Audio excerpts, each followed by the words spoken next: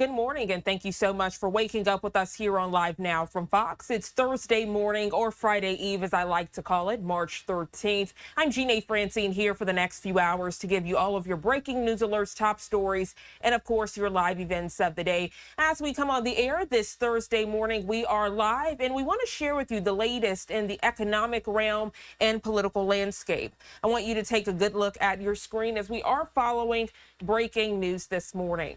The Associated Press reports Asian shares were mostly lower on Thursday, despite a rebound on Wall Street, fueled by an encouraging update on U.S. consumer prices.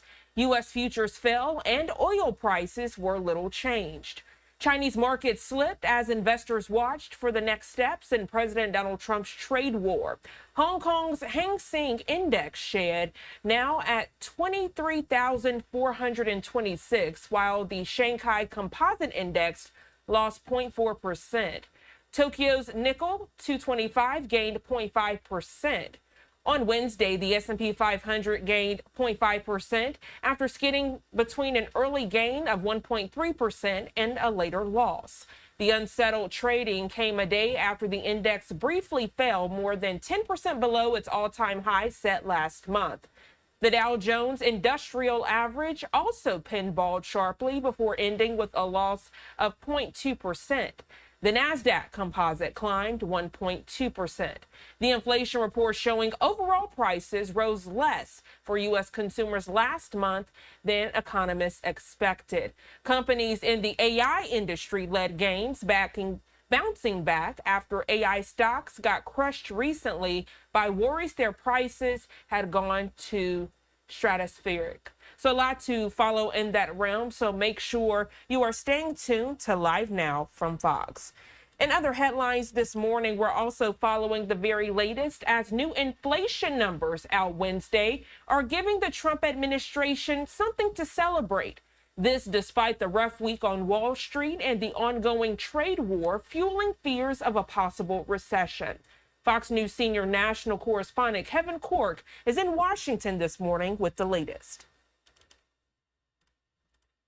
U.S. stocks rising Wednesday after an encouraging inflation update showing prices last month went up less for U.S. consumers than economists expected. What we saw today was a beautiful number, great news for the American people with respect to core inflation. The positive sign in the market coming as the global trade war continues to heat up. Canada's foreign minister saying Ottawa will respond dollar for dollar with reciprocal tariffs on imports from the U.S. as of midnight Wednesday. Our government will use all the tools at its disposal to support businesses and workers during these difficult times. Despite the contentious back and forth, Ontario Premier Doug Ford will be in Washington Thursday for talks with the U.S. Commerce Secretary, a meeting Ford says is a, quote, olive branch to put a pause on the trade war. Tuesday, Ford announced he was temporarily suspending plans to impose a 25% surcharge on electricity sold to the U.S., following the president's threats to double tariffs on Canada's steel and aluminum.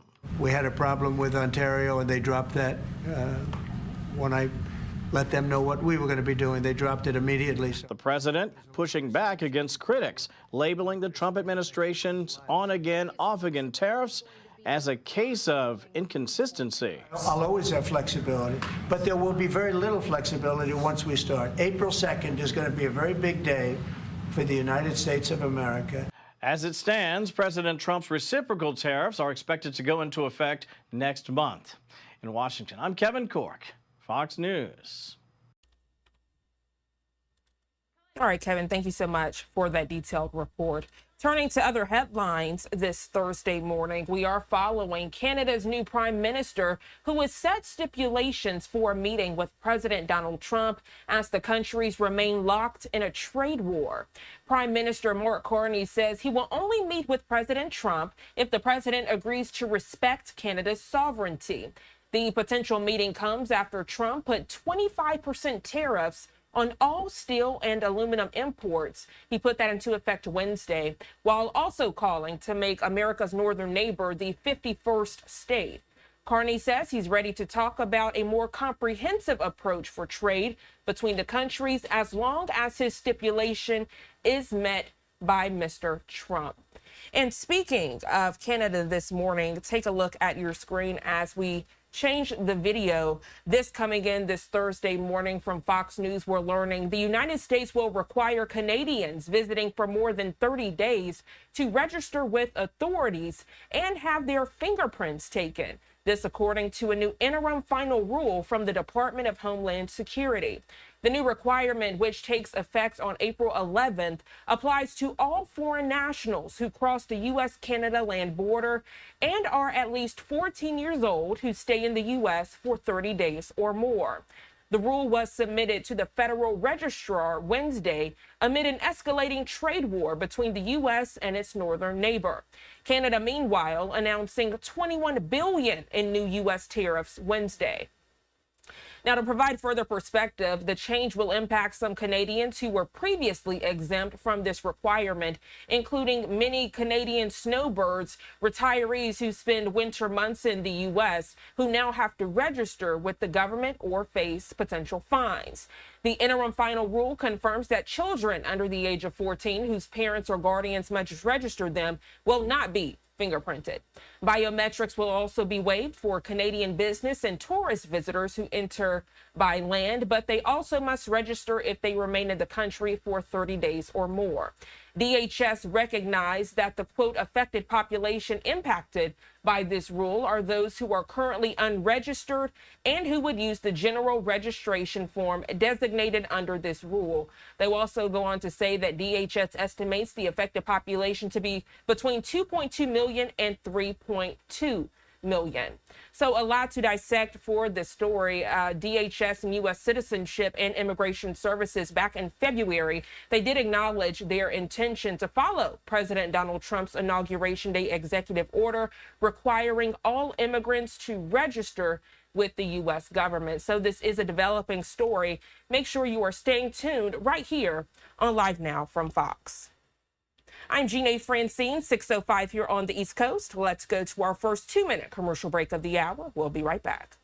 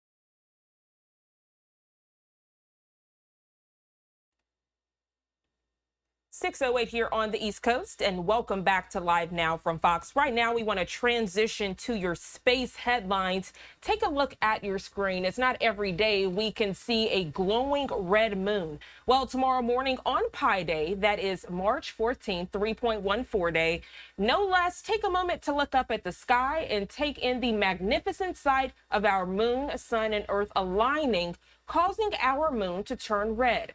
Here to tell us more about the lunar eclipse that is visible across North America is Dr. Barbara Cohen, NASA senior scientist for lunar science and exploration. Dr. Cohen, good morning. A pleasure to have you join us here on Live Now from Fox.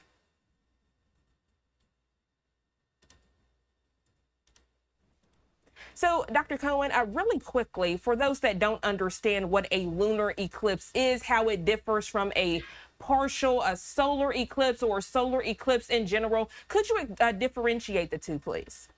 Sure. I hope you got to see the solar eclipse last year. Eclipses happen when the sun, the moon, and the earth line up together, and one casts a shadow over the other. So the solar eclipse was when the moon was in between the sun and the earth, casting a shadow on the earth. Lunar eclipse that's happening tonight is when the earth is between the sun and the moon. So the earth is casting a shadow onto the moon, and the sun's rays refract around the earth. It's like having 1,000 sunsets projected onto the moon. So the moon appears dark and it appears red like a sunset. Dr. Cohen, the question many of the viewers have this morning is how can they see this exciting event? And also, do they need any special equipment? If we look back to the solar eclipse, it's not something that you would want to look at with the naked eye. Does this pertain to the lunar eclipse? Yeah, that's right.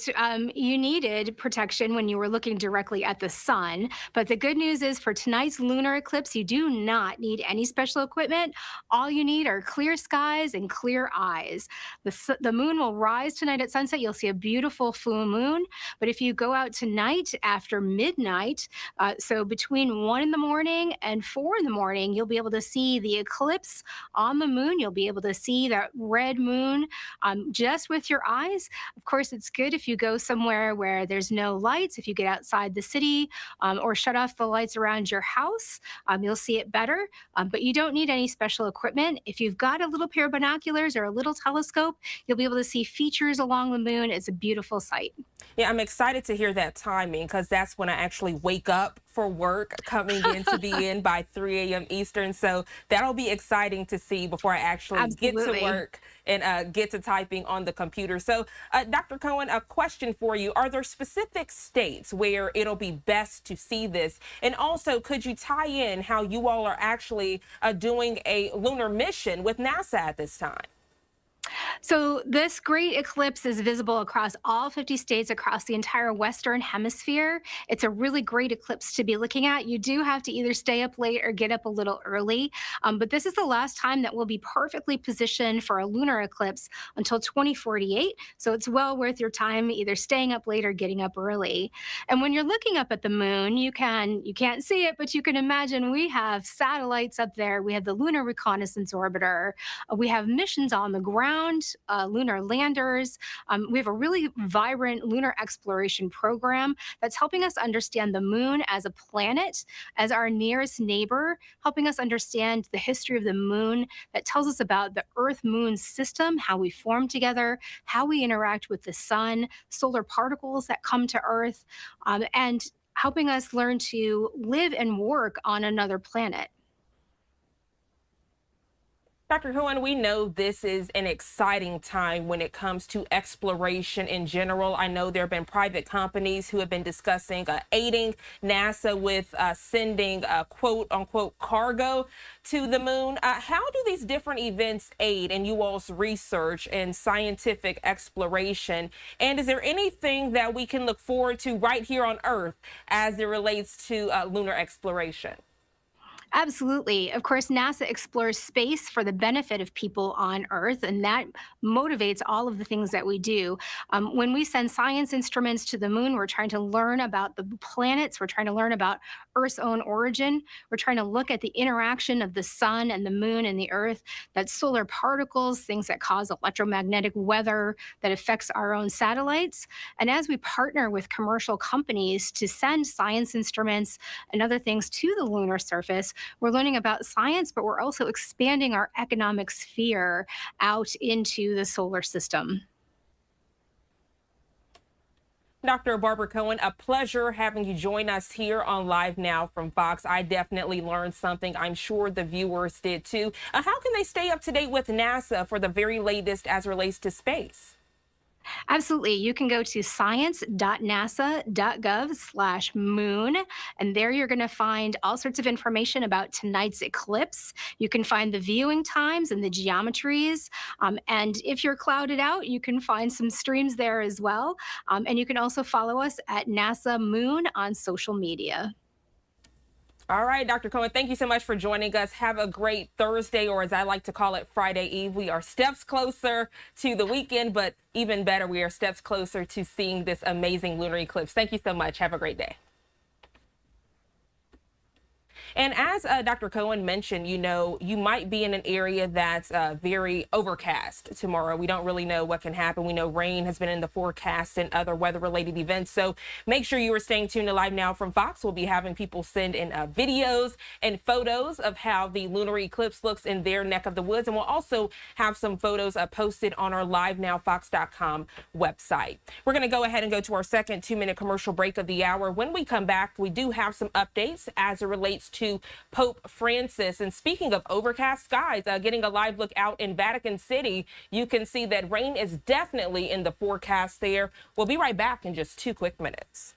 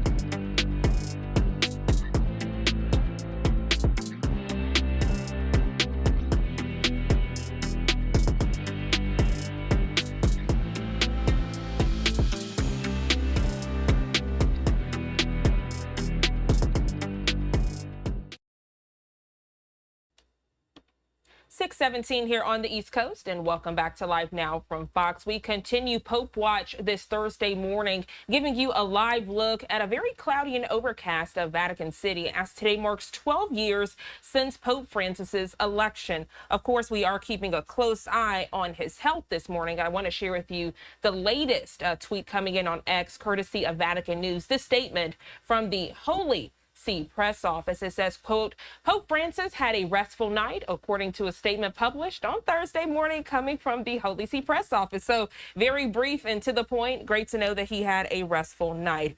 Getting back to this news alert, though, this is the latest video of Pope Francis in action. Today marks a milestone in his papacy while in the hospital as he continues to recover from serious health concerns. Today is the 12th anniversary of Pope Francis's election as Pope. The Pope is in his 4th week in the hospital in Rome in a continued battle against pneumonia in both lungs. In a statement, U.S. Secretary of State Marco Rubio says Pope Francis remains in the hearts and prayers of Catholics across America. The Vatican saying Francis is in physical and respiratory therapy at this hour and is receiving high flows of oxygen. It remains unclear how the Vatican plans to commemorate the Pope's Jubilee Holy Year with him being in the hospital. But with this video, you can see people have been coming out since first hearing that Pope Francis was inside Gemelli Hospital in Rome, and you can see how people have left several mementos, candles, flowers, cards, even standing there for moments of silence to send Pope Francis well wishes. But again, on this Thursday, March 13th, today marks 12 years since Pope Francis's election, giving you another live look out in Vatican City on this Thursday. We do want to transition to a live event just coming into our live now from Fox Newsroom.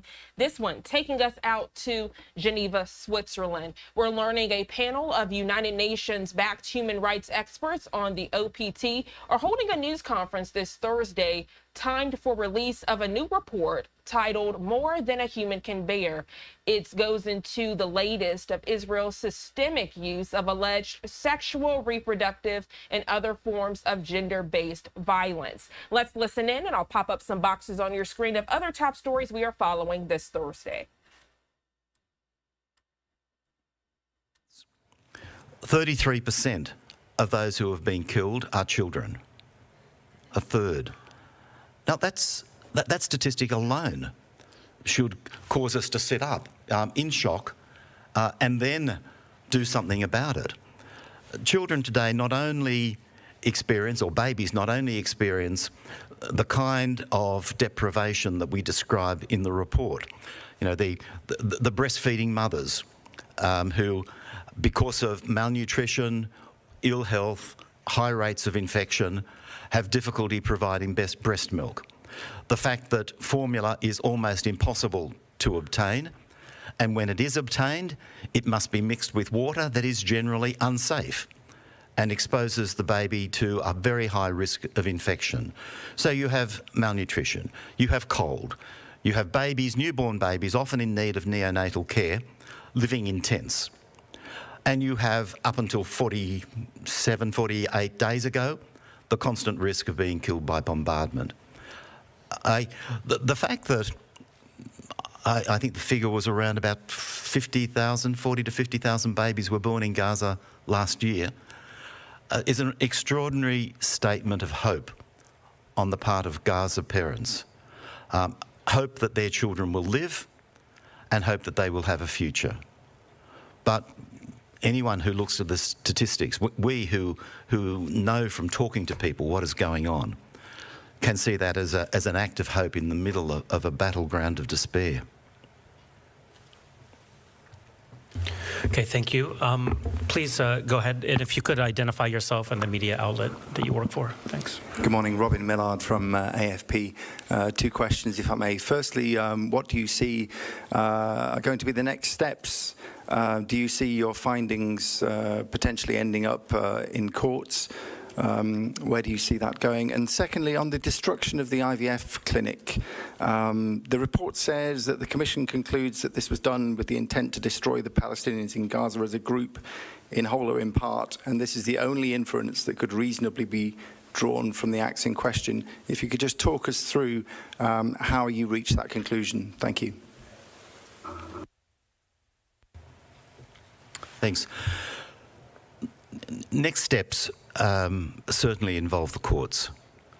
In fact, it already involves the courts. We are working closely with the International Criminal Court. Our material is used by the International Court of Justice. We saw in the advisory opinion that the International Court of Justice issued in July last year, our reports being quoted not just frequently, but time and time again at length, and the court's legal analysis being based very much upon our fact-finding. So we're very pleased that the courts are taking notice. I'm sorry. We are very pleased that the courts are taking notice of our reports, and we expect that to continue. We want, though, the reports to be taken far more seriously. I'm sorry. We want our reports to be taken far more seriously by the United Nations system itself and by individual states and regional organisations of states. The International Court of Justice, in its advisory opinion, talked about the obligation of all states under international law not to aid and abet or support in any way the continuation of the unlawful acts that the court identified in that opinion, which is occupation and discrimination. So there are obligations on individual states. There are obligations on regional associations of states. They don't have to wait for action by the Security Council. If they waited for action by the Security Council, they'd be waiting until hell froze over. The obligation arises now on states, and that's what we're looking for. That is the next steps that should be occurring by courts, by international organisations, by individual states. We do the investigation and we do the reporting. For me, for us, that is extremely important.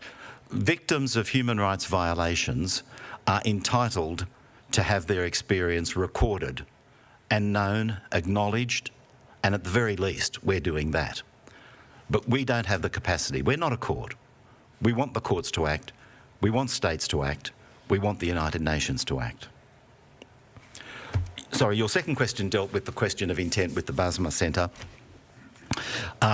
Yes, we came to that conclusion in relation to the attack on the Basma Centre. As I mentioned earlier, in response to the first question about genocide, we're starting more and more to put the pieces together. And we will be dealing with the issue comprehensively in the near future. I can't give you an exact time, but we're not ignoring this. Our approach is different from others because we're first and foremost an investigative body. We try to build the legal analysis from the bottom up. And our investigations are now very well advanced and are evident in our reports, and we'll be soon in a position to deal comprehensively with the question of genocide. Thank you. Let's go to a question in the third row, and then we'll come to AP next. Yes, thank you very much for doing this. My name is Satoko Adachi from Yomiuri Shimbun, a Japanese daily newspaper. In the public hearing that you conducted in the last 2 days, the Palestinian lawyer who has been working with the political prisoners said that most of the detainees avoided describe the sexual assault that they experienced. So no wonder why it took many months for the pictures of the sexual violence to emerge. But on the other hand, Israeli government and organization took more aggressive approach. So for example, they targeted UN Women and accusing it of denying sexual violence by Hamas against Israeli women. And basically the Western media follow it and cover it without looking at what's happening the other side. So could you give us your thought on the two different complete opposite approach of the alleged sexual violence between the Palestinian and then also Israeli society took since October 7th? And secondly, could you give us your some knowledge about how much the Palestinians and Israeli do understand each other's language, meaning how much do the Palestinians understand Hebrew and how much the Israeli understand the Arabic? Thank you. I'll answer the second question first because the answer is much shorter. I don't know what the statistics are across the Israeli and Palestinian populations generally, but I do know that Israeli military units always have Arabic interpreters with them who can both interpret the language and read the language. So at a decision-making level, that information is available to Israeli military units while they are operating. I don't know whether the same is the case with Palestinian armed groups or other Palestinian groups. I do know that the majority of Palestinian citizens of Israel who live within the borders of Israel have at least some Hebrew, but not necessarily fluent and not necessarily all of them. But the Israeli military units have very good access to Arabic interpretation and translation while conducting their operations. The first question, you've dealt with the handling of Israeli violations and Palestinian violations. I can't speak generally about how these are understood or interpreted by the Israeli community and the Palestinian community. I can say that so far as we're concerned, we try to approach both circumstances in the same way, with the same methodology and the same determination. But we find that there is a difference in the information available to us. We have a lot more information from Palestinian victims and witnesses than we do from Israeli victims and witnesses. We reported in June last year a 60-page report on the events of October 7. That was and is still the most comprehensive UN report on what happened in southern Israel on that day. And in that report we said that we concluded on reasonable grounds that there had been sexual violence during the course of the Palestinian armed groups' attacks on the 7th of October. But the Israeli government has not responded to our inquiries. It has not provided us with evidence. It has not enabled us to meet with and discuss with Israeli victims and witnesses. We have that investigation as an open investigation. It's not closed, and when we get more information, we will deal with it further. We have already reported on as much as we can. We have much more information on the sexual and related violence against Palestinians. Also, that's been going on over a much longer period of time. October 7 was basically 2 days, 7th and 8th. We've now had almost 18 months of response. And so there is much more information, both because of the time involved and because of the openness and accessibility of Palestinian victims and witnesses. Now, that's for us. That's how we get the evidence and conduct our work. But I really don't have any knowledge as to how anybody's work, including your work as journalists, is interpreted by the two communities. Thank you, Commissioner.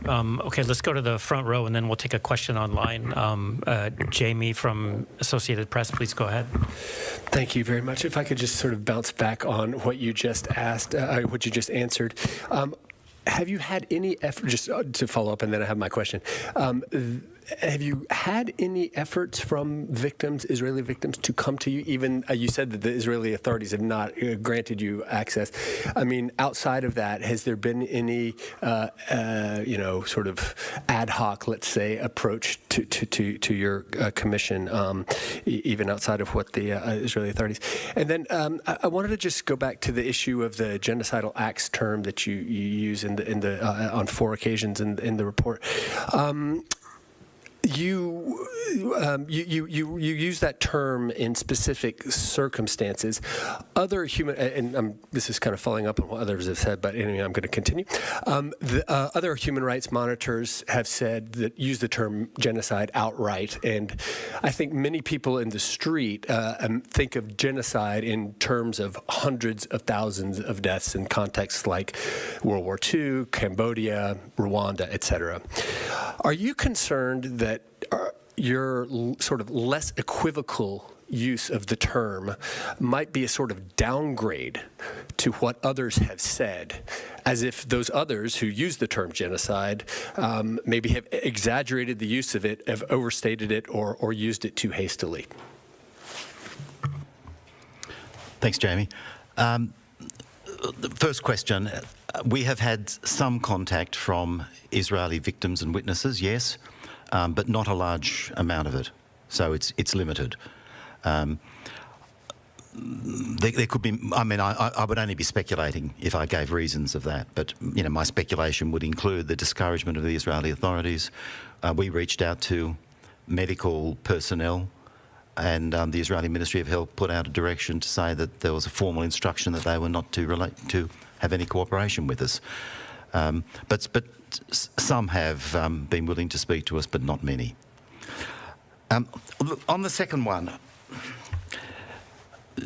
different UN and other investigators, monitors, non-government organisations have different processes. And the fact that we've not yet dealt comprehensively with the question of genocide in no way represents a comment on the work done by others.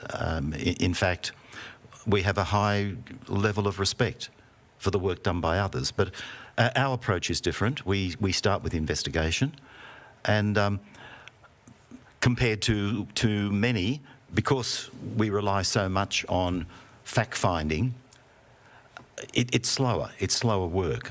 We have to do it. And as much as we respect all you guys, we don't rely on what you write. We have to get the evidence ourselves, and we have to do our own analysis. And that takes time. But one of the big problems in this discussion is exactly the point you make, Jamie, that the popular conception of genocide is hundreds of thousands of deaths. Genocide is one of the most complicated areas of international criminal law.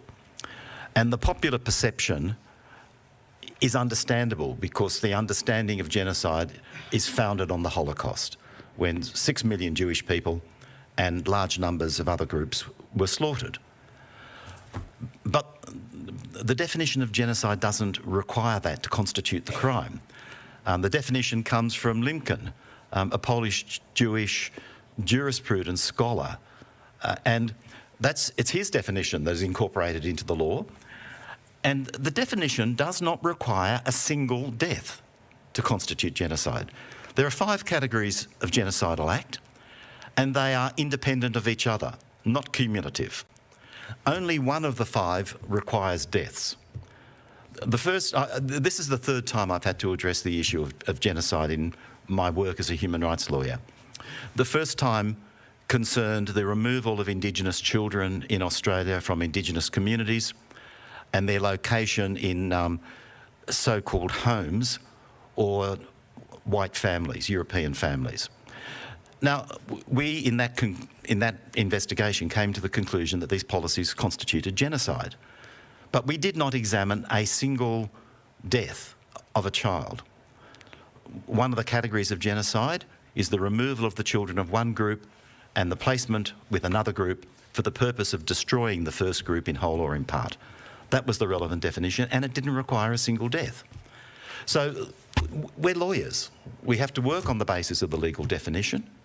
This is not to downgrade in any way the seriousness of genocide, but genocide is one of 3 categories of severe international crime founded on atrocities. War crimes and crimes against humanity are also the most serious crimes under international law alongside genocide, and we deal with all 3. I'm sorry to be so lawyerly again, but when you ask me a legal question, I have no choice but to give a legal answer. The question is also, as you rightly noted, it's also from the public perception angle. Yes, very much. You know, which is not legal necessarily. Exactly. And you know, I and others, you know, constantly try to make this point, that we have to apply the legal definitions even if the public understanding is different. But through you and through forums like this, we have a role to explain the basis for our investigations and legal analysis. Thank you, Chris. Let's take a question online from Jan Dirk Herberman. Yes, good morning. Can you hear me? Yes. Yes. Okay. Jan Herbermann, I write for different German language media based here in Geneva. I would also like to come back on genocidal acts and genocide. In a way, it's a follow-up to Jamie's question.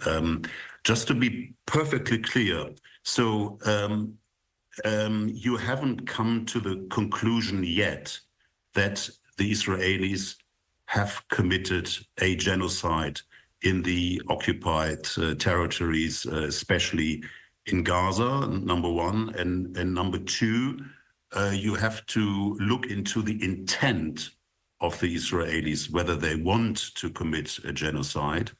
And thirdly, are you sort of confident that you can establish facts that the Israelis are acting or have acted with intent? So how long would it take for you to come up with a clarification or evidence on the intent?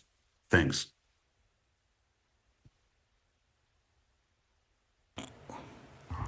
Thank you. Yes, you're correct. We have not made any finding of genocide. We have identified a number of acts that constitute the categories of genocidal act under the law. We have not yet examined the question of genocidal purpose. You ask, am I confident that we will find evidence for that purpose? I have no idea. And equally, I don't care. We conduct our investigations not on the basis that we are looking for evidence. We conduct our investigations on the basis that we find fact and then we apply the law to the fact. And then our conclusions will fall where they may, on the basis of legal application to found facts. And how long will it take? It will take as long as it needs to take. So far as we're concerned, because we conduct our investigations rigorously, we have to complete the fact-finding first, and then we will be equally rigorous in our legal analysis. So I am hopeful that we will be able to speak on this issue later in the year. We're not delaying it, but nor are we setting aside all the rest of our work, including our fact-finding, to address this issue. It is an important issue. It is on our agenda, but we will find the facts first, we will apply the law, and our conclusions will be made on that basis. Thank you. Let's take another question from AP. Sorry, I didn't mean to actually ask another question. I also wanted to just talk about paragraph 6, where you talk about the corroboration. It sounds like you're using a little bit of a lower level of collaboration than in other cases of war crimes, sexual gender-based violence. Can you just explain exactly how you came to that sort of process of why that's merited in this particular case? It's not merited in this particular case specifically or exclusively, but rather it's part of the standard methodology contained in OHCHR manuals for commissions of inquiry, fact-finding missions and so forth, these mechanisms of the Human Rights Council. So we've applied the standard methodology that all of these bodies apply. There is a slightly different methodology for sexually related allegations, simply because of the complexity of sexual-related allegations. There still needs to be corroboration.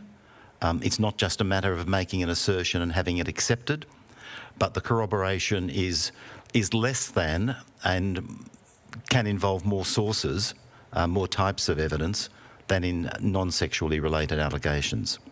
But it's standard. There's a fuller explanation here in our report, the extended report on the events of 7 October 2023, which we gave to the Human Rights Council last June, a much longer explanation of our methodology there. just follow up on that. I mean, thank you for that answer, but I mean, it's a little bit hard to maybe for a lot of people to quite understand. I mean, essentially, when we're dealing with cases, when one is dealing with cases of sexual or gender-based violence, that the standard of proof is somewhat different, or can you say it sort of in a more sort of easily digestible way? In other words, essentially what you're saying is that in cases of sexual violence, there's not always an easy way to corroborate those kinds of cases because I mean, it could be very individualized. Or could you just see what I mean? That's exactly right, Jamie. Most national legal systems now have different approaches to evidence gathering in sexual cases. Sexual cases are less likely to have witnesses. They involve a higher level of shame for the victims. And the perpetrators are normally more resistant to admitting the actions that they have undertaken because of those elements of shame and the broader seriousness of the offence. So national legal systems have long had a different approach to investigating and proving sexual violence than in relation to other crimes. So it's pretty similar to that. But corroboration is necessary. Corroboration can be based upon similar findings, similar practices that have been carried out in a different area. Increasingly, we are able to use digital evidence, and for us, that has been extremely important, particularly, as I have said before, we get obstructed by the State of Israel when we try to...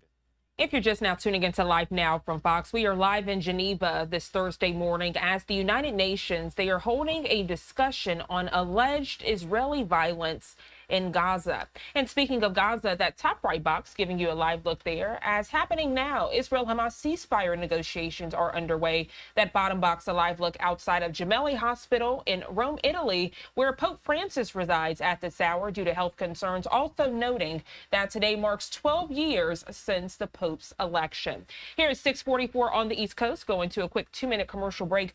When we come back, heading out to the Big Apple, giving you a live look at the New York City skyline here at 6:44. We'll be checking in with Fox 5 New York's Haley Fixler as we are following some breaking news about migrant shelters. The latest information in just 2 quick minutes.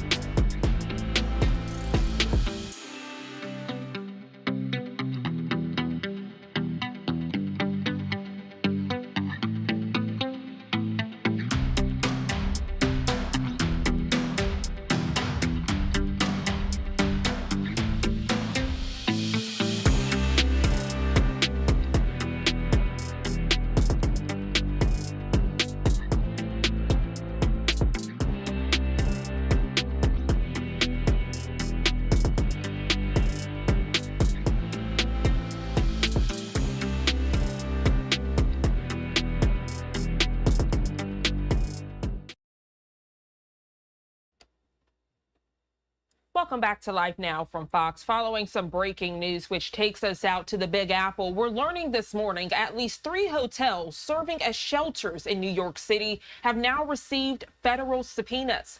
The feds are now requesting information on any migrants housed at those locations. Fox 5 New York's Haley Fixler joining us live this morning to break down what we know. Haley, good morning. Hey, good morning. Yeah, they're looking to get information like names, birth dates, and nationalities. The DOJ is citing alleged violation of federal immigration law. Now, sources tell us the subpoenas went to the hotels like the Roosevelt Hotel directly instead of first going through city officials. Now, reports also indicate the hotels that received these documents include the Roosevelt Hotel, Row NYC, and Hotel Chandler. However, Hotel Chandler is not a migrant shelter. It is a homeless shelter. But we're also learning that it is possible the feds were trying to subpoena the Candler building in Times Square, which is a migrant shelter with a similar name. Now, it is also important to note Mayor Eric Adams recently announced that the Roosevelt Hotel would be shutting down soon. And while the exact reason behind the subpoenas has not been publicly revealed, it reportedly requests testimony and evidence, including funding details in connection to alleged breaches of federal immigration law. Now, this all comes on the very same day border star Tom Homan was in Albany meeting with Republican lawmakers. They are pushing for 2 bills to crack down on immigration in the state. Homan bashed Governor Kathy Hochul's lack of cooperation. He said that ICE and his team will do whatever they can, with or without the help of local and state leaders and law enforcement officers. We're going to do our job despite this administration. We're going to go arrest public safety threats. We're going to go arrest national security threats. We'll double the man force here if we have to. Because rather than one officer arresting a bad guy in the jail, one officer arresting one bad guy, now I got to send the whole team because of officer safety concerns, community safety concerns to go look for this guy. Very inefficient. Now, Homan also spoke about Mayor Eric Adams. He said the two of them have been talking since November about how to help with immigration enforcement. And he said that the focus is on public safety. He also shared the two of them will meet in the next few days and said there should be more to announce soon. And as for the subpoenas here in the city, we are working to get some more information. Meanwhile, the mayor's office says that they cannot comment on any federal investigation. Live in Midtown, back to you. All right, Haley Fixler there with Fox 5 New York. Thank you so much for that update, Haley. Have a great and safe rest of your day.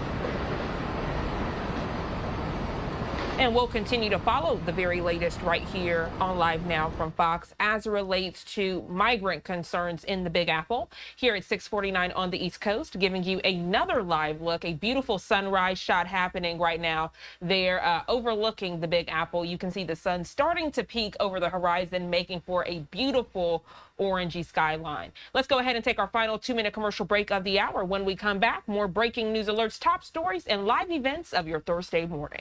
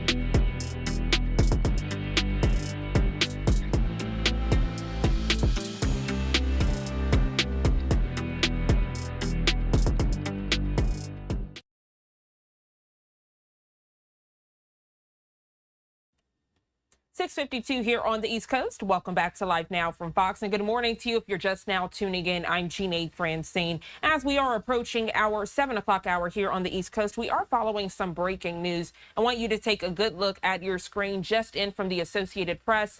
They report Russian forces have driven the Ukrainian army out of the biggest town in Russia's Kursk border region. Officials claiming that this Thursday, as U.S. officials sought the Kremlin's response to a proposed 30-day ceasefire in the 3-year war that Ukraine has endorsed. The Russian Defense Ministry's claim that it recaptured the town of Sudza hours after President Vladimir Putin visited his commanders in Kursk and wore military fatigues. It cannot be independently verified. Ukrainian officials made no immediate comment. The renewed Russian military push and Putin's high-profile visit to his troops came as U.S. President Donald Trump presses for a diplomatic end to the war. The U.S. on Tuesday lifted its March 3rd suspension of military aid for Kyiv after senior U.S. and Ukrainian officials made progress on how to stop the fighting in talks held in Saudi Arabia. Trump saying on Wednesday, quote, "It's up to Russia now," as his administration presses Moscow to agree to the ceasefire.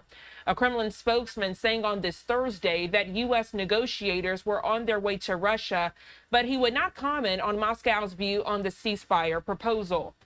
Senior U.S. officials say they hope to see Russia stop attacks on Ukraine within the next few days. Now, to give you further context, White House Press Secretary Karoline Leavitt told Fox News that National Security Advisor Mike Waltz spoke Wednesday with his Russian counterpart. She also confirmed that Trump's special envoy will head to Moscow for talks with Russian officials, possibly even with Russian President Vladimir Putin.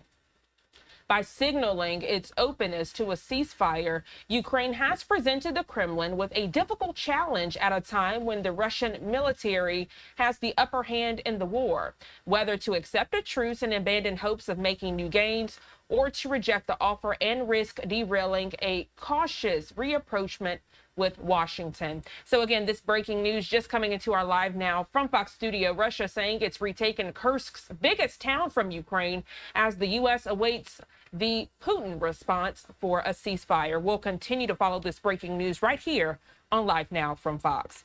Getting back to a live event, it takes us out to Geneva, Switzerland, as we continue to listen in to this United Nations discussion on alleged Israeli violence in Gaza. Let's continue to listen in. Today, it's the standard methodology for UN investigations of this kind. Our report is based on interviews with victims and witnesses, including expert medical witnesses, some of whom appeared during the public hearings which we have conducted over the last 2 days. The report lists a number of conclusions. I draw your attention to one that perhaps best summarises the bottom line at the end of our investigations. That's contained in paragraph 223. The frequency, prevalence and severity of sexual and gender-based crimes perpetrated across the occupied Palestinian territory leads the Commission to conclude that sexual and gender-based violence is increasingly used as a method of war by Israel to destabilise, dominate, oppress and destroy the Palestinian people. The Commission documented a pattern of sexual violence, including cases of rape and other forms of sexual violence, torture and other inhumane acts that amount to war crimes and crimes against humanity. Israel continues to obstruct the Commission, Israel continues to obstruct the Commission's investigations and prevent its access not only to Israel itself but also to the occupied Palestinian territory. As mentioned in the report, several requests for information and access were sent to the Government of Israel, including requests for information on specific cases of sexual and gender-based violence carried out by members of the Israeli security forces. The Commission has not received any information about prosecutions of members of the Israeli security forces or Israeli settlers for sexual and violence committed since October 2023. The report is published on our website today. It is being translated into Arabic and Hebrew, and those translations will be published on the website as soon as they are available. We are also having some infographics prepared that try to present in visual form much of the data, particularly the statistics in the report itself. We hope that they will be on our website by the end of the week. I welcome any questions about our report and look forward very much to responding to some issues that you may wish to raise during the course of our discussion today.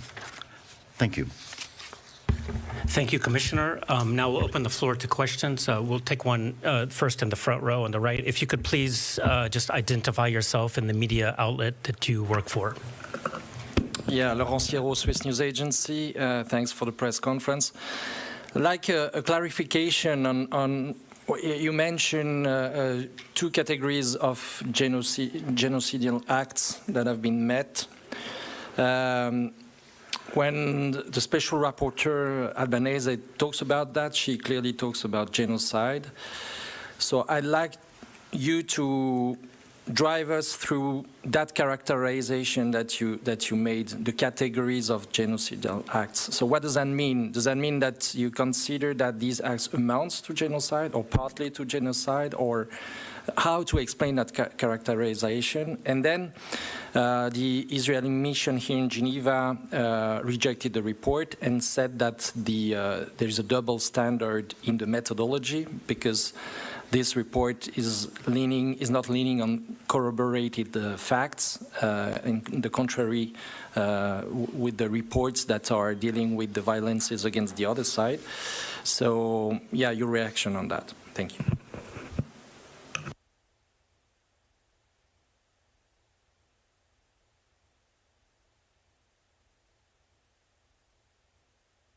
It had gone off. I'm afraid I have to talk like a lawyer when I answer a legal question about the law of genocide. But your question is a legal question, and therefore it requires a legal response. The definition of genocide is the same in the Rome Statute of the International Criminal Court and in the much older Genocide Convention. And it's a complex definition.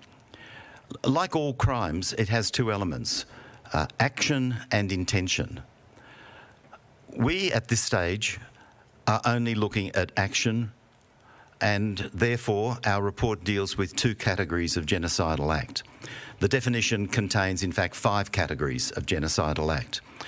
And when we gather evidence and prepare our reports, we look to the various categories of crime under international law to see whether the acts that we have investigated meet the standards, meet the definitions contained in the law. The second side of genocide is intention, and the genocide definition is especially complex because it has 2 different elements of intention. One is a general intent, the intent to do the acts, but the second is a special intent, the intent to do the acts for the purpose of destroying a protected group in whole or in part.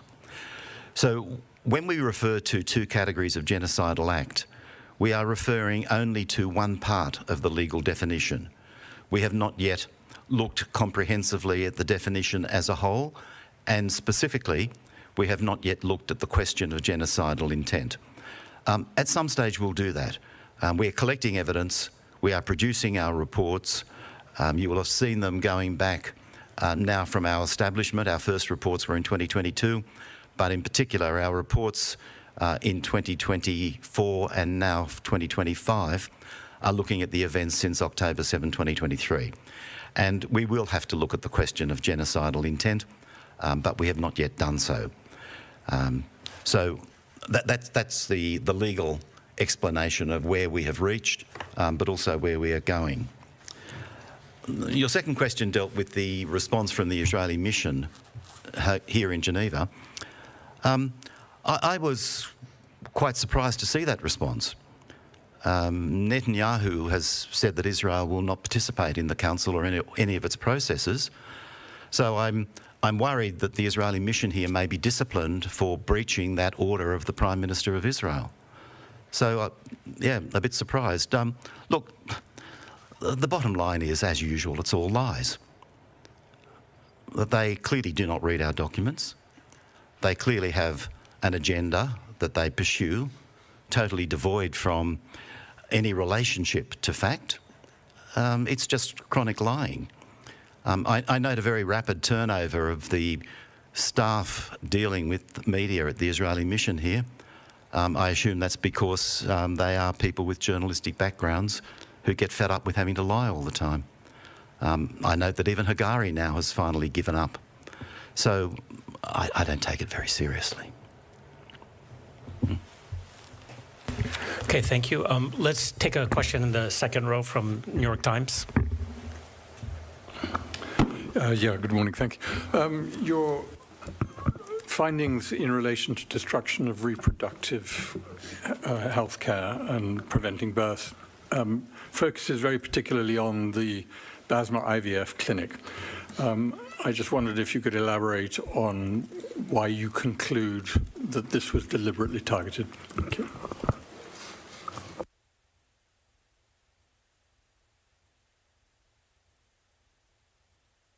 Sorry, I'm not noticing that it keeps turning off. I'm just assuming that it's on all the time.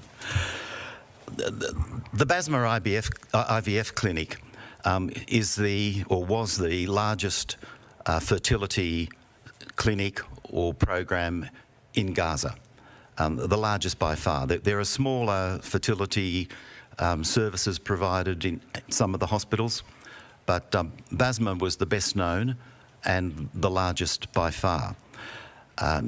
Its location was extremely well known, and it's posted on its building itself as a medical clinic, and the logo indicates women and children.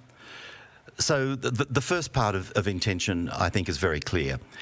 It was known to anybody who was standing outside that building that it was a medical facility. The Israeli authorities have geolocations for all healthcare and other protected facilities in Gaza. By protected, I include schools, shelters, locations of internally displaced persons and so forth. So certainly the Israeli authorities would know what the purpose of that clinic was. There is a question about whether those who were firing the tank shell, because our conclusion is that it was destroyed by a tank shell, knew at that time that it was a fertility clinic, but certainly their commanders knew, and the commanders would have known that there were tanks operating within that vicinity and firing on buildings and fired on a healthcare facility that was clearly marked. So it's not possible to say that the destruction of the building was unintentional or accidental. There is an issue about whether it was specifically aimed at the fact that it was a fertility clinic, but given what we know about the circumstances of the attack and the data that is available to the Israeli military authorities and the way in which the war has been conducted, we were able to conclude on reasonable grounds that it was an intentional attack on a healthcare facility that was providing reproductive services. Okay, thank you. We'll go to the second row on the left. Thank you. Dina Abisab. I represent several Arabic media. My question is about the images that we are seeing almost daily since the beginning of the war in Gaza. In the past, the leak of very few images from Abu Ghraib, for example, in Iraq, was enough to make a scandal. Today, we have seen hundreds, maybe thousands of images and videos from the prisons and prisoners very badly treated, as you explained in your report, but no changes, and we feel that as if the world is not treating this as a scandal anymore. As a lawyer, you said that you are a lawyer. How do you describe this? Thank you. I describe it, Nina, as willful ignorance, even willful denial on the part of the international system. I accept that there is a intense competition for news coverage these days. It's very difficult to get tragic situations, the coverage that they require in the international media. You must, all of you, know that yourself. how hard it is to get coverage for these things when there is so much else going on. And that's part of the story. But it's known. We deal at some length in the report at the stripping and the physical and psychological abuse of men and boys. The report deals very much with sexual violence against women, but in this situation, it's also sexual violence against men and boys. And we heard evidence, you would have heard it if you were looking at our hearings during the last 2 days, where men and boys were forced to strip wholly or almost wholly, that is down to underpants, and then were kept in that condition, often having to sit on stones on the ground in the cold, in winter, for up to 3 days. Now, this is physical abuse, but it's also psychological abuse. It's designed to humiliate. So we have no doubt at all, on the basis of the evidence that we received, what is going on. But to get these events the international attention and international action that they deserve has proved a task that we find frustrating, but that the Palestinian victims must find increasing their humiliation, increasing the demeaning conduct that they are being exposed to. There is an urgent need for accountability. Not just accountability because perpetrators of past crimes should be punished, that's called justice, but also accountability as a means of prevention. These things continue to occur because no one is ever held accountable. They're not held accountable in Israeli military courts, they are not held accountable in Israeli civil courts, and when we see the first tentative efforts at international accountability, we see the kind of hysterical, illegal reactions from some parts of the international system. So this will continue unless and until there is accountability.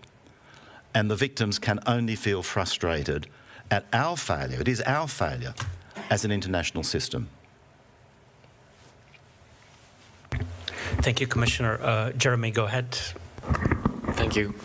Going back to the maternity and the clinic, the question is blunt. Do you consider that giving birth today to a child in Gaza amounts to giving a death certificate at the same time? Amounts to giving a death sentence? Yeah, death certificate at the same time. Oh, death certificate, yeah. I'm sorry. In many cases it does, but not all. But there is, I would certainly say that any child born in Gaza today has a risk of death, of dying while an infant or as a young child, greater than almost any others in the world. The killing at the moment has not stopped entirely, but it is much less. But we know that over the last 18 months, 33% of those who have been killed are children. A third. Now that statistic alone should cause us to sit up in shock and then do something about it. Children today not only experience, or babies not only experience, the kind of deprivation that we describe in the report. You know, the breastfeeding mothers who, because of malnutrition, ill health, high rates of infection, have difficulty providing best breast milk. The fact that formula is almost impossible to obtain, and when it is obtained, it must be mixed with water that is generally unsafe and exposes the baby to a very high risk of infection. So you have malnutrition, you have cold, you have babies, newborn babies, often in need of neonatal care, living in tents. And you have, up until 47, 48 days ago, the constant risk of being killed by bombardment. The fact that I think the figure was around about 50,000, 40 to 50,000 babies were born in Gaza last year, is an extraordinary statement of hope on the part of Gaza parents. Hope that their children will live and hope that they will have a future. But anyone who looks at the statistics, we who know from talking to people what is going on, can see that as an act of hope in the middle of a battleground of despair. Okay, thank you. If you're just now tuning into Live Now from Fox, underway in Geneva, the United Nations holding a discussion on this Thursday on alleged Israeli violence in Gaza. A very heated conversation at some times, as the media in the room are not letting up, pressing this panel on different things related to violence in Gaza, but also the latest with some of the ceasefire concerns. 7:12 here on the East Coast. We're going to go ahead and go to our first 2-minute commercial break of the hour. We'll be right back.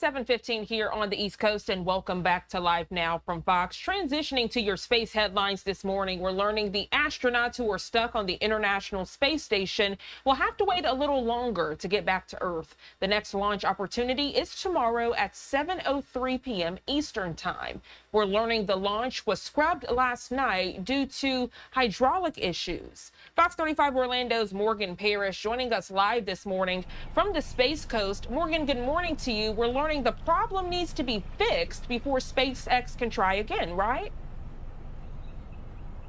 Good morning. That's right. Yeah, I was shocked to wake up this morning to see that this mission was scrubbed once again. They really can't seem to catch a break. So the mission is set to rescue astronauts Butch Wilmore and Sonny Williams. They've been stuck in space since June, so it's hard to imagine that they've been living out there for 9 months. And this is because their Boeing capsule has been deemed unsafe. So now Crew 10 is set to bring them back home. And like you said, they are set to launch at 7:03 Friday night. Now, the issue NASA is working on is a ground support clamp arm for the Falcon 9 rocket. This crew cannot lift off until that gets fixed. So far right now, Crew 10 is going back to quarantine, and Crew 9 will spend a few more days in space. Robert Duvall has photographed hundreds of launches, and he says he's never seen anything like this. Those clamps have to let go, and then the arms move back, and then everything's out of the way. So if the launch happens, the capsule would dock at the ISS at 11:30 on Saturday night. And we know that the Crew 9 would not be able to leave the station any sooner than Wednesday. Of course, you know, considering the weather conditions, that's going to play a major role as well. So we are crossing our fingers that all goes well for Friday night's mission. For now, reporting live in Titusville, I'm Morgan Parrish, Fox 35 News. Yeah, Morgan, always a pleasure to have you on the show. It's going to be a big day for space tomorrow. We have that lunar eclipse, which I hope to see bright and early tomorrow. I know you wake up early with myself, so hopefully we can see that. And then the launch later that evening. So we'll see how all of it plays out, as you just mentioned. Thank you so much for joining us. Yes, thank you so much. We're going to go ahead and go to our second 2-minute commercial break of the hour. When we come back, more breaking news headlines, top stories, and live events of your Thursday. I'm Jeanne Francine. Don't go anywhere.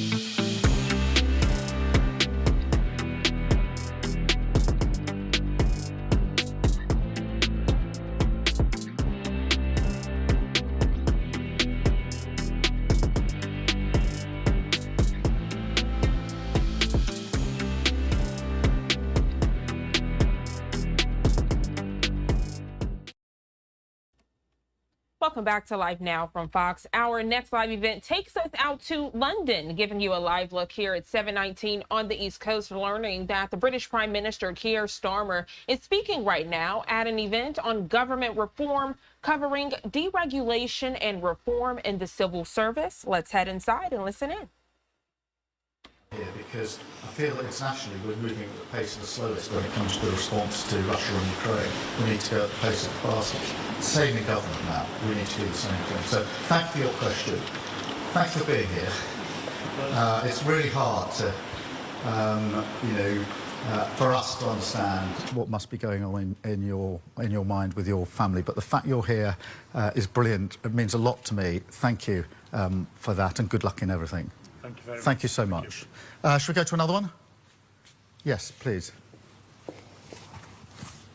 So thank you, Prime Minister. Good morning. I'm Claire Walker, and I'm based here in Hull.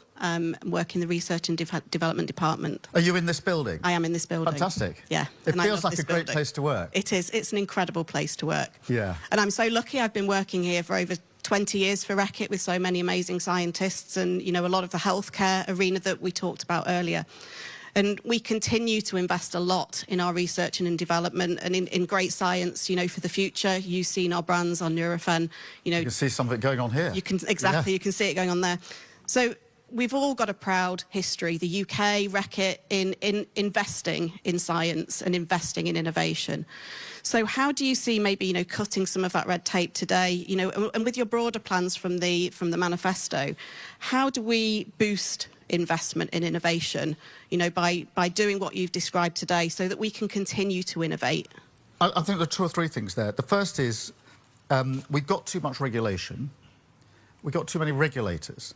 And that doesn't mean I'm not a believer in lowering standards, by the way. I think it's really important we have high standards. We do in this country, and I'm really proud of that. But we got too much of it, and we got too many inconsistencies. So if you're going to try and do something, you've got 2 or 3 different regulators, and their terms of reference are different. What they're asking for is different, so you can't even find a way through. So that needs to happen. We also need to create a culture where we are happier and more content with innovation. Innovation is risky because you're trying something for the first time. And yet we always come down so heavily when something goes wrong that people are a bit scared to innovate. I can really see this in government. Almost everybody in government, when I say we need to change something, says, yes, I agree with that. But then there's a reluctance to do it, which is a completely human reaction, which is a fear that if it goes wrong on my watch, am I going to be the responsible one? So there's a cultural thing that I think is really important here as well. Can I come to you, Sarah? I saw you had your hand up. So yeah, I've recently changed careers and actually joined the government's digital apprenticeship program. Oh, did you? Yes, about 2 months ago. We've got a lot of work for you. Thank you. So yeah, I just wanted to ask, you mentioned a lot about change and changing the system that civil servants are working in. I want to ask, are digital apprenticeships sort of a part of that? And what sort of message would you have to a civil servant like myself? Yeah, well, let me just explain to everybody else. I want to bring in much more digital working in government, AI, because we're saying to businesses and to communities across the country, you should be doing more in the tech space, digital AI, and we've got to do that in government because AI in particular, I think, is going to be really transformative. Therefore, we're going to do this in government as well, and that's why we've got these apprenticeships that are going on, bringing in people who are going to be brilliant on AI and tech, and it's really good. How far in are you? 2 months in, fantastic. So we're bringing people in to do this, to transform the way that we do our business. There are so many examples of how this can be done. The Ministry of Justice requires every probation officer to record every conversation they have, for obvious reasons, in their line of business.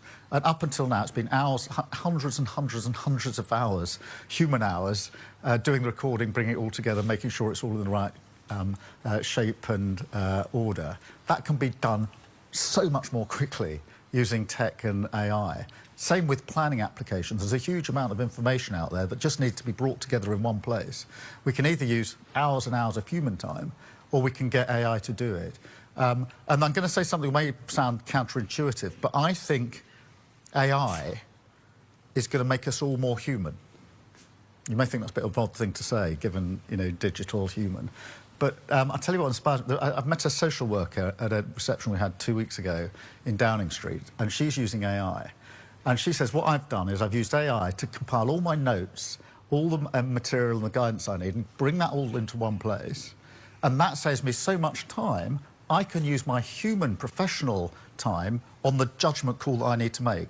And that's, I think, where we get the maximum benefit out of this. So good luck with your apprenticeship, and we're going to need you. Yes. Hello, I'm Emily Rumsey, and I work here in quality. So, and today, how long have you been here? Over 20 years. Oh, fantastic.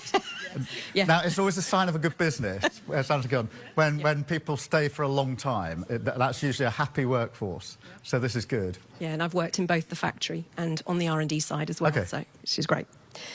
Today's announcement is about removing barriers and red tape.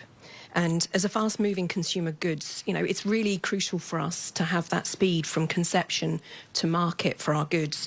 How will today's announcement help us improve that speed, you know, when it comes to our new and innovative products across our health and hygiene portfolio, which help people to help themselves and obviously reduce the burden on the healthcare system? Yeah, well, we need to take down the burden of regulation. That's why I've announced today we're going to take 25% out straight away.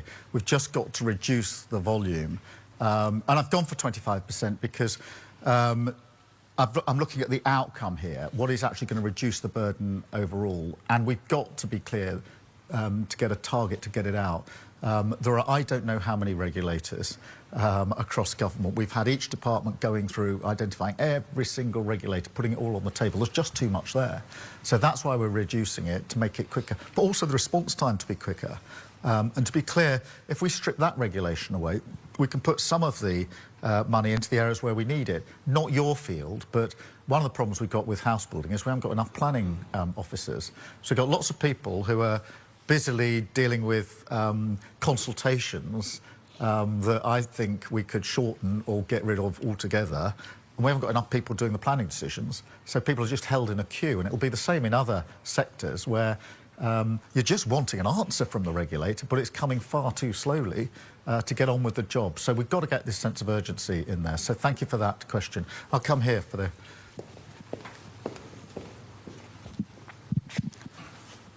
Good morning, Prime Minister. I'm a third-generation housing developer from North East Lincolnshire, and one of our applications is bogged down in bureaucracy. The frustration is we've spent over £100,000 on consultation fees just to get this far. And you were right with the consultations being asked for. We haven't been asked for cricket balls, we've been asked for golf balls. All right, OK. So, can I have that example for my next? But, I mean, and we have, Prime Minister, one of the best planning authorities in the UK, proven, but they still have to jump through all these hoops. I can understand why some of them have to be done for flood risk and safety, I get that. But it's great that you're trying to change the bureaucracy and trying to change the red tape. Does that mean now that new potential homes will now be built? Yes, and they've got to be built much more quickly. Just before the election, I was up just outside York, where we were visiting a housing development, and they were celebrating that the first batch of houses on the development had just become available and people were moving in, which is fantastic. And I asked them how long the project had been up and running. It was 20 years. 20 years from the plan and the original idea for these houses to the first houses being built. And then I said, when's the last house going to sort of hand over the keys and the developers and builders can go? It's another 5 years. That's a quarter of a century just outside York to get a housing development off the ground. That is not a sensible way to do business. Yes, you can have an argument about where the housing should be, make sure it's the right standard, but you can't take a quarter of a century to get housing through, and you'll have plenty of other examples. We've just got to strip this away now and get on with it. And to go back to this point I was making before, internationally we've got to move at the speed of the fastest. I think in government in this country, let's move at the speed of the fastest, not the slowest person that holds everything up as we go along, and that's why we're making the changes that we have. So I hope to make your life a bit easier as we go forward. Brilliant, thanks. I'm now going to take some questions from the media. I think I've got a list. Chris Mason from the BBC. I think, Chris, I'm coming to you first. Thank you, Prime Minister. Chris Mason at BBC News. Picking up on the themes that you've been discussing, for so many people there is a deep-seated sense that a lot of things don't work well at the moment. And you're saying today that your experience in government is a lot of the structures of government don't work well either, which I guess might depress some people and pose the question, how soon can you turn this around? Yeah, well, firstly, you know, we are frustrated that we can't get things done as quickly as we need to. I've not known a moment like this where the international instability is having such a direct effect on what happens back at home. I think there's more of a connection between the international, the global, if you like, and the domestic impact. Therefore, we had enough to do, as it were, you know, picking up the economy, the NHS, etc. We've got to double down and do that even more quickly. I'm not standing here saying it's the fault of somebody else, because I think too many politicians, when they don't get things done, simply point the finger at somebody else. So we're not saying this is the civil servants haven't got the right mind frame or anything like that. I've actually tried to analyse why is it that we're in this place. And I think that amongst the answers is that every time there's been a problem, a crisis, something's gone wrong in the system, there's tended to be a response, actually in good faith usually, which is let's review it, let's see what's gone wrong, let's make sure it doesn't happen again by making sure we put in arm's length bodies, put the decision somewhere else, have a long consultation and exercise. And once you put all that on the table, what you realise is there's a stack of regulation, there's no end of agencies and arm's length bodies which have accumulated over the years, and most importantly and crucially for me, the power of government has gone, because we've sort of taken power away from government, almost a sense that we don't trust ourselves to take the decisions. We should trust ourselves to take those decisions, get on with it. We'll be held to account. We've said what we want to achieve by the next election. I know I'll be judged against that, and rightly so. Everybody in this room and across the country ought to go into the next election saying he said he would do these things, and has he delivered them? So I should be held to account, but for that to happen, I think we need government to move at pace with a real sense of urgency, and that's why we're taking these measures today. Thank you, Chris. Beth from Sky. Thank you, Prime Minister. You've just announced the abolition of NHS England. There's about 13,000 job cuts there. You've also talked about an ever-expanding state. signalling, I think, thousands of other job cuts across the state.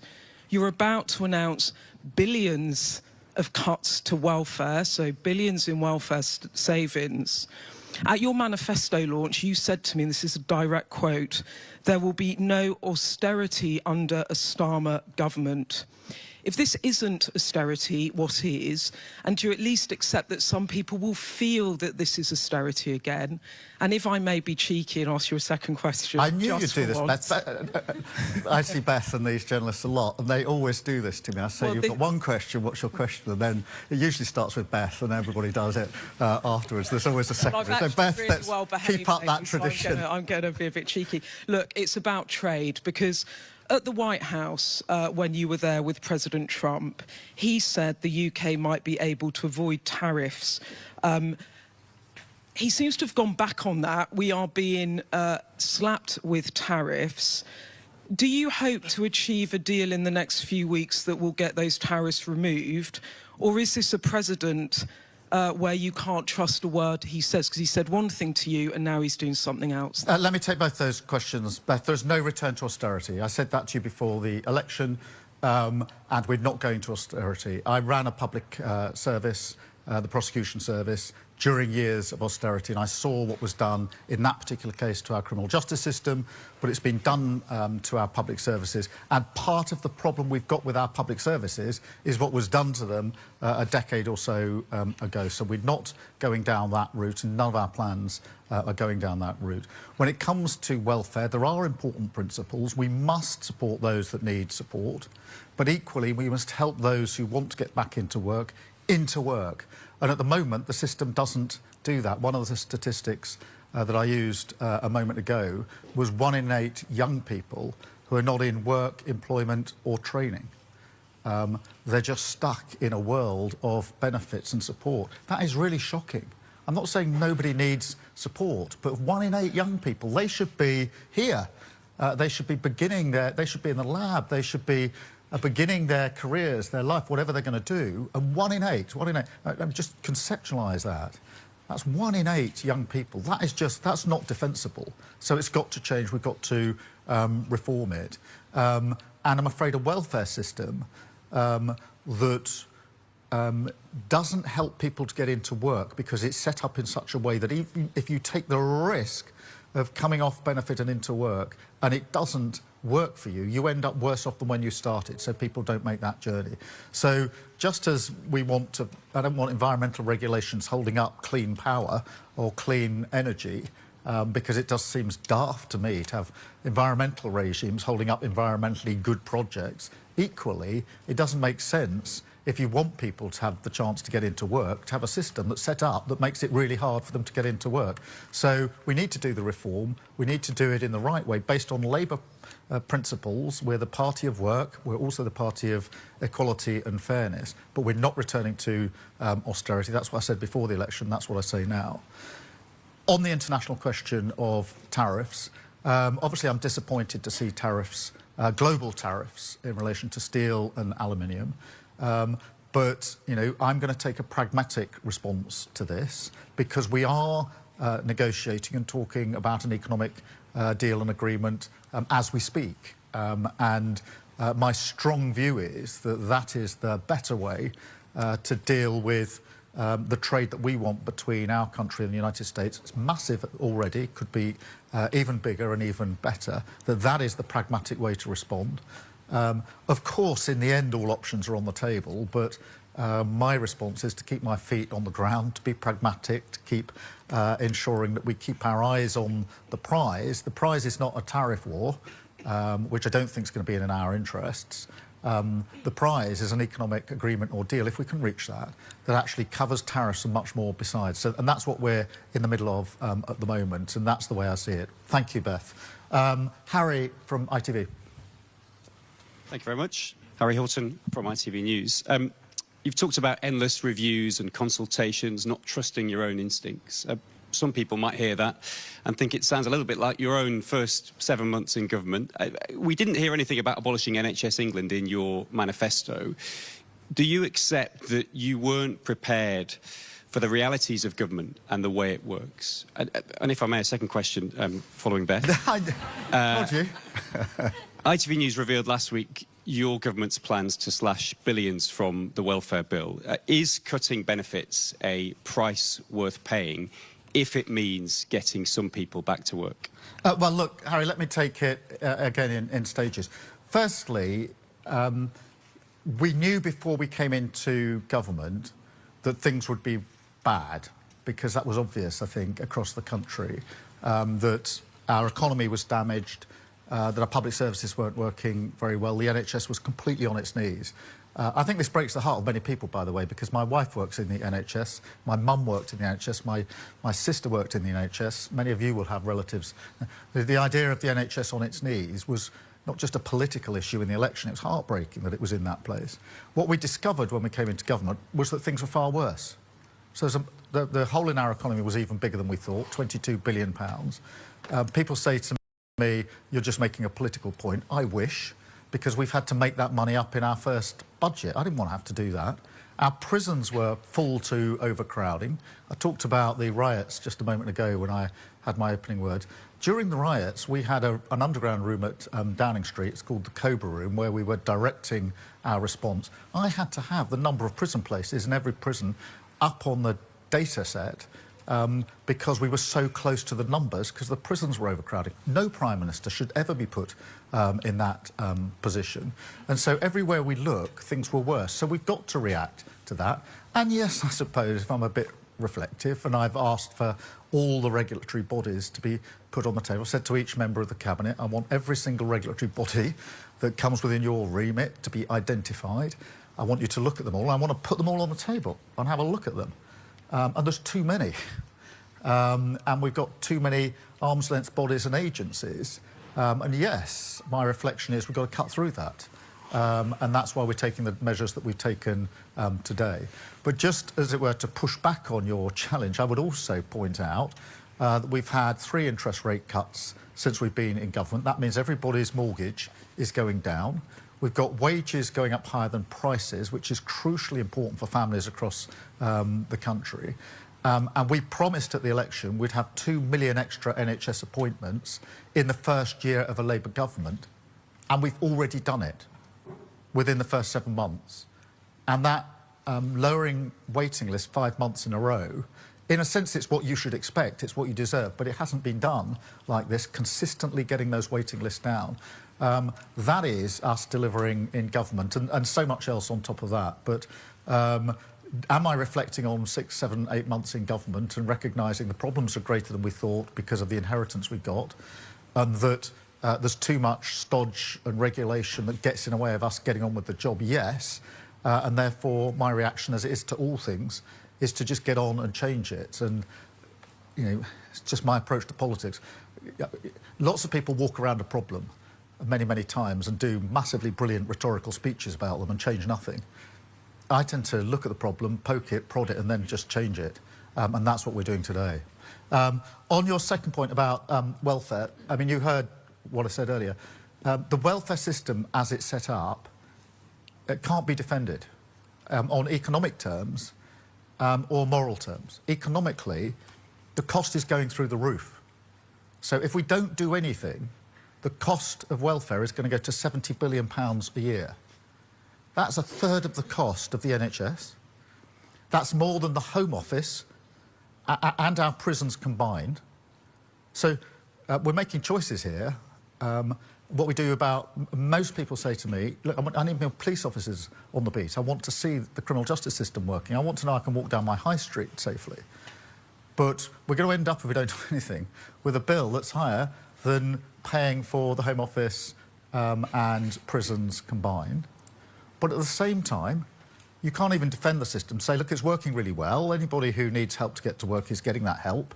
More people are now in work than before. We're adapting work so that those who've got disabilities can be at work, which is what we should be doing. No, we set up a system that basically says, if you try the journey from where you are into work and anything goes wrong, you'll probably end up in a worse position than when you started.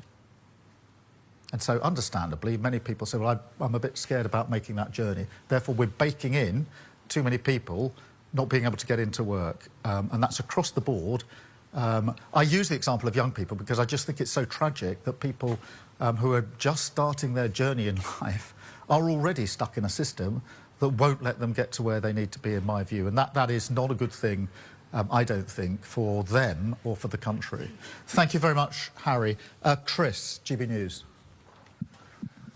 You're listening in as British Prime Minister Keir Starmer is speaking on government reform and U.S. relations right now, answering media questions. And on the left side of your screen, live events coming up on this Thursday, so you can plan your day with us here on Live Now from Fox. We have to take our third 2-minute commercial break of the hour. We'll be right back.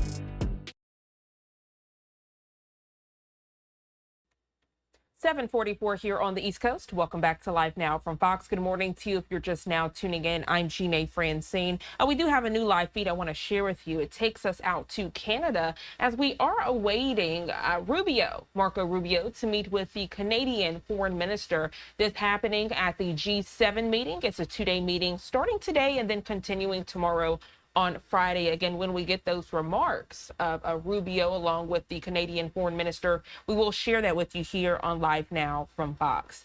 As we await, I do want to get back to an event which takes us out to London. We were listening into this event before the break as the British Prime Minister Starmer, he's speaking on government reform and U.S. relations, also answering media questions. I can tell you all some of the questions have nothing to do with either topic. Earlier, someone asked a question about the UK and their aid to Ukraine. We'll continue to listen in.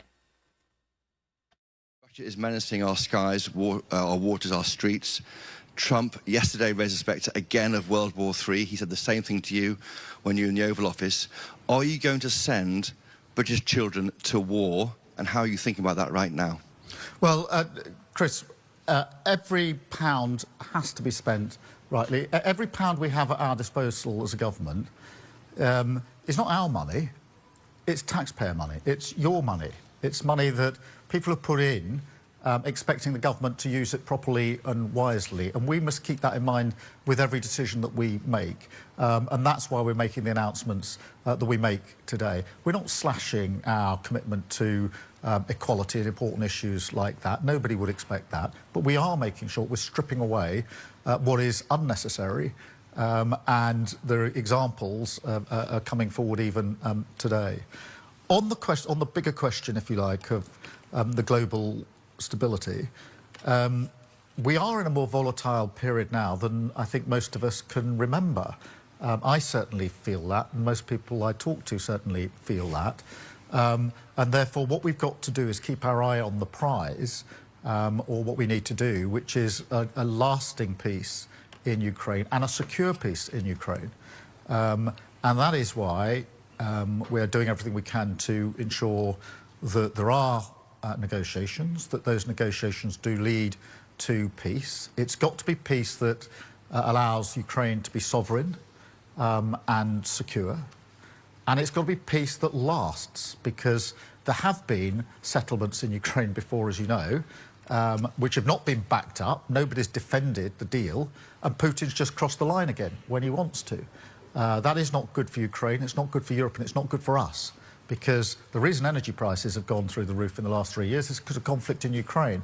Impact on your prices, on the cost of living here because of Ukraine, and already, as I say, Russia menacing our skies and our waters, and our streets, in fact, if you look at some of the incidents like Salisbury. So we have to keep our eyes on that prize. Everything I'm doing is intended to ensure that we keep the peace. Nobody wants conflict, and no Prime Minister wants to deploy our troops to conflict, but we do want to deploy them to keep peace. We do that in other countries to make sure that we don't have conflict, and that's why I'm working hard with others to make sure that when the question is asked, are the European countries prepared to play their part in making sure that a deal is defended, then the answer is yes. Obviously, it has to be done in conjunction with the US. I've been really clear about that, and we'll continue working to that end. I do think that the talks on Tuesday between Ukraine and the US were productive. I was very pleased to see that US intelligence and support went back into Ukraine. It's really important that that happened. And obviously we're making further progress, and this Saturday I will convene international leaders again to progress this still further. But it's very important in a time like this to keep our eyes on what is it we're trying to achieve, and that is lasting and secure peace in Ukraine. Thank you, Chris. I've got Tim from BBC. I think we're regional as well here, Tim. Tim Iredale, BBC Look North. Prime Minister, welcome to Hull. Back in the 19th century, here in the north of England, we had a group of people who were very popular at the time called the Luddites. Fast forward to the 21st century, how would you describe someone who is reluctant to embrace new ways of working? Also, if I may, you're putting a lot of faith here in modern technology. If modern digital technology is so great, how can two giant ships collide in the North Sea?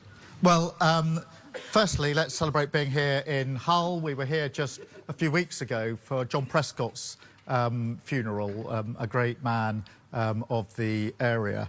And in terms of the Luddites, I think we have to understand, if we're honest, why people are apprehensive about change.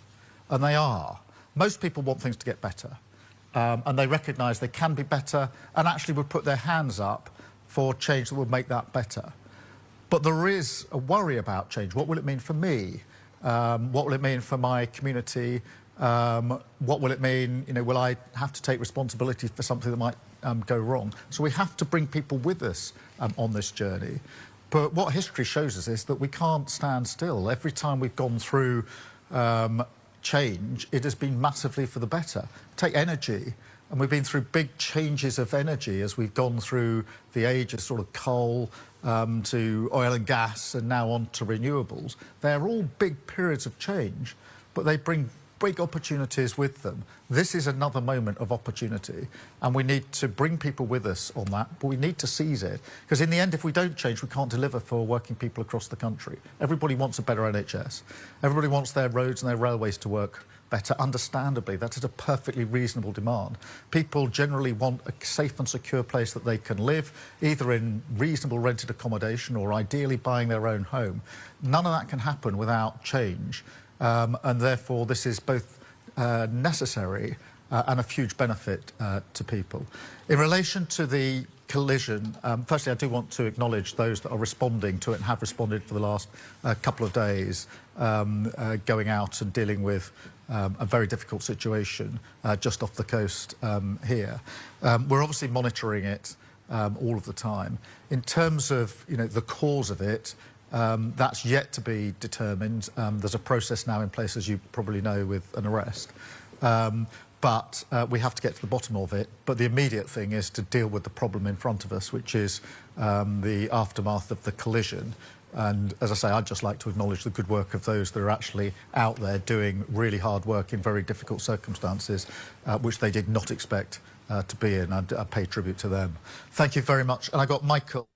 So this event wrapping up in North England, British Prime Minister Keir Starmer speaking on government reform and U.S. relations. Let's go ahead and take our final 2-minute commercial break of the hour. We'll be right back.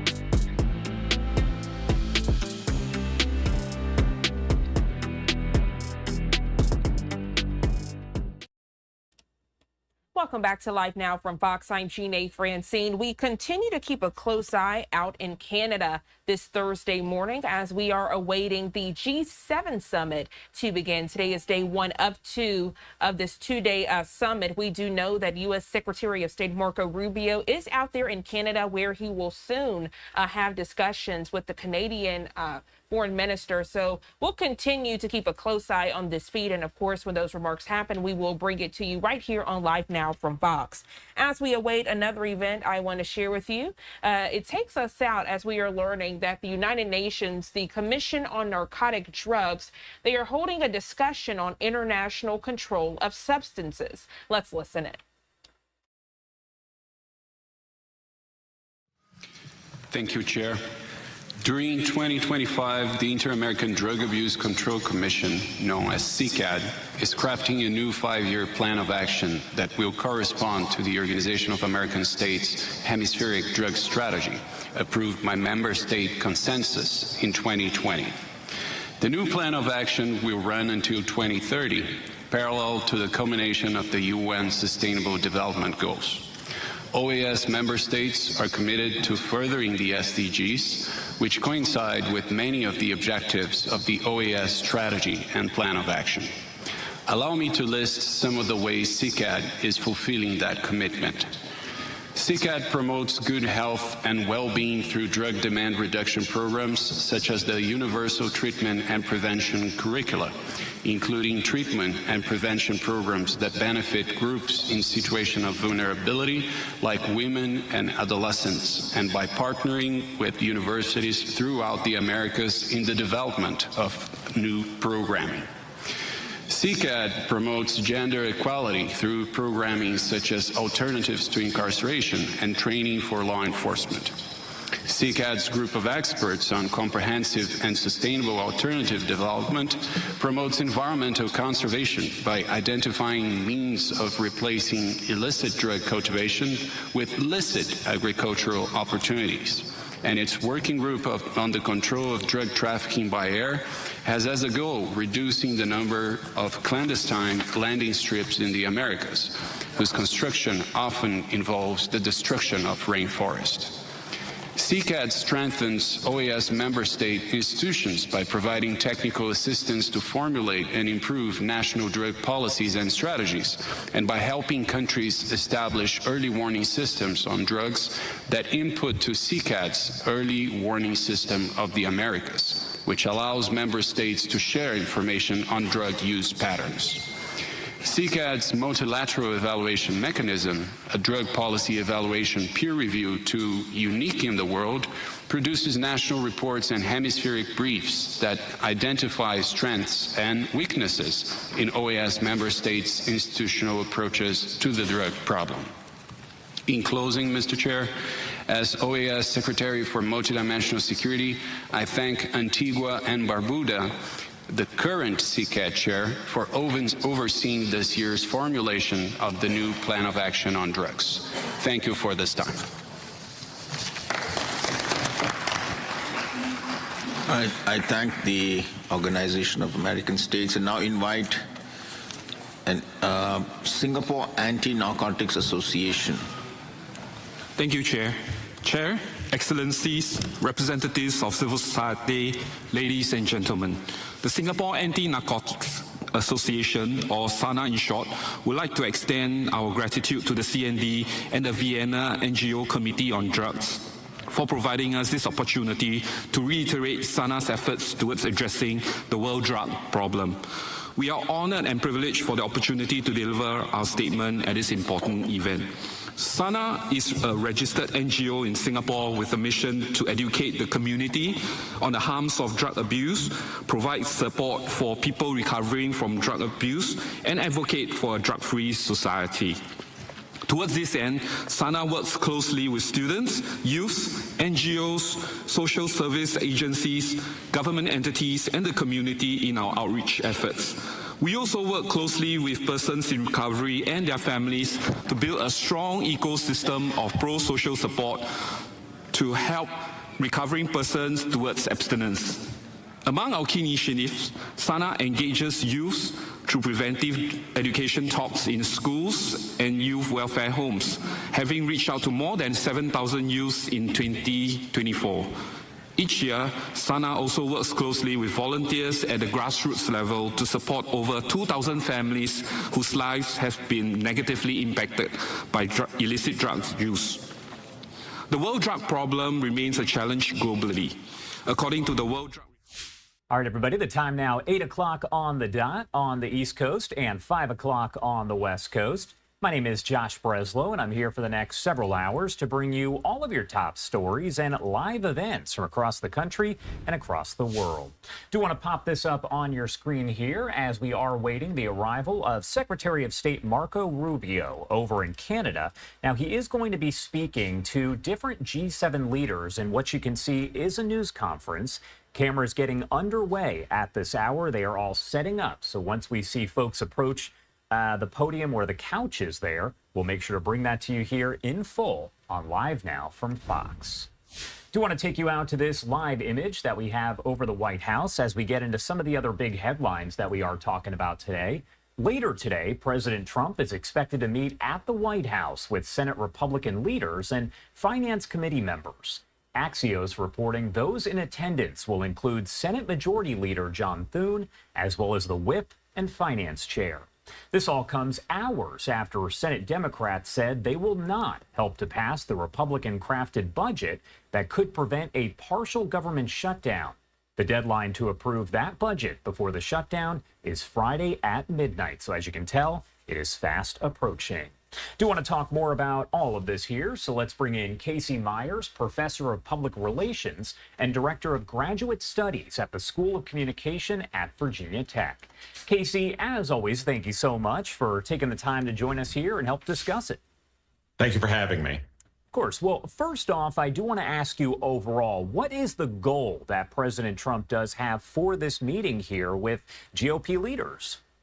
I think it's a strategy meeting about how to proceed going forward to Friday. And I think one of the things that they're going to be talking about is the potential for this shutdown. Now, this is going to be a political issue. Typically in a shutdown, what happens is that one party or the other gets blamed for it. And what is kind of shaped up in the last few days is that this looks like this may be a Democratic issue, because the senators in the Democratic Party that are kind of blocking this, and they need 8, seem to be intractable right now, but that kind of remains to be seen. They certainly don't want to amplify criticism of their position, particularly in light of them trying to kind of position themselves as advocates for the federal government and federal workers. But a shutdown, of course, kind of undermines that position. And does it appear that all of the Republican leadership right now is fully aligned with the priorities, the feelings there of President Trump? Because it seems like there's a chance that some might not be. Well, that is one of the questions that we don't fully know the answer to. We do know that getting this resolution out of the House was very difficult to do, because we have such a razor-thin a majority in the House between Republicans and Democrats. And so getting that out, if you look at the vote, there was one Republican that voted against it, one Democrat that voted for it. And that's part of the issue that Senate Democrats have with this continuing resolution, is that it was not kind of brought about in a bipartisan way. But then going into the Senate, you still had this kind of razor-thin Republican majority, 53. We know that reports are indicating that at least one Republican senator may not vote for the CR, so they would need 8 Democrats to join them. And whether or not they can get that 8 by midnight on Friday is one of those kind of political questions. We do know that one Democratic senator, from reports that I've read, John Fetterman, has said that he would support it. So or he may support it. So that brings it down to 7. But again, this is also kind of a political optics issue. You know, who gets blamed for this not going through if it doesn't happen by midnight on Friday? And if it is the Democrat senators that are kind of obstructing this, they will get the blame. And of course, that translates into some political issues come 2026, where you have some open Democratic Senate seats in swing states, or vulnerable Democrats in Trump states. And so there's a calculation here beyond just what happens on Friday. Going a little bit deeper into that, can you explain overall what the Republicans want versus what the Democrats do want in this budget? Again, we know that Senate Democrats have said this is not going to happen. This is not going to pass. They are not for this budget overall, even though we heard from Fetterman. So what I want to ask you, essentially, what are Republicans looking for versus what are Democrats looking for? Well, right now, one of the big issues is the timetable. So Republicans came with a continuing resolution that would take the government's funding through September, which is the end of the fiscal year. And Democrats have come back with a measure to say, well, let's fund it through April. Now, the problem with the April alternative is that would have to go back to the House and be passed, which is highly unlikely. So this would be current funding levels through September. Now, of course, the undertone of all of this is that there are other issues percolating within Washington around the Trump tax cuts and making those permanent, and some other spending measures that are at issue with the big bill that Trump was talking about early on in January. And I think that the Democrats probably see this as a moment of leverage for their party to sort of maybe get some concessions from Trump. Of course, there's also some criticism of what Trump's initiatives have been and some of the reforms in the federal government through DOJ. And so that's part of the calculation here. But as far as the CR, it's really a question about how long are we going to fund the government for with a continuing resolution. And that seems to be kind of the sticking point, I think, for some Democrats of, you know, what would our alternative be? And how workable is that alternative, given the fact that would then have to go back to the House? My last question for you here before I let you go. What does a partial government shutdown look like? Friday at midnight, the budget is not approved. What happens? Well, parts of the federal government cease operating. Certain essential functions of the government continue. Those workers are just not paid. But some non-essential services and functions cease to operate. One of the questions is also how disruptive is that to the average American who may be relying on services, may be relying on various government agencies and need to interact with them. This comes on the heels of some of the criticisms that Democrats have made around some of the reforms in the federal government and how that may or may not be disruptive as well. And it seems to be kind of a political, I don't know, sticking point or political kind of dissonance to say we are very committed to not having all of these widespread reforms to the federal government, yet we will shut the government down over a continuing resolution, which seems to be almost now an annual issue that we see in the government. That was going to be my next question. I know I said that was my last question, but does it appear that we are seeing more of these, whether it's a shutdown or a near shutdown, whether it's a full one or a partial one? Are we seeing more of those now than we saw maybe a decade or two ago? Well, the longest federal shutdown occurred in 2018, 2019 under the first term Trump administration. And then, of course, there was the famous shutdown in the Clinton administration. Shutdowns are kind of a byproduct of the way that Congress has handled budgeting under the 1976 law that kind of dictates how budgets are to be handled. And continuing resolutions have been something that are more common in the last few years, the last few decades, actually, in the way that the government operates. One of the things that we see, though, is that taking this kind of budgetary issue up to the brink, of risk of a shutdown, and then there's a last-minute agreement, which may be the case in this situation. We just don't know yet.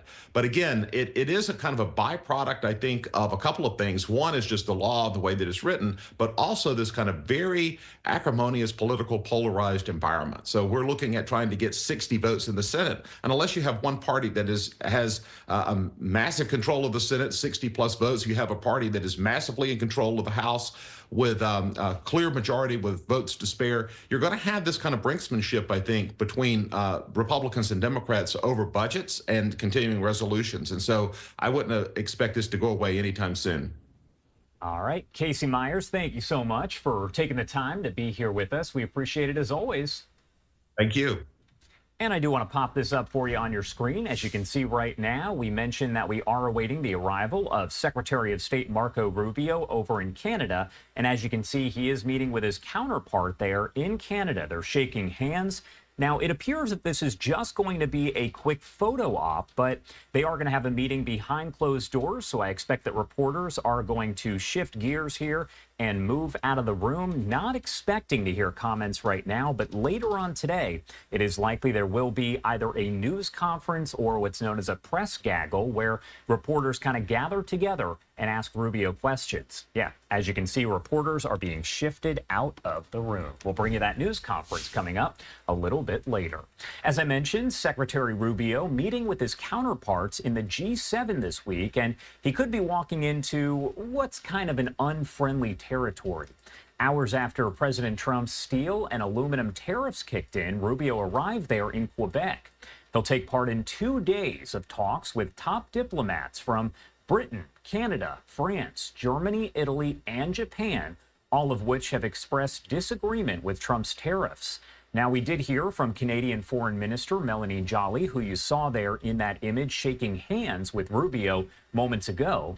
The official host there is meeting one-on-one with each diplomat, and she said, quote, "In every single meeting, I will raise the issue of tariffs to coordinate a response with the Europeans and to put pressure on the Americans." Joly added, quote, "The only constant in this unjustifiable trade war seems to be President Trump's talk of annexing our country through economic coercion. He called our border a fictional line and repeated his disrespectful 51st state rhetoric." Secretary Rubio downplaying President Trump's 51st state comments, saying that he was only expressing what he thought would be a good idea.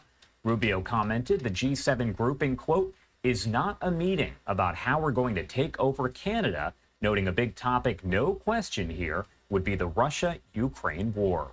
We're keeping an eye on all of the feeds coming in out of Canada, and as they pop up, we will bring them to you here live, raw, and unfiltered. For now, I do want to head to a quick 2-minute commercial break here at 8:11 on the East Coast and 5:11 on the West Coast. My name is Josh Breslow, and I'm here on Live Now from Fox to bring you all of your top stories and live events over the next several hours. We'll be right back in 2 short minutes.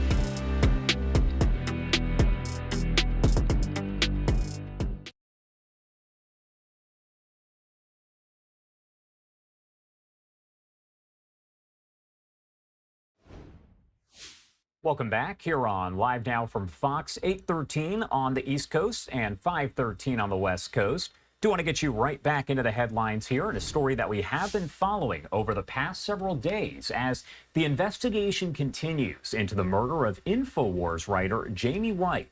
Police in Austin, Texas, saying that White was shot and killed when he interrupted thieves who appeared to be trying to break into his car.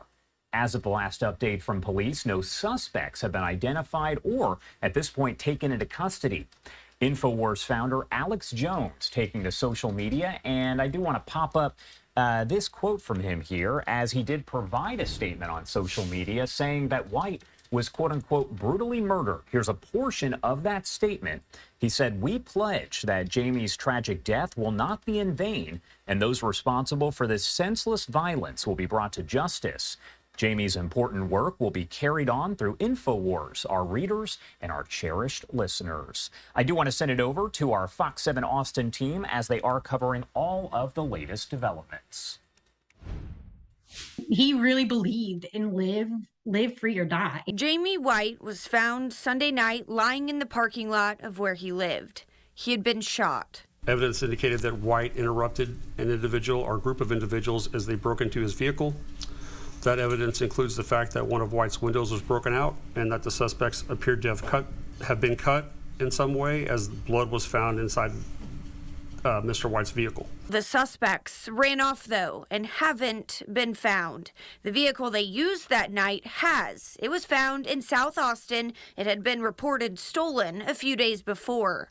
Police say the suspects may be responsible for many car break-ins, specifically Kias. His car was a Kia. We believe they're targeting Kia specifically. So if you have a Kia that's been broken into recently, you may have pertinent information that police want. It's very important that we get all this data. To find out who killed Kayla Boomer's friend, who she's known for more than 15 years. We just had a really deep connection that there's nobody that'll fill that role in my life from here forward, to be honest. She says they went to college together at Ohio University. Then White eventually moved to Austin. He moved to Austin 120,000% so that he could be closer to InfoWars and so that he was able to go into the studio every day and write with Alex Jones. His dream job, he was working his dream job. Like, there was no place else that Jamie White wanted to go. There was no place else that he ever dreamed of working for. Boomer says she believes White was targeted because of where he worked. Jamie did receive death threats. He would get death threats a lot, actually, for his writings. I think that this was an attack on freedom. As homicide detectives, we are independent finders of fact, okay? And we will follow the leads that develop in this case, and wherever those leads take us, that's where we'll end up. Meredith Aldis, Fox 7 Austin News. And a big thank you there to our Fox 7 Austin team. We are keeping in touch with them to get the updates as they come in. I do want to take you to some comments that were made by Austin police as they put out the latest information. You saw it in her story there, but only about 4 minutes in length. So here is that statement from police in Austin, Texas. Okay. Good afternoon, everybody. Thank you for coming. My name is Jason Jones, Detective Jason Jones, with the Austin Police Department Homicide Unit. That's JASON JONES. I'm going to read a brief statement and then I'll take a few questions. Once again, my name is Jason Jones. I am the lead investigator into the murder investigation of Jamie White. On Sunday, March 9th, 2025 at approximately 11:56 p.m., the Austin Police Department responded to a call of a shooting at the Chandelier Apartments located at 2336 Douglas Street. When officers arrived on the scene, they located one victim. He was later identified as Jamie White, lying on the ground in the parking lot with apparent trauma to his body. White was transported to a local hospital where he was pronounced deceased at 12:19 a.m. on March 10th, 2025. Homicide detectives and crime scene specialists responded to process the crime scene and interview witnesses.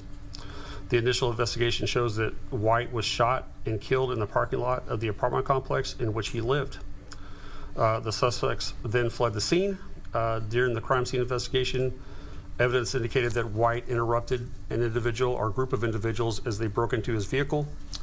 That evidence includes the fact that one of White's windows was broken out and that the suspects appeared to have been cut in some way, as blood was found inside Mr. White's vehicle. A suspect vehicle has been identified. That vehicle was reported stolen a few days prior to the murder and has since been recovered by the Austin Police Department. Today we're asking for anyone with information about Mr. White's murder to call the police department or submit that information anonymously through the Capital Area Crime Stoppers program. Additionally, we want to warn the community to be cautious if they discover someone breaking into their vehicles. The individuals responsible for Mr. White's murder are known to be armed and have no regard for human life. If you discover someone breaking into your vehicle, please call 911 immediately and provide the call taker with a good description of the suspects and their vehicle, including a license plate if possible, and give the direction of travel if possible. If you have been the victim of a vehicle burglary, particularly if in the area of Douglas Street and Old Torf Street, or if your vehicle is a Kia, in particular a Kia, and you have not already reported this offense to the Austin Police Department, please do so as soon as possible. It's very important that we get all this data. The Austin Police Department Homicide Unit and the Austin Police Department Tactical Intelligence Unit continues to work this investigation, and we are following all leads as they develop. Again, anyone with information should contact the Austin Police Department at 512-974-TIPS, TIPS. You may also submit your tip anonymously through the Capital Area Crime Stoppers program by visiting austincrimestoppers.org or calling 512-472-8477. A reward of up to $1,000 may be available for anyone providing information that leads to an arrest. Any questions? Do we believe that these suspects are serial car burglars? We believe that there was several vehicle break-ins and that it's possible that they were responsible for them. Do you know how many crimes have been registered in that area? I don't have the data on that, ma'am. I'm sorry. What part of the body was he shot? I can't go into specifics about that. There are rumors about a motive floating around online. Is there any reason to believe that this shooting was targeted in any way? So we are, as homicide detectives, we are independent finders of fact, okay? And we will follow the leads that develop in this case, and wherever those leads take us, that's where we'll end up, okay? At this point, we're following all those leads to see where they take us. All right, a news conference there with police over in Austin, Texas. That investigation is going to continue into the murder of Jamie White.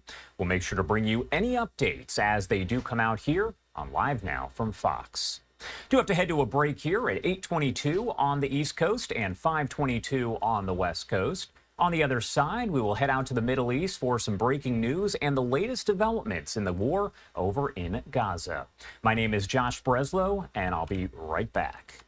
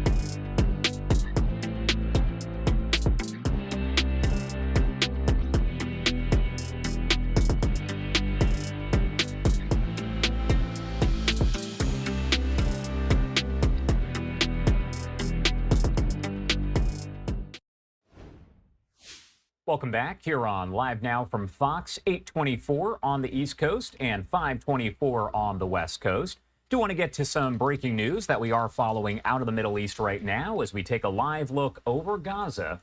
Syrian media reporting that Israeli aircraft have carried out a strike in the Syrian capital of Damascus. The Israel Defense Forces not confirming that attack or any specifics just yet. We're working to gather more details on the targets of that potential strike, as well as any casualties. We're going to keep you updated here on Live Now from Fox, but again, information, as you can see, is very limited. Staying around the Middle East right now, Iran's president echoing comments from the supreme leader saying Iran will absolutely not negotiate with the U.S. while being threatened. President Masoud Pezeshkian responding to President Trump, telling him to, quote, do whatever the hell you want. The comments come after President Trump sent a letter to Iran's supreme leader, Ali Khamenei, demanding nuclear talks. If Iran does not agree, President Trump has said U.S. military intervention might be necessary in Tehran. You can see the full statement here from the president. He says, quote, it is unacceptable for us that the U.S. give orders and make threats. I won't even negotiate with you. Do whatever the hell you want. Do want to bring in a guest to break down all of the latest developments here out of the Middle East. We have Josh Haston, Middle East correspondent with the Jewish News Syndicate. Thank you so much for taking the time to be here with us today. Thanks so much, Josh. All right, so first off, I have to ask you about those comments from Iran's president. What do you make of those overall, as he says we are not going to negotiate with the U.S. as they are issuing these threats? I think Iran is really playing with fire. The president of the United States gave Iran an out, willing to negotiate, sending a letter to Tehran. And it looks like they're ignoring that letter, rejecting that letter. And last week, as you mentioned, the president stating that he is not ruling out a U.S. strike on Iran. We'll have to see what Israel's role will be in that strike. Perhaps it'll be a dual strike against the Iranians. But the fact of the matter is, the United States, Israel, we cannot allow Iran to go nuclear. That's the bottom line here. So the Iranians are certainly poking the bear, if you will, by making those comments to the president of the United States. And regardless of what you think of the president, he says what he means and means what he says. So I think it's a big mistake on the part of the Iranians to say they're going to ignore the president actually giving them an out, saying we'll negotiate with you. And I think we would expect that military action is the next step. As far as what we heard from U.S. envoy Adam Boehler, he said that his direct talks with Hamas were a quote-unquote one-off situation. But is there something, and I do want to get your thoughts on this as an expert here, is there something that the U.S. can do in those talks that maybe Israel can't do to release the hostages? Well, certainly the United States is the superpower of the world, and we saw how influential the U.S. was with envoy Steve Witkoff in helping in the last series of negotiations to get those hostages released. That being said, the president has also stated, in lieu of those direct talks with Hamas, that if they don't release the hostages now and they don't leave Gaza, they will die. All hell will break out in the Middle East. So again, Hamas, I guess perhaps similar to Iran at this point, essentially ignoring the United States. But the U.S., again, Hamas doesn't like the United States. They don't like Israel. They don't like the U.S., but they certainly respect strength. And the president is talking in their terms. So he's absolutely doing the right thing in terms of bringing the fight to them, explaining to them exactly what's going to be if they do not relinquish their positions of power in Gaza and leave. The next option on the table, similar to Iran, is, as the president said, to die. So Hamas definitely has big decisions to make in the days and weeks ahead, even on the sidelines as we're headed towards other negotiations right now in Qatar. When we talk about those negotiations overall, as of what's been discussed here, does it appear that we are looking at the possibility of an extension of phase one? Could we move into phase two? Is all of that kind of unclear at this point? It's unclear right now, but as I said, Steve Witkoff is on the ground in Qatar with Israeli officials, representatives from Egypt. We'll have to see how it plays out. But the main point here is that Hamas doesn't want an extension of phase one. They want to go into phase two, which actually isn't an agreed upon phase at this point. Hamas didn't live up to its obligations. They haven't released the hostages. What they're trying to do, Hamas, they are trying to stay afloat. They want to maintain control of Gaza the day after the war. And Israel has said absolutely not. Number one, the hostages have to be released. And number two, Hamas can no longer be a threat to the state of Israel the day after the war. So as long as those two conditions are on the table, I would think that Israel would go towards continuing phase one at this point, and certainly not advancing to phase two, which Hamas really wants because their goal is to stay in power. That's what they're trying to do here. President Trump pushing for a ceasefire between Ukraine and Russia. Is there any concern in Israel? And I don't know if concern would be the right word, but that maybe there will be a call from President Trump for a ceasefire there immediately between Israel and Hamas. Is that a concern for Israeli leadership? I wouldn't say it's a major concern, and I think the evidence is the way you saw the differences between the meetings Prime Minister Netanyahu had in Washington and how warmly he was received and how well those talks went, as opposed to when the Ukrainian leader Zelensky was in the office, he essentially was thrown out of the White House. So again, I don't think there's any comparison between the situation in Russia and vis-a-vis the Ukraine and Israel and Hamas. I think, as our ambassador Yechiel Leiter said just the other day, our ambassador to the United States, he said Israel and the United States are step by step. There is no daylight between the two sides. So I think we're both on the same page when it comes to what has to happen, namely that Hamas must go and the hostages must come home. David Mencer, the Israeli government spokesperson, has said that later on this morning he's going to hold a news conference. He does those several times a week, and he's going to discuss the situation with the talks between Israel and Lebanon over the border. Can you kind of explain what that situation is for folks that haven't been fully following it? Absolutely. So on paper, Lebanon is moderating. The new leadership in Lebanon is moderating. And the real question, though, is Hezbollah. What's going to happen with Hezbollah? They're still on the border, in the border area there. One of the requirements of the ceasefire is Hezbollah has to leave the border area, no longer pose a threat to the state of Israel. So it is possible that Israel and that new government in Lebanon could negotiate terms in terms of establishing a border. The border has been violated by Hezbollah many, many times. So that's in the cards, but it remains to be seen if, in fact, Lebanon is moderating, and how will they control Hezbollah? Hezbollah, they're members of Hezbollah, which are part of the Lebanese army. Will Lebanon take a strong stand against Hezbollah? And I think that really will reflect how these talks go between Israel and the new government in Lebanon. Hezbollah is the major problem. They have to leave the border area. Israel still is maintaining positions in 5 different areas along the border. And Israel says it's willing to pull back, but Hezbollah must be reined in. All right, Josh Haston over at the Jewish News Syndicate. Thank you so much, as always, for being here with us. Anything else you want to add before I let you go? Yeah, just one last piece of breaking news. Last night, Arab terrorists opened fire on an Israeli vehicle that's in Judea and Samaria. An 18-year-old was moderately wounded, an 18-year-old Israeli. So people have to understand that Hamas still is very popular in Judea and Samaria, in those areas under Palestinian Authority control. So we can't turn our heads for a second. We have to realize that even though Gaza is all the way down there and Judea and Samaria is all the way up here, that doesn't mean that Hamas is going to stop in any capacity. Even if there is a so-called ceasefire, Hamas is still trying to attack, and their other affiliates, other terrorist organizations are still trying to attack Jews. These people have hijacked the holiday of Ramadan. The month of Ramadan is supposed to be a holiday of peace and reflection. And Hamas has said time and time again, they've incited these people to go out and try to attack Israelis wherever they are. So we have to pay attention to what Hamas is doing, not just in Gaza. All right, Josh Haston there at the Jewish News Syndicate. Thank you so much for being here with us today. We appreciate it. Thanks. Have a great day, Josh. You too. And I do want to take you out right now as we are hearing from House Democrats. We've been waiting for that to get underway. Let's pop up the audio as they walk up to the microphone. Good morning, everyone. Thank you for coming so early.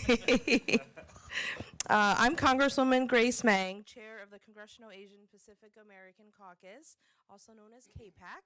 I want to thank our first Vice Chair, Mark Takano, our Whip, Ami Bera, Chair Emeritus, Judy Chu, and our freshman representative, Suha Subramanian, for joining us today. We stand here united in our commitment to protecting Asian Americans, Native Hawaiians, and Pacific Islanders from harmful policies that threaten their rights, their safety, and their well-being. From day one, President Trump and congressional Republicans have made it clear that they are not fighting for our communities. They are doing the complete opposite. Just this week, House Republicans passed a government funding bill that hands President Trump and Elon Musk a blank check to cut Americans' hard-earned Social Security and veteran benefits. Right after passing a budget that slashes funding for public schools, cuts food assistance for kids and seniors, and cuts health care for millions of Asian Americans, Native Hawaiians, and Pacific Islanders. Why? To pay for tax cuts for their billionaire donors. But the attacks do not stop there. Under the current administration, federal agencies are no longer required to provide multilingual support for people with limited English proficiency. That means over 30% of our community, our parents, our grandparents, aunts, and uncles could lose access to translation services for the programs that they've paid for with their tax dollars. What happens when a senior with limited English proficiency needs help accessing their earned Social Security benefits, or when a non-native English speaker needs help enrolling in Medicare? This administration doesn't care. But it's not surprising coming from the same president who scapegoated Chinese Americans for the spread of COVID-19 and called the virus Kung Flu. Shameful. Nearly 68 million Americans, or 1 in 5 people, speak another language other than English at home. And these people are just as American as those who speak only English. Instead of working to lower costs, as he promised on day one, President Trump and congressional Republicans are waging endless culture wars. This is not what the American people want. The American people want leaders who will help lower the cost of groceries and housing and health care. Today you will hear from my KPAC colleagues about steps that we're taking in furtherance of this mission and how we're pushing back against policies that put our communities at risk. We will fight tooth and nail to protect our rights, hold our leaders accountable, and ensure that our voices are heard. The challenges facing our community are real and urgent, but so is our resolve. We will not be silenced. We will not be erased. And we will never stop demanding the justice and equality our communities are entitled to under the Constitution. Thank you so much for being here. And now I'd like to introduce KPAC first Vice Chair and Chair of the Education Task Force, Mark Takano, for his remarks. Thank you, Chair Mang, and I associate myself with everything you have said. The AANHPI community is not a monolith. While many in our community are can trace a heritage, a Confucian heritage, which places a premium value on education. Whether or you're from South Asia and you're part of an amazing rubric of communities that have achieved exceedingly well in our public education system, our public higher ed system, our higher ed system in general, our communities are not a monolith. Some of our communities still suffer disproportionate poverty.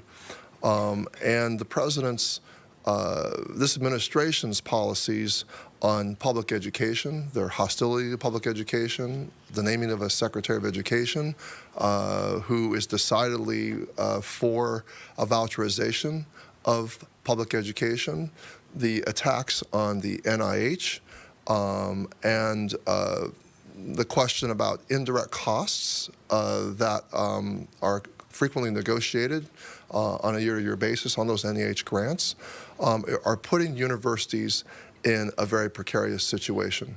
So whether you're talking about policies that affect K-12 education or higher education, they're decidedly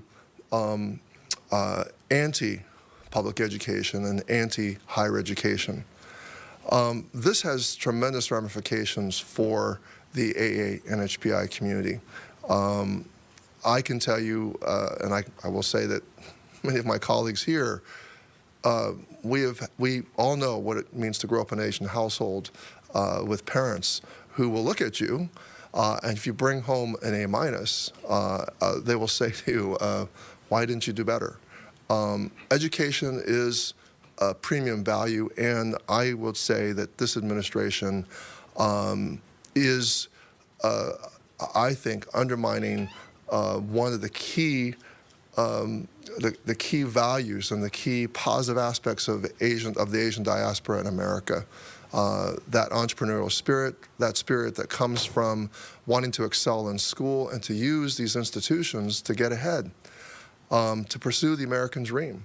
That is what America represents. And that, I would submit to you, has been part of the miraculous story of the Asian diaspora in America.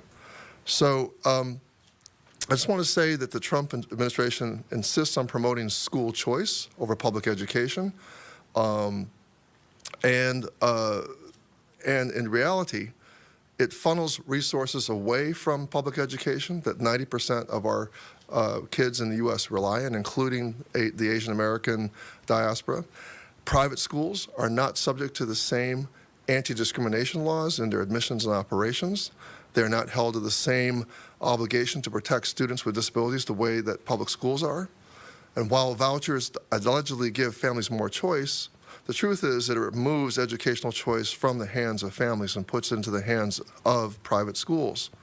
Attacking low-income and disabled children in order to appeal to a base that hates public education for its ideologies is abhorrent and cruel.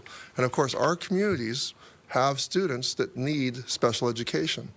Our students, as I said, many of them are in low-income communities that need Title I support, Title I funding.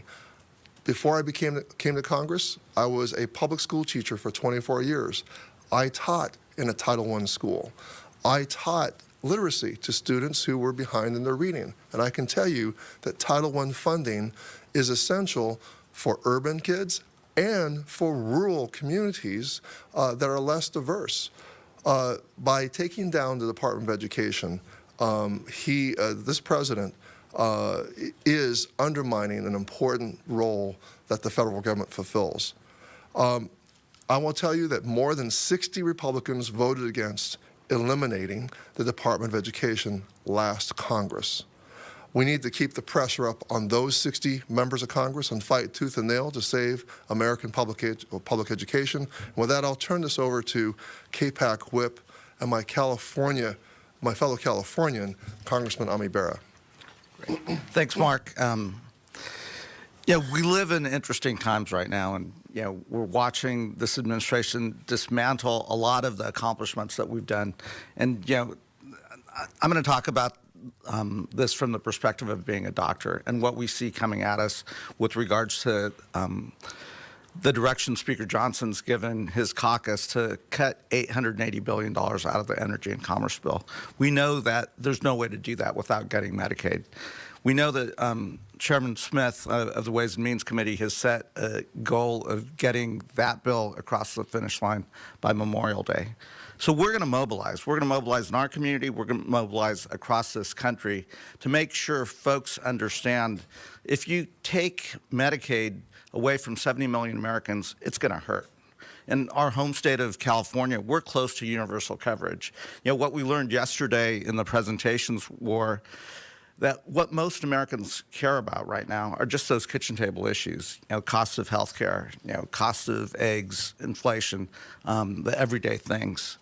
So we're now analyzing every Republican district. We know how many Medicaid recipients sit in each of those districts. So David Valadez, who won his district by 3 percentage points, has over 400,000 Medicaid patients in his district. We're going to mobilize. We've got hundreds of thousands of doctors around this country who understand that if you take Medicaid away, if you cut it 25%, it is going to mean a lot of folks are not going to get health care. This is going to hurt red states, rural communities, more than it is urban communities, but it is going to hurt across the board. It's going to hurt new American families, immigrant families. We are going to get rural hospitals talking to their members of Congress back home. These rural hospitals are already struggling. We're going to make sure that member knows if he votes to cut Medicaid, that rural hospital may go out of business. In many of these communities, that's the biggest employer.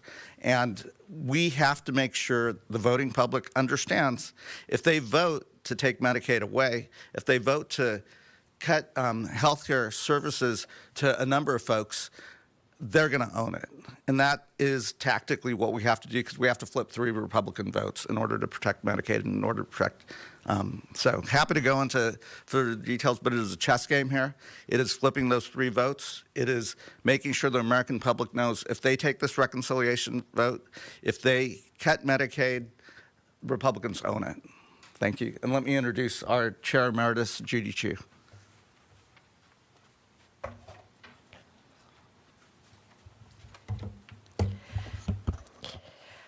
There is an issue that is emerging already that will hurt our community, and that is the scapegoating of Chinese Americans due to rising anti-China tensions. It started with the China Initiative, a Trump-era Department of Justice program that targeted and arrested Chinese American researchers as spies for China, not based on evidence of wrongdoing, but because of their ethnicity and national origin.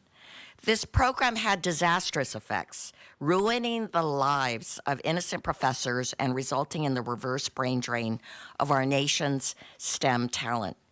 And it was such a failure that only a quarter of those charged under this China initiative were convicted, with nearly all cases having no connection to national security or espionage, but rather paperwork mistakes.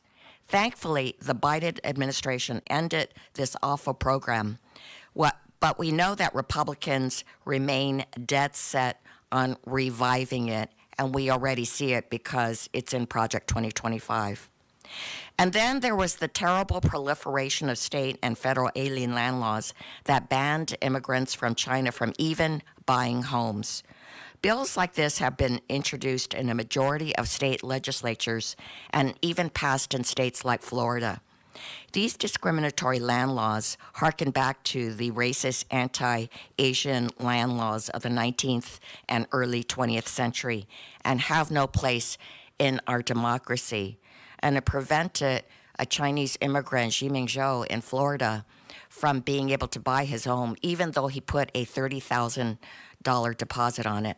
Because of this law, he lost his $30,000 deposit and the home. This is why last Congress, Congressmember Al Green and I introduced legislation to preempt state alien land laws that discriminate against individuals based on their citizenship, and that would stop this racial profiling. And this is why we fight against similar measures that are introduced in Congress. Well, thanks to Project 2025, we know exactly what to expect from this administration. The revival of the China initiative, more alien land laws, the discontinuation of visas for Chinese students and researchers despite the benefits to our economy and research community. And let me say that the GOP just announced that they will be introducing a bill tomorrow to do just that. But there's even more in Project 2025. The bills that target Asian American immigrants, such as the arrest, incarceration, and mass deportation of undocumented immigrants without warrants, even mixed status families, eliminating family-based immigration and other visa categories that have allowed generations of Asian Americans and Pacific Islanders to immigrate here. And the Trump administration will not stop there. Though our path forward is perilous with the current administration, as Chair Emerita, I will continue to work together with my fellow CAPAC leaders to combat President Trump's discriminatory agenda and support AA and HPI communities throughout the 119th Congress and beyond. All right, so you are hearing from Democratic lawmakers with the House. They're talking about a variety of topics, including the budget, education, the economy, and we do want to remind you here that the deadline for the government shutdown, a partial one, is Friday at midnight, and Senate Democrats have said they do not plan to approve that budget before the deadline. We're going to head to a break now at 8:49 on the East Coast and 5:49 on the West Coast. We'll be right back with more live, raw, and unfiltered coverage here on Live Now from Fox.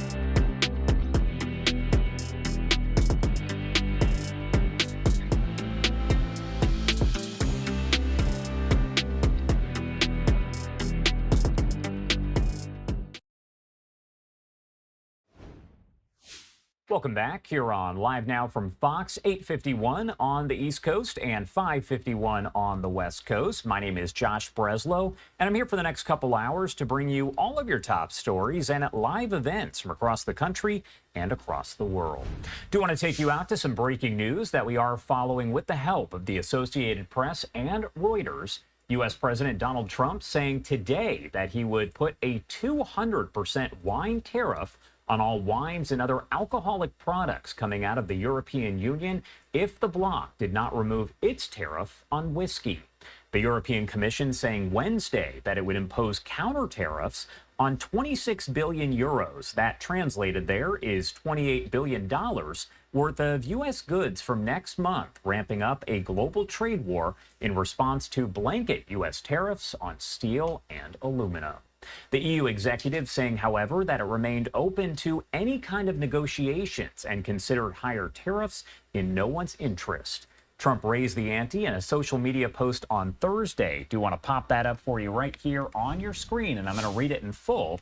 He says the European Union, one of the most hostile and abusive taxing and tariffing authorities in the world, which was formed for the sole purpose of taking advantage of the United States, has just put a nasty 50% tariff on whiskey. If this tariff is not removed immediately, the U.S. will shortly place a 200% tariff on all wines, champagnes, and alcoholic products coming out of France and other EU-represented countries. This will be great for the wine and champagne businesses in the U.S. Again, that is a quote here coming in on social media from President Donald Trump a short time ago. We know that U.S. stock futures moved lower and shares of European spirit makers dropped here as that post did come out from Trump. The European Commission said it will end its current suspension of tariffs on U.S. products on April 1st and that its tariffs will be fully in place by April 13th. We know that President Trump, of course, has announced tariffs on Mexico as well as Canada and China. We're going to keep an eye on all of this as it does continue to develop here on Live Now from Fox. Taking a live look here outside the White House, do want to remind you that today President Trump is expected to meet with GOP leadership. They are going to discuss the budget and a potential partial government shutdown. The deadline for a budget to be approved to prevent that shutdown is Friday at midnight, and right now Senate Democrats say they are not going to approve the budget after it moved through the House. Again, we'll keep you updated here as all of this does develop. Do want to head to our final 2-minute commercial break of the hour now at 8:54 on the East Coast and 5:54 on the West Coast. You're watching Live Now from Fox. We will be right back.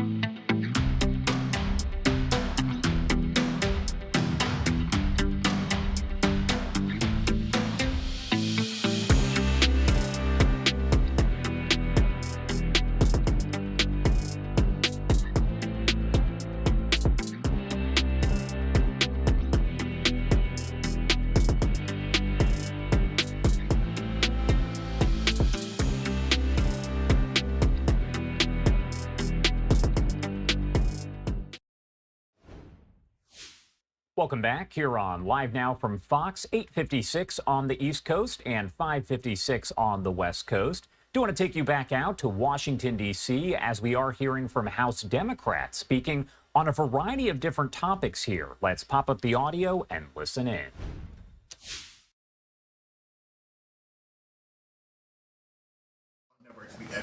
Well, it subjects any one of, for instance, an anti-Asian or an Asian hate case or some name calling or some physical attack at a university that receives federal funding. That person will have no recourse if the Office of Civil Rights is done away with. So it hurts everybody, and it hurts we know in the past couple of years what has happened to people just walking down the street.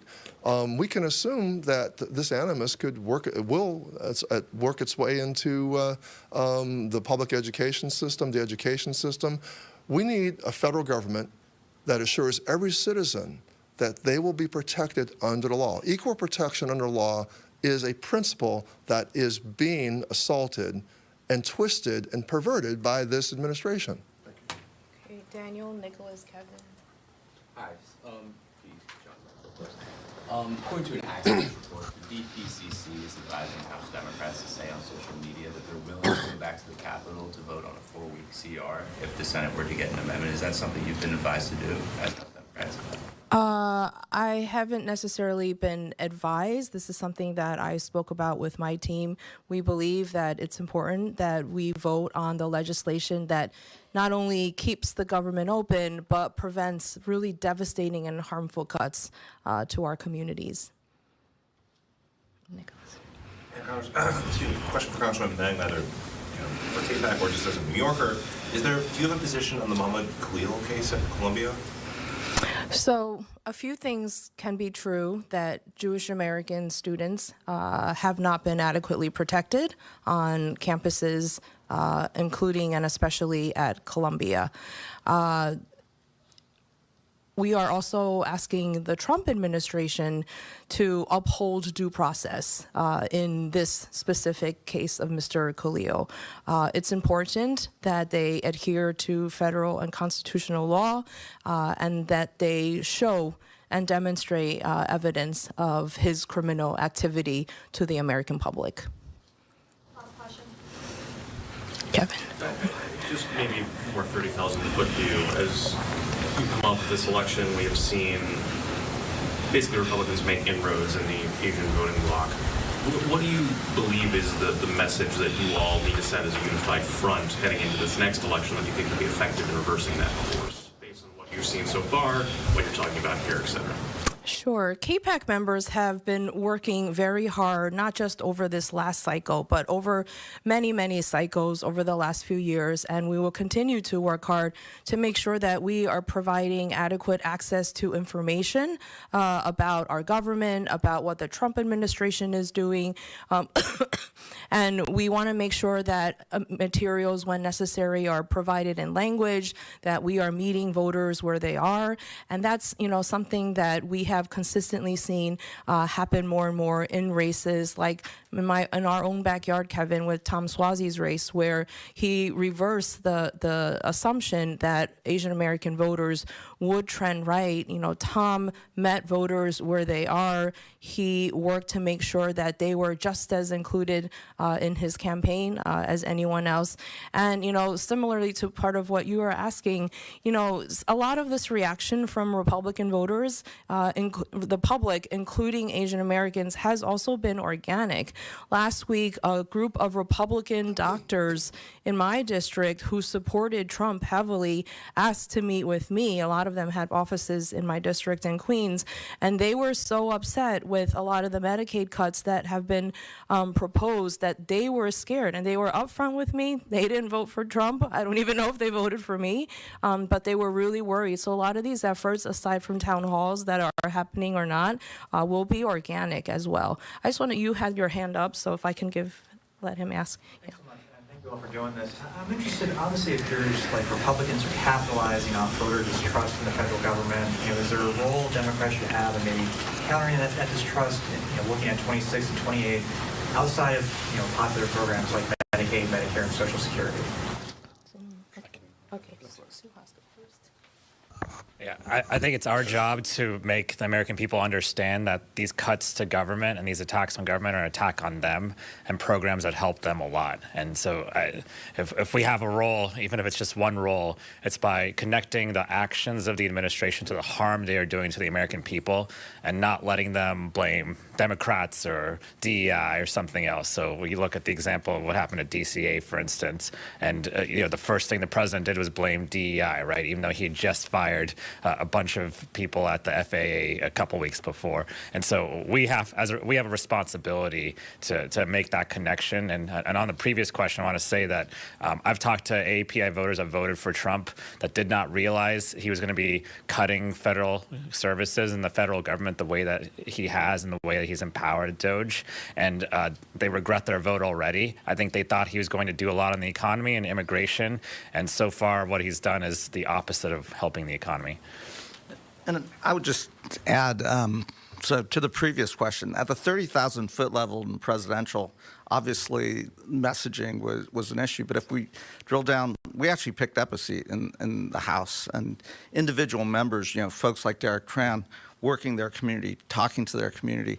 So we've got to, and we're taking time during this retreat to figure out what that, what was the difference between what we were doing on the ground in our communities where we have trust in those House races versus what is our brand at the national level, and what does that look like, and how do we get that out there? And then on the question of cuts to the federal government, yeah, the federal government's an easy scapegoat at times, but most Americans don't actually realize how much they rely on what's happening in their schools, what's happening in their healthcare. A lot of folks have Medicaid, but they don't actually know it's because it's not called Medicaid. It's called Millennial Healthcare. It's called something else. They're going to have a rude awakening if they take that away. And again, we have to make sure who did this and get that message out both in our districts, but then also have a national brand message. So again, the public knows those services that they were getting actually were coming through their tax dollars and so forth. So it is going to have a real impact on the American people in their everyday lives. Thank you, everyone. Thank you. Thanks. Thank you. All right. That's my props.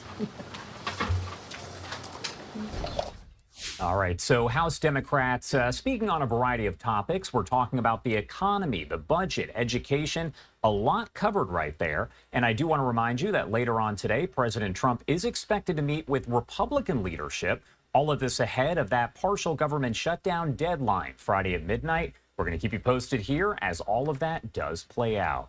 I do want to take you out to another big story that we have been covering here on Live Now from Fox as the investigation continues into the murder of InfoWars writer Jamie White. Police over in Austin, Texas, saying that White was shot and killed when he interrupted thieves who appeared to be trying to break into his car. As of the last update from police, no suspects have been identified or taken into custody. And I do want to pop this up on your screen here, as we did actually hear from InfoWars founder Alex Jones. He posted this on social media saying that Jamie was, quote unquote, brutally murdered. And this is a portion of that statement. He said, quote, "We pledge that Jamie's tragic death will not be in vain, and those responsible for this senseless violence will be brought to justice. Jamie's important work will be carried on through InfoWars, our readers, and our cherished listeners." Friends and family, of course, mourning White right now and taking time to remember him. Do want to bring in his friend, Yeka Aaron, joining us now live this morning. And Yeka, I know you are remembering your friend and you are in mourning, so thank you so much for taking the time to be here with us today. Thank you. Thanks for having me, giving me an opportunity to talk about this. Of course. Well, first off, I want to start. Can you tell me a little bit about Jamie? Yes, I'd known Jamie for about 5 years. He was a kind, goofy, and very generous guy with everybody that was in his life. He loved to play the piano. He loved old war movies, history. He enjoyed working out, and he loved God. Tell me how you found out what had happened to Jamie. So Monday morning, I had gotten a call from mine and his close friend, and she wasn't sure, but she had thought that Jamie, was a part of this crime. And she had gone to his apartment. He hadn't shown up for work. He wasn't answering the calls from anybody. And she had gone to his apartment that morning, Monday morning, and there was a cop still on the scene, and she was able to talk with him and confirm that it was him. So she had called me back to confirm once she had found that out. I did want to ask you because no question on social media, folks were talking about Jamie White and his connection to InfoWars. He was a writer there, and they said there has to be a connection. Now, Austin police have been asked about that time and time again and have not really said that they found any evidence that was the case. And I know you were saying that you don't necessarily believe this had anything to do with InfoWars and where Jamie worked. I don't. I mean, it's not out of the realm of possibilities, but I don't think that in this situation it was because of where he lived. The part of Austin he lived in was a pretty bad area. It was dangerous, a lot of homeless, a lot of crime. I had, I've had other friends that live in that area that had dealt with crime and break-ins as well. And this wasn't the first time his car had been broken into. I would always get upset every year he would renew his lease there just because of how bad that area in Austin was. Ever since, the police got defunded a few years ago, Austin is just not as safe as it used to be, unfortunately. What question or maybe questions do you hope that Austin police will answer? They held a very brief news conference yesterday, just kind of updating the public because there have been so many questions about this case. What question or questions do you hope will be answered soon? I just hope that they are able to find out who did this, really. And, I hope that they continue to keep the search going and check all and any nearby cameras if possible to make sure that they're able to find out who did this. And, although it won't bring him back, at least it'll take that person or persons off the street that did this. We talked a little bit about Jamie and your friendship there. How do you want to make sure that Jamie is remembered in the coming days, weeks, months, years, and how will you go about that? Jamie is definitely going to be remembered by many, especially by his brilliant articles. I had been reading his articles since before I even actually met him. And he'll also be remembered for his love of speaking the truth. That's something that he always stood for. All right, Yeka, Aaron, thank you so much for taking the time to join us here. Is there anything else you want to add about Jamie or about the situation in general before I let you go? Yes, they do have a Give, Send, Go for Jamie to help the family. If anybody can make a donation, that would definitely help. And if just anybody in the Austin area has any information to just please, you can give information anonymously if you like. Any kind of information would help. All right, Yeka, thank you again for taking the time to join us here. We appreciate it. Thank you. And the time now is 9:10 on the East Coast and 6:10 on the West Coast. We are going to head to a quick 2-minute commercial break, but several live events now kicking off here. We'll take you out live to some of those coming up on the other side of this 2-minute commercial break.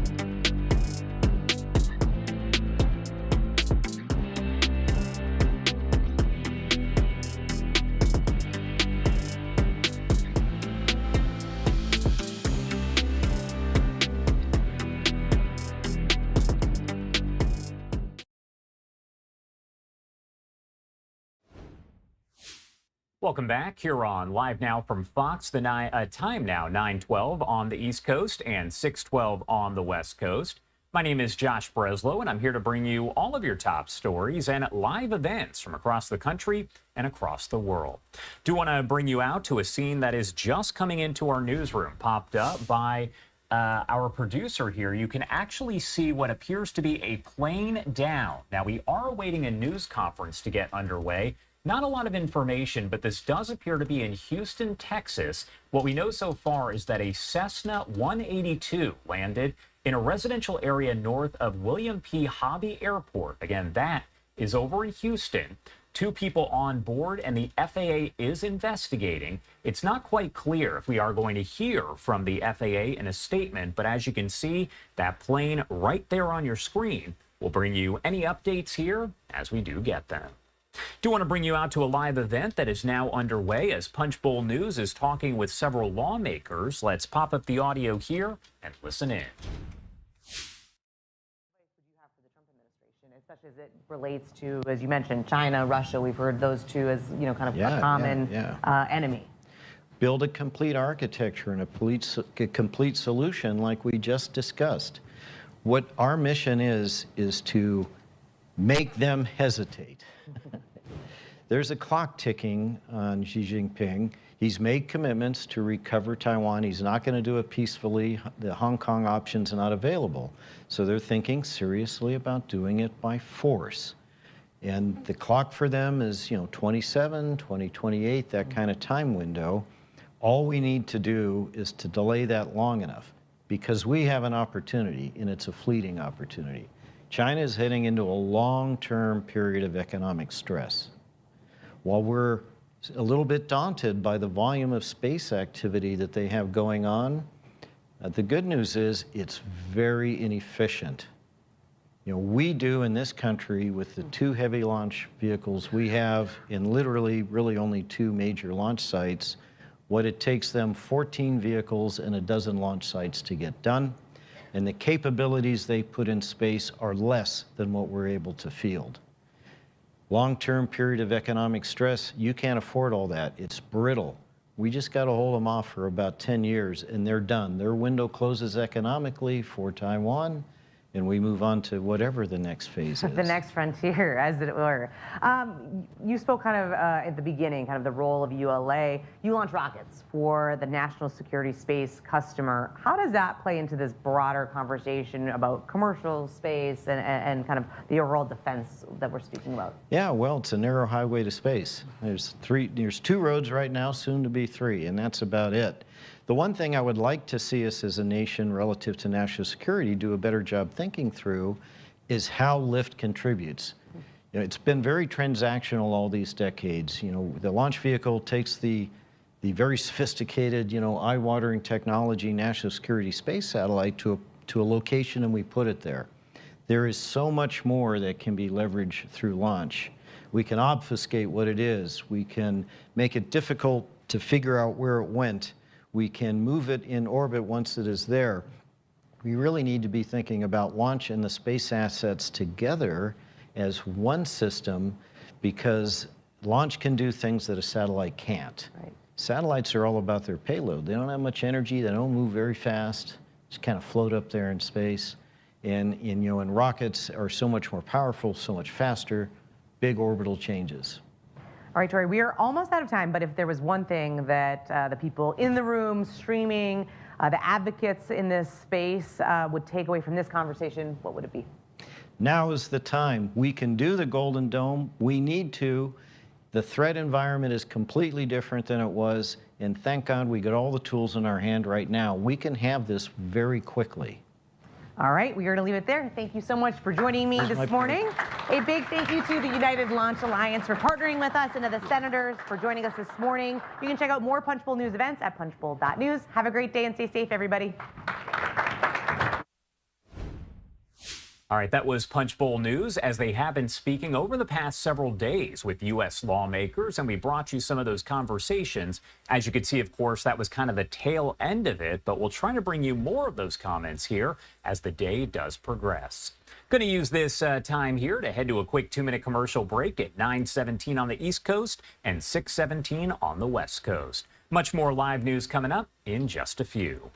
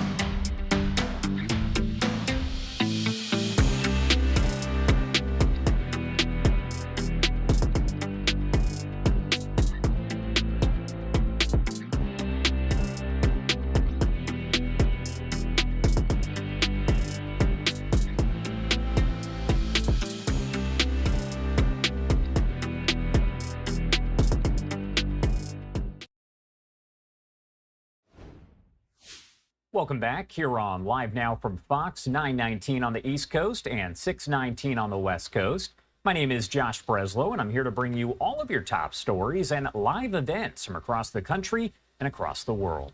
Want to pop up this live image once again that is coming in from our Fox Houston team. Behind that train, you can see what is a small plane that made an emergency landing. I do want to go over the details of what we know so far, and that train should be moving out of the way here to give you a better view. But again, as it's kind of going, you can see that small plane in the grass. Houston fire officials investigating this small plane after it had to make an emergency landing. And here is what we know. Officials got a call about the plane Tuesday night. It had landed safely on Fidelity Street near Yuma Street. Officials say 2 people were on board, but neither of them were injured, and the plane does remain intact. The plane allegedly suffered some kind of engine failure before conducting the emergency landing. And Fox 26 Houston is working to confirm if the plane was traveling to or from Hobby Airport. The Federal Aviation Administration saying this, that, quote, a Cessna 182 landed in a residential area north of William P. Hobby Airport in Houston around 7:50 p.m. local time Wednesday. I believe the initial comment said Tuesday, but this was actually Wednesday night. 2 people were on board, and the FAA will investigate.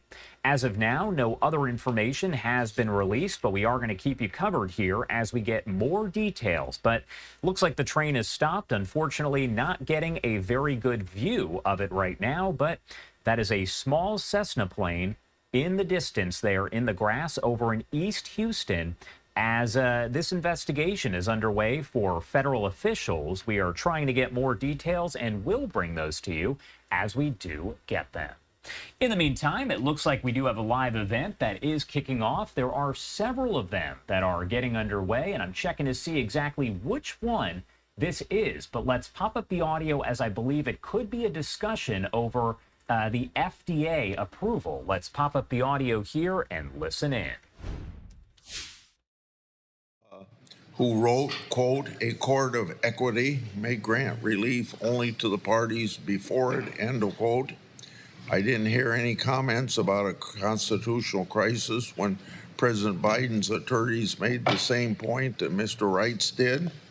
The nominees expressed a legal argument, a correct one in my view, that judicial decisions are limited to the parties before them and that there are limits to the court's jurisdiction. I think we all agree that parties, including the president, are generally bound by federal court orders, but surely my colleagues aren't taking the extreme position that our system of checks and balances allows for no room to challenge the scope of the rulings or the ones that encroach on constitutional rights or separation of power. Our history teaches that in extreme cases, there may even be grounds to defy a court decision. Think about Dred Scott as an example. President Lincoln defied the Supreme Court by issuing passports and patents to Black Americans. Federal courts have also issued direct orders to federal marshals ordering the return of fugitive slaves. If an official refused to follow that order, I would call that justice and a feature of our system of checks and balances. I'm sure my colleagues would agree, which shows that this issue isn't as binary as they suggest. All three of our nominations should be supported. I also want to take a moment to update my colleagues about my investigative work. Last Congress, I opened an investigation into the Obama-Biden administration obstruction of FBI efforts against Iran's weapons of mass destruction and ballistic missile programs. That investigation was based in a large part on whistleblower disclosures. On Tuesday last week, I released a committee report with my results. My report highlights the following. Then Secretary Kerry prevented the FBI from arresting known Iranian terrorists. And so you can ask the question, why? Because he thought it would interfere with the Obama-Biden-Iran nuclear deal. Records show that as arrest opportunities passed, one FBI official wrote, quote, "We're all besides ourselves on asking the question to stand down on a layup arrest. However, as it stands right now, we'll have to sit back and wait until all the U.S. and Iran negotiations resolve themselves," end of quote. Whistleblowers told my office, quote, "The State Department and Obama-Biden administration officials persistently and systemically derail criminal and national security investigations," end of quote. An email from Shell Oil Company to FBI said that Trump 2016 election win negatively impacted their ability to do business in Iran. Shell told the FBI, quote, "We were in talks with a Japanese bank to handle the funds, but they recently backed off, unofficially citing the coming Trump presidency. European banks feeling the same way," end of quote. It wasn't until Trump took office that the FBI returned to normal law enforcement activities against Iran. My colleagues have complained that the Trump administration has upended the FBI. These records show that the Obama-Biden administration was the one that did that. Without objection, I'd like to enter into the record a recent editorial about my report titled, quote, "Barack Obama, John Kerry's work for Iran shows Russiagate was pure projection," end of quote. The editorial concludes, quote, "For years, America endured screeches and screams from the left about Donald Trump's servitude to foreign powers. Turns out Democrats were simply projecting," end of quote.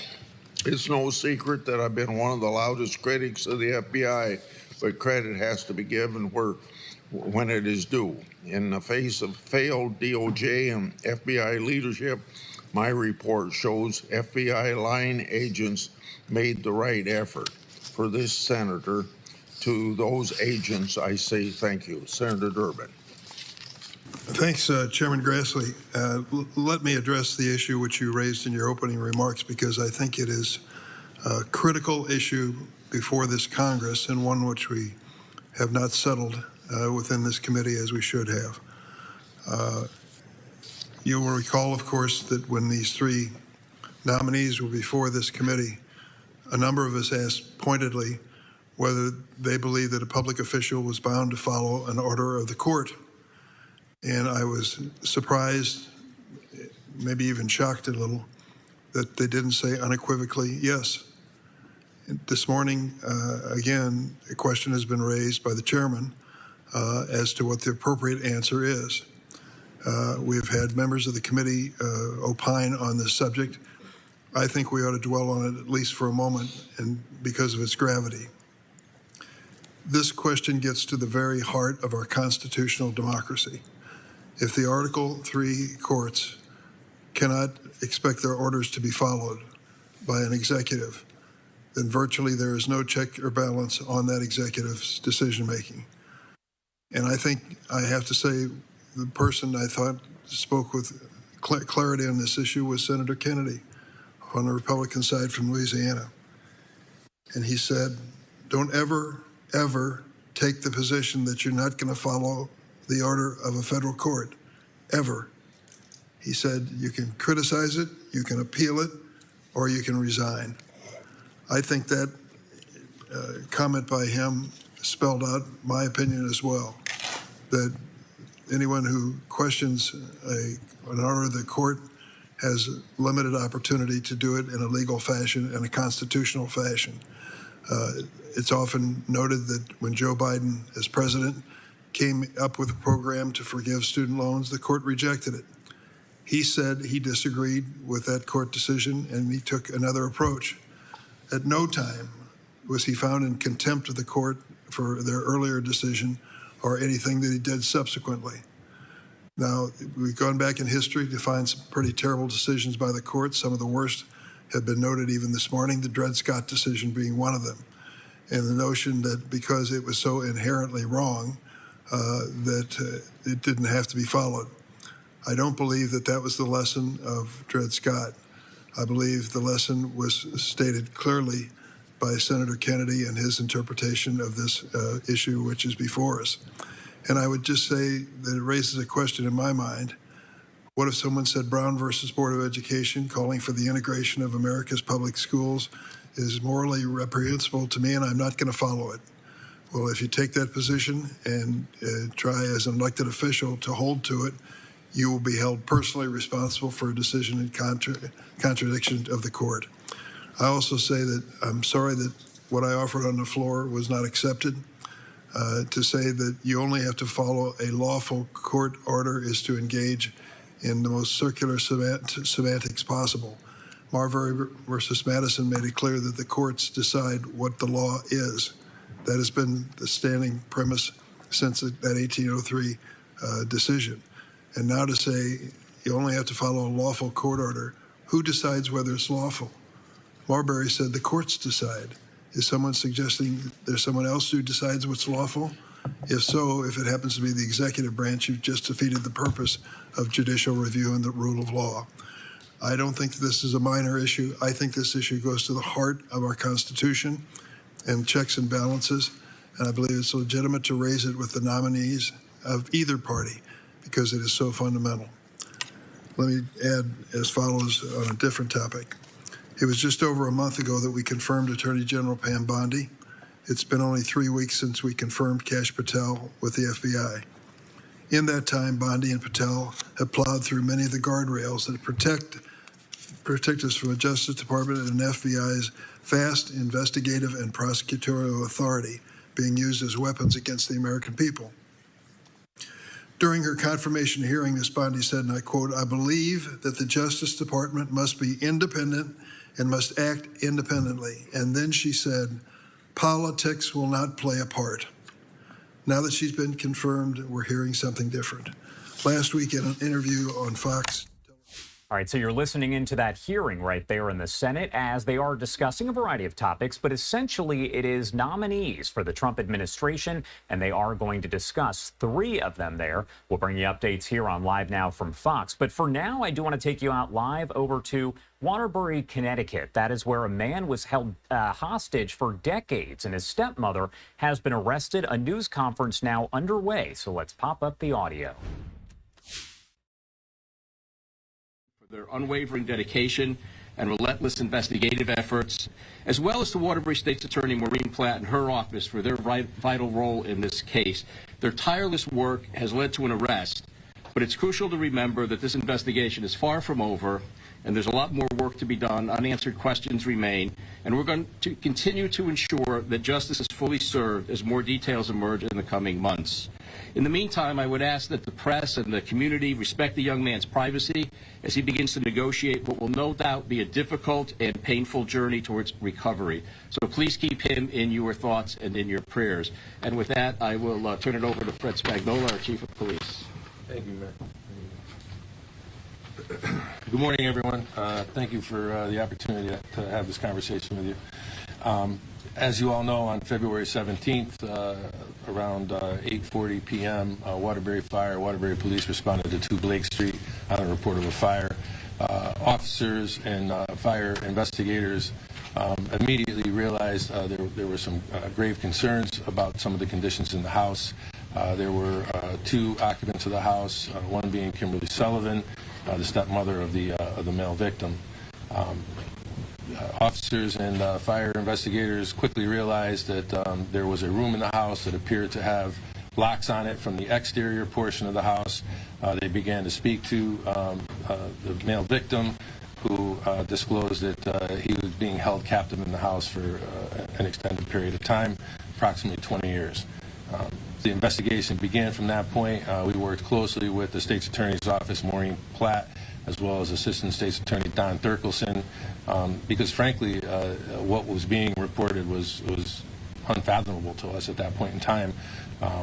Through those investigative meetings and through search warrants, we were able to seize physical evidence and conduct interviews and dig up some more information that corroborated the victim's story. This investigation, as the mayor points out, continues, is very open and very active. We were able to obtain arrest warrants for Kimberly Sullivan. She was arrested yesterday. She was arraigned in Waterbury Superior Court. She's currently being held on a $300,000 bond. At this point, I'll open the floor up for any questions.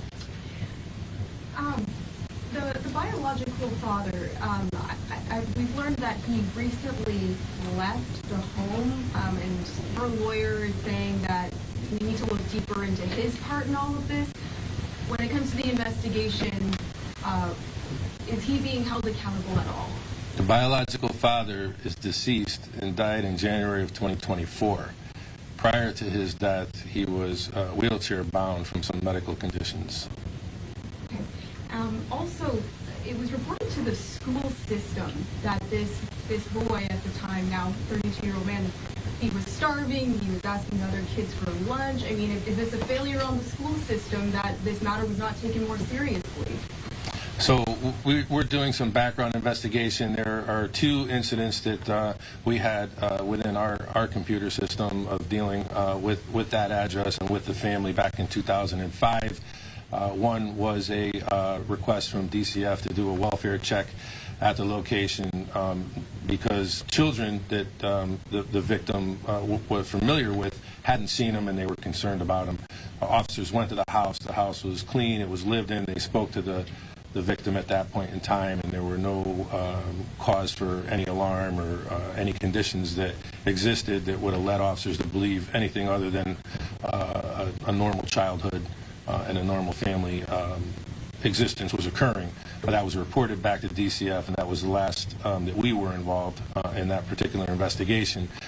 We were called back to the house in the latter part of April by the family who wanted to file a harassment complaint against members of the school district, saying that they were continuously reporting them to DCF and felt that they were trying to get the family in trouble and have the family investigated. We have no further information about where that went, other than there was no proof provided by the family that there was any type of harassment that was occurring. You know, as far as the school district's concerned, we are looking at those records now. We're working with DCF to look at records that they may have from previous investigations, and that's part of the ongoing investigation. But Chief, if people were filing complaints, even if it was with DCF, continuously, as the family, I guess, alleged, you know, was there more contact from DCF, and do you know anything about how that would have gone? So the only contact we had was back in April of 2005 when we were notified to conduct that welfare check.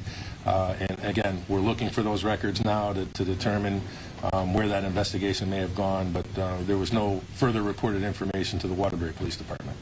So when you had an officer go out there that first time, you're saying everything looked normal, it looked like a normal childhood, but the school district, the principal told us that the child looked really small, malnourished, was drinking from a urinal at school, was taking kids' food.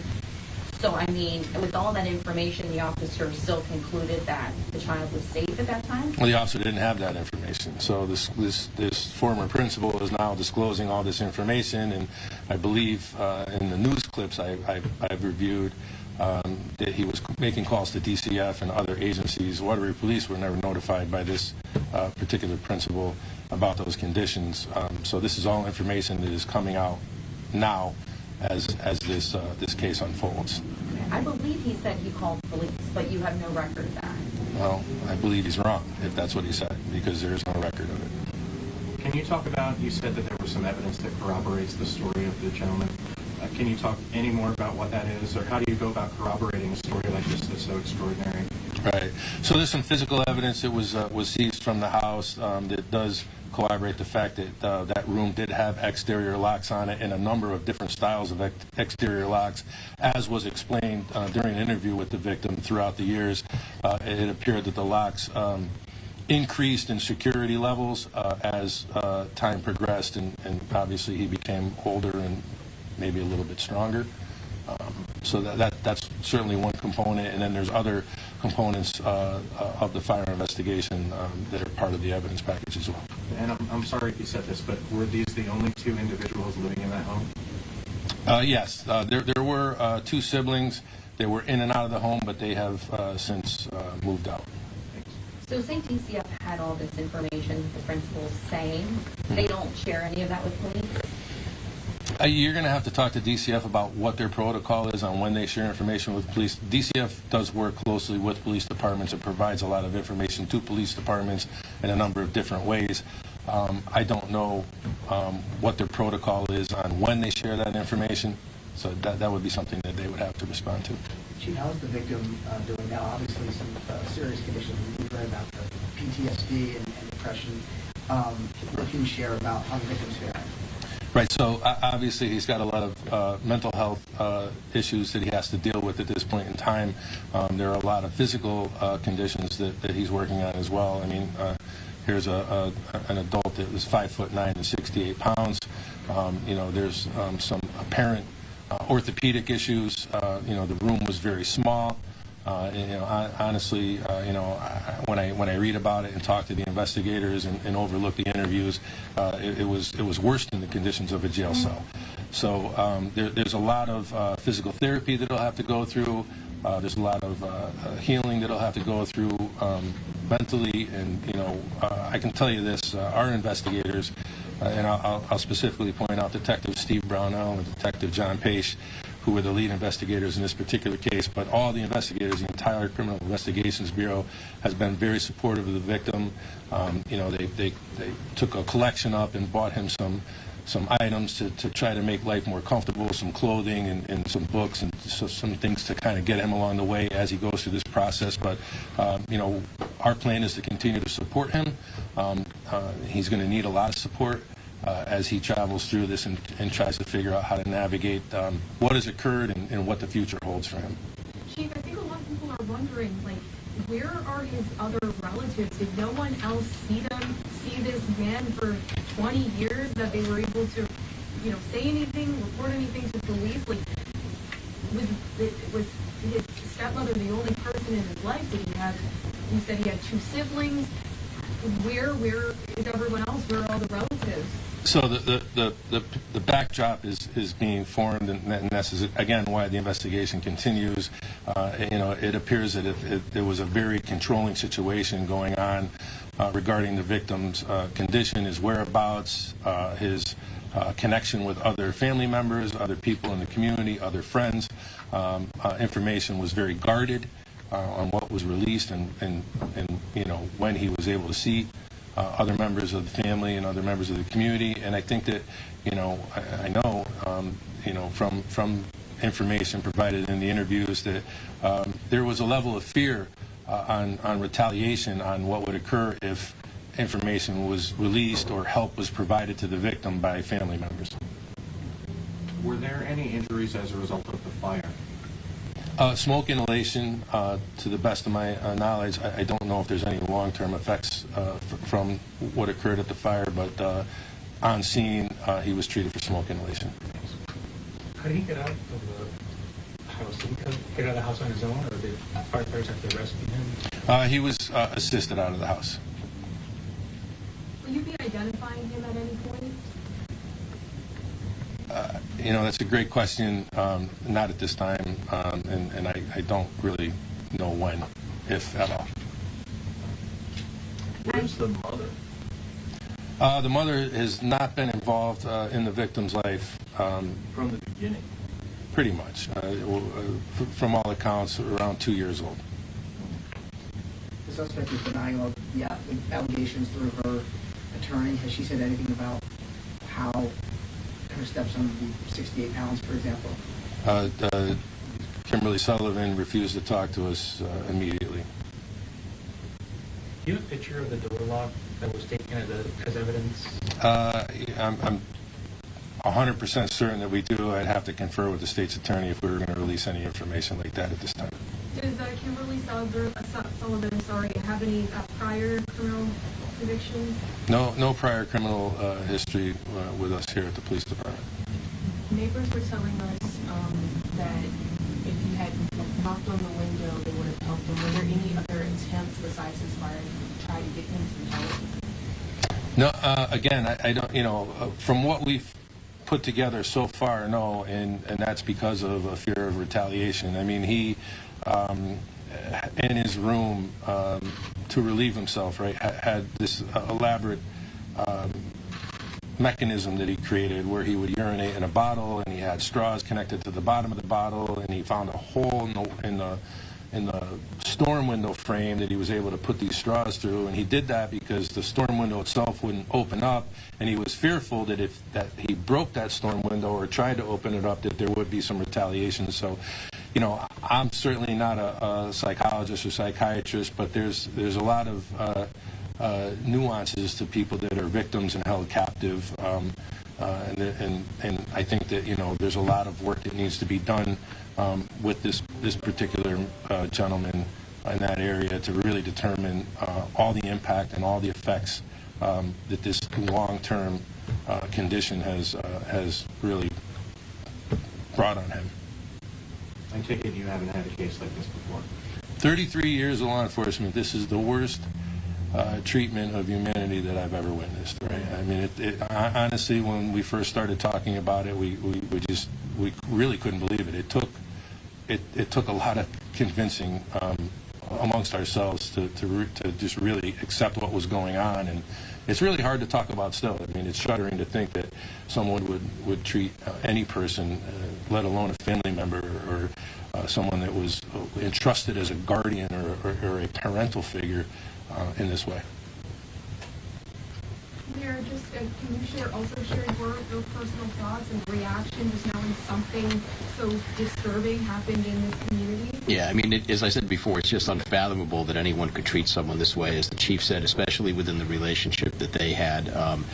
It's devastating, and we're going to make sure that the systems are working into the future to see what might have happened 20 years ago when this may have been reported. But at this point, it appears that this was just really an isolated sense, and that they were locked in there all by themselves. And through fear and intimidation, she was able to keep it secret all that time. So when you're talking about the future and other children, other families out there, I mean, if there's welfare checks, you know, and the kids are told to lie about being fed, I mean, what happens? Like, are they going to stay in these situations like he did, or? Well, there's limits, I would think, to what you can do. We can send people out to check and look at it. I don't know what it looked like when the officer walked into the house in 2005, what the child looked like. You know, that's 2 decades ago. And so, you know, it's hard. We can send people out. We can do the checks. We can make sure that teachers, you know, and administrators are looking out for children, notice some of the telltale signs. I think we've come a long way as well in 20 years over looking for these things and being able to report them. Requirements of what has to go to DCF have changed over that time. So I think we can continue to do it, but can I tell you that it will never happen again? I don't think anyone can tell you that, because there's a lot of things that go into this that, you know, can help keep it secret. Where was she arrested in Southampton? I don't know. I could get you that information. I'm not sure exactly where she was arrested in Southington. You know, and it's important, you know, to piggyback on the mayor's response to your inquiry. You know, if you see something, say something. I know it's a cliche, and we talk about it all the time, but of all the great work that the media and press is doing now on this particular case, and talking to relatives and neighbors and school district people. I know some have said that they've made calls, but some have said they haven't, right? So if things are peculiar, it's important to notify the police department. We will certainly look into that information and take the appropriate action. And it may take more than one time, depending on the circumstances we find when we get there. And we know that, you know, through history and through our work with servicing agencies, that victims of domestic violence especially are oftentimes reluctant to come forward. And, you know, we encourage people that are victims of domestic violence to find the fortitude to come forward, and we're here to help. We really are. In this situation, though, it seems like, according to the police report, that his life became worse because someone reported it. And after that second DCF visit, the mother pulled him from school. Correct. Correct. But you still would encourage people to... I would. I mean, because you're not going to break the cycle any other way. I mean, you know, unfortunately in this case, it seems as if an 11-year-old was taken extreme advantage of, and at that time, you know, it's very tragic that occurred, but it will never stop, right? And this gentleman suffered for 2 decades because of that. It's easy to Monday morning quarterback, but I think it's really important to never lose hope and to continue to report incidents, especially if you're a victim of neglect or a crime. Was he in the room all the time? Because there were some reports that he was in the backyard doing chores. He would be released from the room anywhere from 15 minutes to a couple of hours every day. You know, there were some indication during the interview that although his dad didn't do him too many favors when the stepmother wasn't around, he would stay out of the room a little bit longer. A news conference there underway on a very disturbing story that is out of Waterbury, Connecticut, where police say a man was held captive for 20 years inside a home. His stepmother, Kimberly Sullivan, has now been charged. The time now 9:50 on the East Coast and 6:50 on the West Coast. We do have to step away for a quick break, but so much more news to get to here in just a few.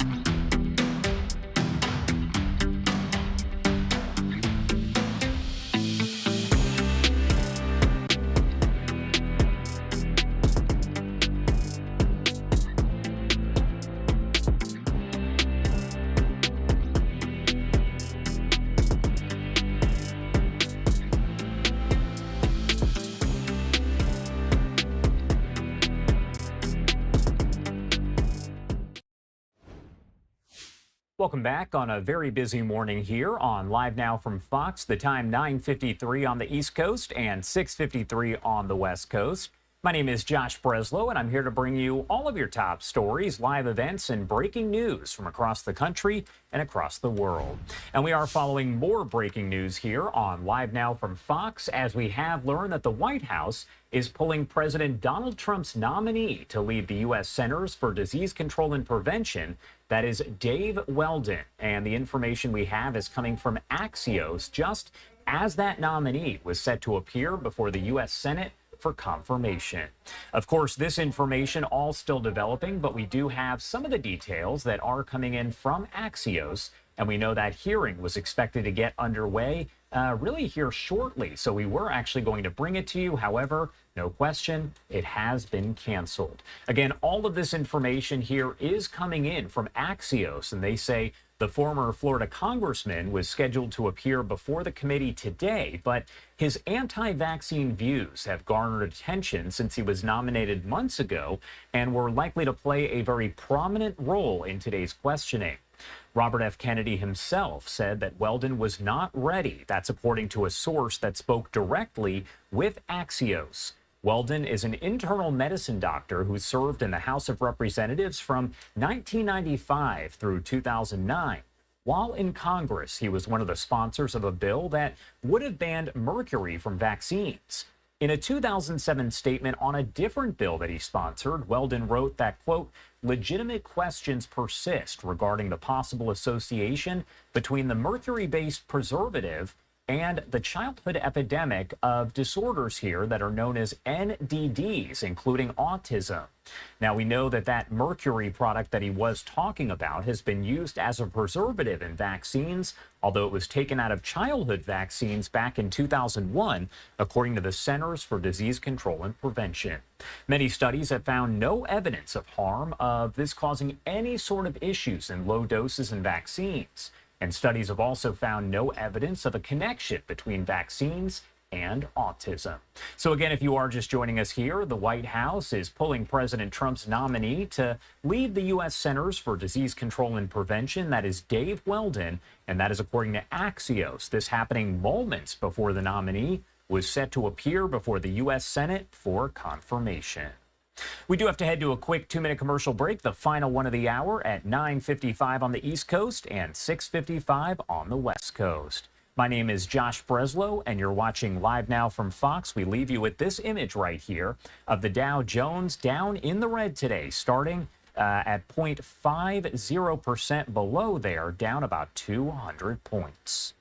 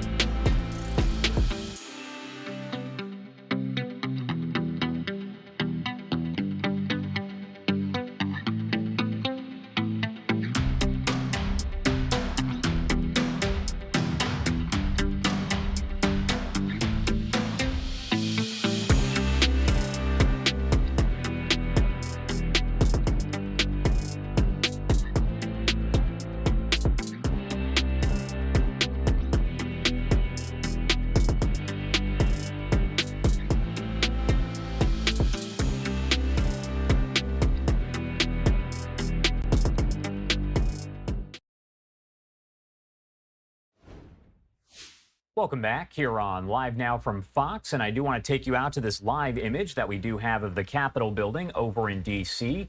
as we remind you that today President Trump is expected to meet with Republican leadership. All of this related to the budget situation and the potential for a partial government shutdown that now looks even more likely after Senate Democrats did say they will not vote to approve the current budget that is on the table and was already approved by the House. Now, the deadline is midnight on Friday to approve the budget, or we then see a partial government shutdown, a story that we will continue to cover here on Live Now from Fox. We also have this live look over at the podium. As we heard a bit earlier from House Democrats, they spoke on a variety of topics, and it appears that they are going to have some other folks there, representatives from the House who are Democrats, speaking in a matter of moments. So we'll bring you those comments here as they get underway.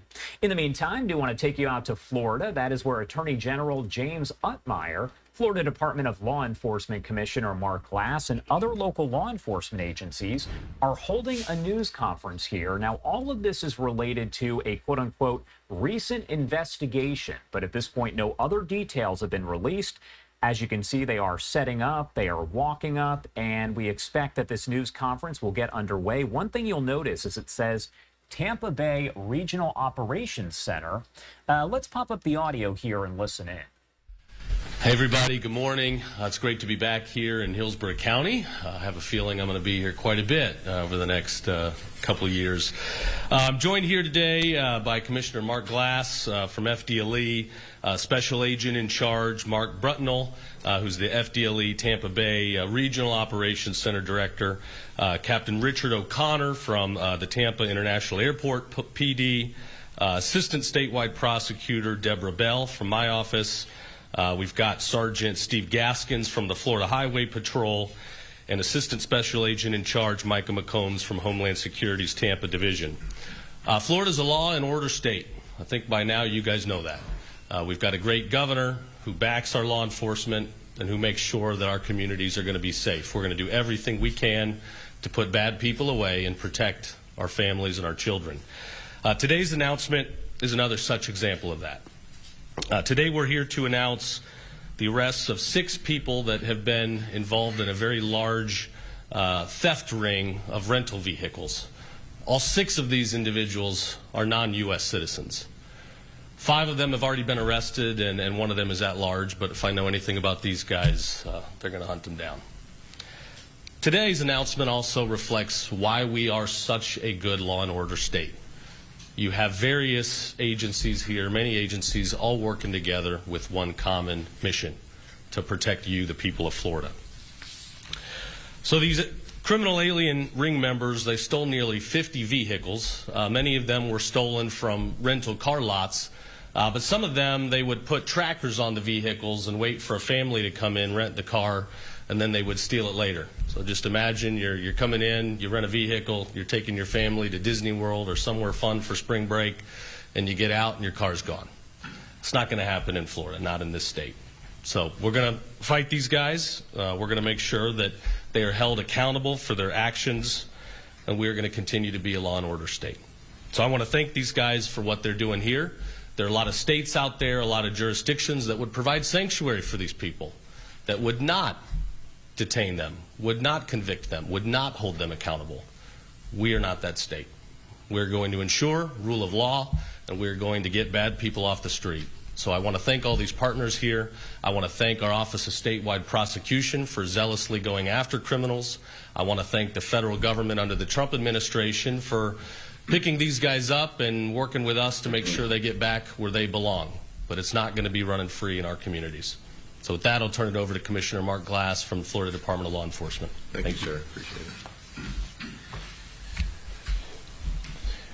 Well, first off, I just want to say today is a textbook example of law enforcement collaboration at its finest. As you heard the Attorney General says, we work together. We check our egos at the door. There's not one agency that can do it all. And that's what keeps you safe in the state of Florida. We are a law and order state, as you've been told numerous times over and over again, and we believe it, and we live it, and that's how we work. So I'm not going to belay my talking now because I want you to understand what the concept of this case was from Sac Rutte. But I do want to tell you that this went back as far as June of 2022. And why I'm telling you that is because it shows the tenacity of every person you see up here, that we will continue to hunt you down and figure your scam out and go after you and get you no matter where you're at. Understand that. So the one we're still looking for, we will find you. I promise you, we will find you. And the men and women that work hard on this, and with the Attorney General's Office of Statewide Prosecution, who are tenacious at prosecuting, we love you. Thank you so much for what you do for our great state. But without further ado, I'm going to introduce Special Agent in Charge, Mark Brutnell. And Mark Brutnell's team here in the Tampa Bay region is one of the finest in FDLE. And you know we do a lot of press conferences here over a myriad of things. But showing how this group worked and getting into a RICO type of state here of racketeering, of what they did, in watching these investigators and troopers and prosecutors go after them, and with the help of our local partners, we couldn't have done it without them. So without further ado, I'm going to turn it over to Mark Brutnell. Thank you, Commissioner. Thank you, Mr. Attorney General. We're going to hold you to that. I promise you my team is very excited about you coming back several times for good cases. So I'm going to kind of get into the nuts and bolts of this investigation, but let me first say it's complete collaboration, as the Commissioner alluded to, between FHP, TIAPD, HSI, Hillsborough County Sheriff's Office, FDLE, especially FHP. Good partners for us in state law enforcement. So this group, it's 6 individuals that we know of right now. We still have further investigations to go. Started in the Fort Myers area back in 2022. They saw a big rash of rental vehicles being stolen from airports in their area down there. They identified 3 of those suspects, which all had Tampa residences up here in Tampa. So Fort Myers kicked the case up to us here in Tampa, and we started our investigation with the help of FHP and the partners that you see here today. Immediately we realized these guys were good. They were very good. So they had 3 methods, if you want to say, of stealing the cars. Option 1 for them, method 1, was just strictly brazen. They'd go to the airport, they'd rent the car, they'd drive it right out the door. They would take big, heavy blankets and put the blankets on top of the tire spikes. Off they'd go with the car. So after a while, they thought that might not be too smooth. They're going to get caught. They changed their tactics. Like any good organization, they change their tactics. They evolve. Like us, we change ours too, and we evolve. Then they would rent cars, and they would clone the key to the car, which is pretty easy to do, unfortunately. So they had a cloned key to the car, and we leveraged technology in law enforcement, and so did the bad guys. So these guys leveraged technology as well. They would place Apple AirTags in these cars, return the car with a cloned key in their pocket, and they'd wait for a week or 2. They'd know where the car was. They'd go see the car at a restaurant or a hotel or someone's driveway or an establishment, and they'd steal the car. Third option for them was, after they were doing that a lot, they thought, why don't we try this Turo thing? So they would pay runners a nominal fee to go rent a car from Turo, rent the car, take it home, again, clone the key. This time they realized Apple AirTags would attach to anybody's Apple phone in the area. So they switched, again, evolving tactics, to Samsung tags. This is where they got really creative. So at this point, they would put the car with a tag, obviously hide the tag in the car, let it go back, and then they would wait for sometimes up to a month. So the car would have several iterations of rentals, so they would not draw attention to them. And then at the appropriate time when they were ready, they would go steal the car. When I say cars, we're upwards of 50 to 80 cars. These are high-end SUVs. The majority were Escalades, Yukons, Suburbans, very, very high-end cars. So once they had these cars in their possessions, they would re-VIN the cars, and they would get clean titles through some associates of theirs. A couple of dealerships here in Tampa were involved. They also had some folks down in the Miami area that helped to do that. And they would sell the cars. Cash-only cars sell. So, again, like any good business, they have options. If you want a car that's been straightly stolen, it is what it is. It's stolen. It's anywhere from $5,000 to $10,000. If you want a car that's been stolen and it's got a good clean VIN per se, that's $15,000 to $20,000. Now their best package that they offered, probably the most security I guess you could say, is a stolen car, a fraudulent VIN, and a clean title. That's going to run you about $25,000 to $40,000. They did this over and over and over in the vast majority of the counties here in Florida, but also multi-state. And again, it's cash only. We have an instance here where someone purchased a Rolls Royce for $35,000.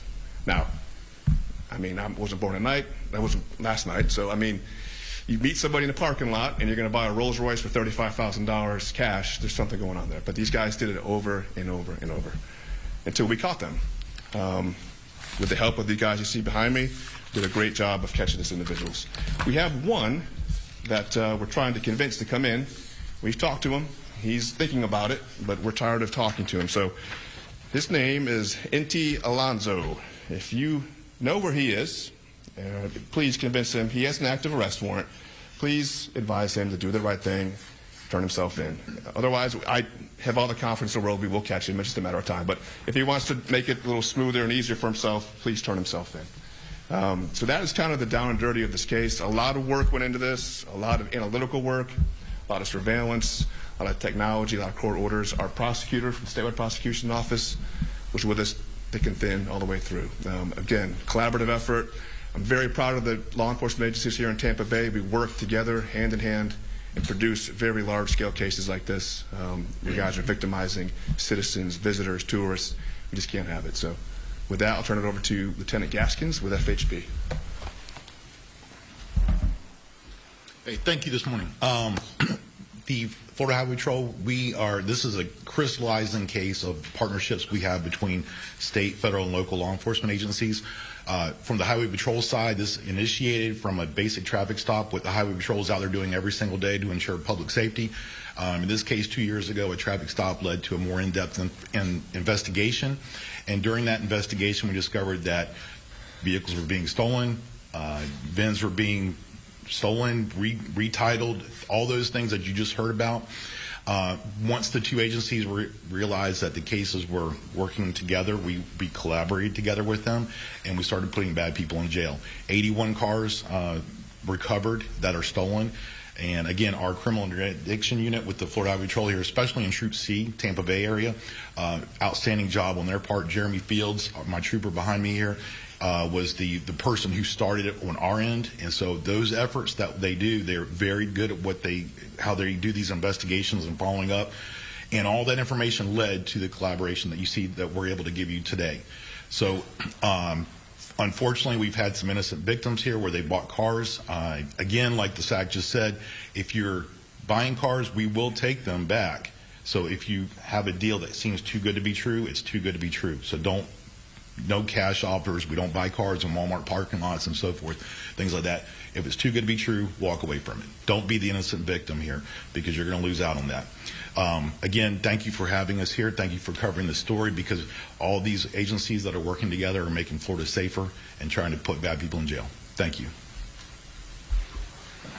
Thanks, guys. I got two more things I want to say. So first, again, you've got 6 criminals here, not one of them a U.S. citizen.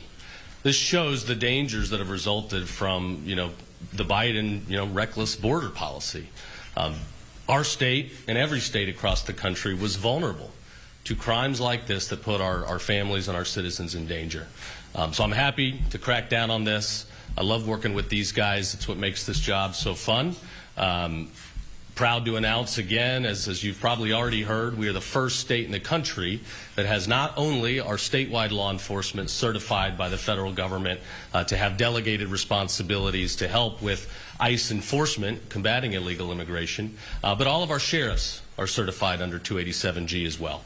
So we're going to continue working together, and we're going to address this problem. I believe we've got the best law enforcement in the country, and that also means we need to pay them better. So I'm glad our governor in his proposed budget called for big pay raises for our statewide law enforcement. We've got a great state legislature. They've made key investments to prepare our state for future generations and leave it better than we found it. And I hope they'll come through for our state law enforcement as well. So with that, I'll take any questions. Commissioner, I'm not sure if you have any time for more details of the case, but I just wanted to ask, A, how much money overall was taken in by this group, and then what happened to the cash itself? Did they launder it? Did they keep it? Did you recover? I'm sorry. Yeah, I'm sorry. That's a good question. That's fine. He's good. I'd say he's the one doing all the work. Well, no, these guys do all the work. Yeah. I just approve timesheets. I would say that There were upwards of $1 million at least. And the cash, that's a good question. I've asked my guys, where's the cash? We can't find it. So I don't know, maybe just living a lifestyle, but yeah, that's a good question. We don't know where the money went. But we'll still obviously have an active investigation going. We're still looking at some things, some bank records, and putting things together. And when you say dealerships were involved, can you characterize whether these are like big dealerships? No, they're not that big, but that's where FHP comes in. They're the ones that helped us locate those. And what were the dealerships doing exactly? They were helping this organization with some fraudulent VINs. So they were like doctoring the paperwork? Yes. And FHP has a great unit that does only that, and without their help, we would not be here today. And these dealerships in Tampa, in the city? Yeah, in Hillsborough County. Yeah. And do these buyers know what they're getting into? I mean, if you're buying a Rolls Royce for $35,000, don't you know maybe something's a little bit suspicious? Are they going to be held accountable for being involved in something that may seem sketchy? Well, I would echo what the lieutenant said from FHP. If it's too good to be true, it's too good to be true. Some of these folks, yes, were innocent victims, but some, I'm sure they had an idea. If you're, to his point, you're meeting somebody in a parking lot of Walmart to buy a brand new GMC Yukon for $20,000 in cash. There's something not right there. So. What's the next step in this process for these 5 men that are currently arrested? What does that process look like here now? Well, so there's 3 in Hillsborough County. I think 2 are in Pasco. The court process begins now. So they have a right to the court process. Once we get the 6th guy in custody, he'll have the same right. 1 is in Texas. I'm sure he'll be extradited back to Florida to be held accountable for his actions. And we're continuing the investigation. I'm still looking at other associates as well.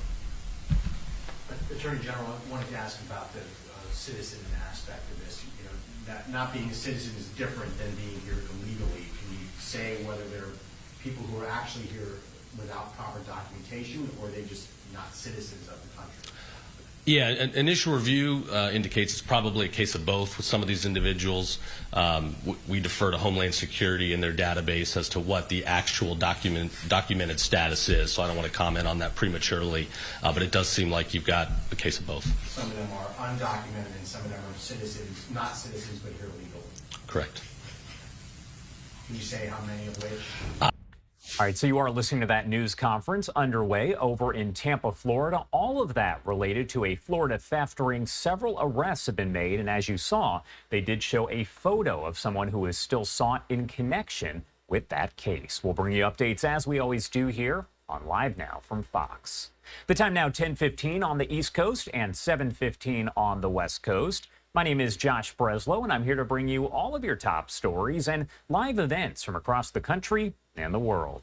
We're going to head to a quick 2-minute commercial break, the first one of the hour, but a lot more live news to get to coming up in just a few.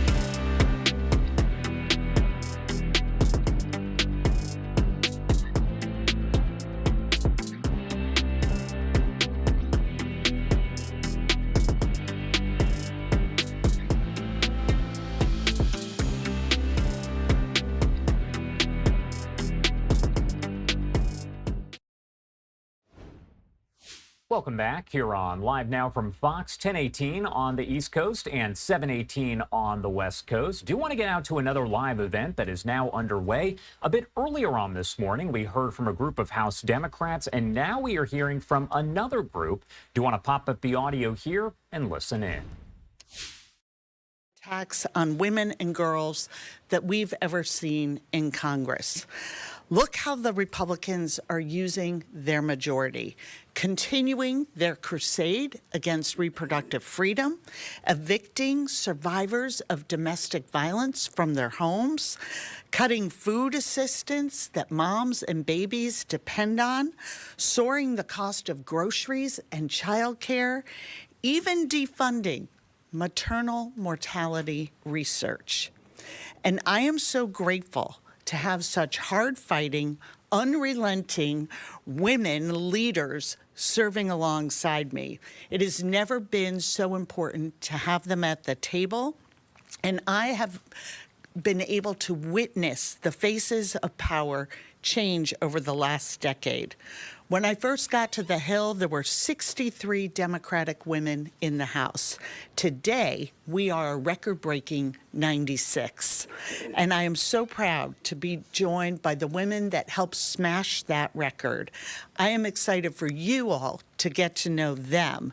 And I've asked each of them to introduce themselves and share a bit about what they're fighting for and who they're standing up for as new members of Congress.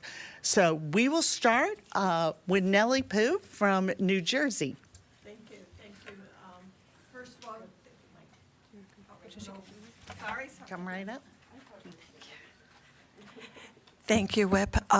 First of all, my name is Nellie Poe. I am the Congresswoman from New Jersey. I represent the 9th Congressional District. And let me just say that I've spent 28 years in a state legislature prior to coming to Congress. And each and every one of those years, my intention, my desire, my hope was to making sure that I work for every member of my constituents throughout. And in Congress is no different. I'm here to fight the Republican agenda to ensure that we represent every one of our seniors, that we fight for the things that are so important to them, that we fight to make sure that we maintain the many services that are needed, the Medicaid changes, the Medicaid cuts, the cuts that they're doing in terms of the potential Social Security that Elon Musk keeps talking about. Those are the things that are important to me.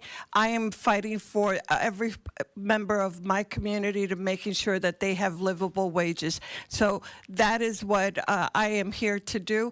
And for everyone, let me just say, we have a fight in front of us, and I'm here to represent that. Thank you very much. Thank you so much. Kelly? Good morning. I'm Kelly Morrison from Minnesota's 3rd District. I want to focus on and fight back against the GOP's harmful agenda on behalf of the nearly 80 million Americans across the country who get their health care coverage through Medicaid.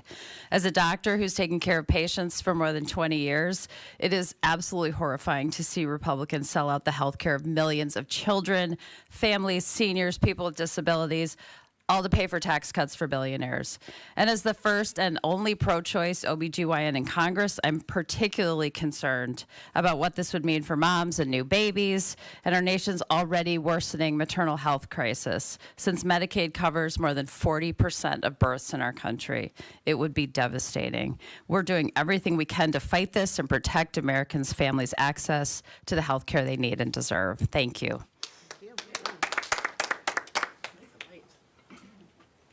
Good morning. I'm Congresswoman Maxine Dexter. I am the proud mother of 2 and a pulmonary and critical care physician, one of 6 Democratic physicians in Congress now.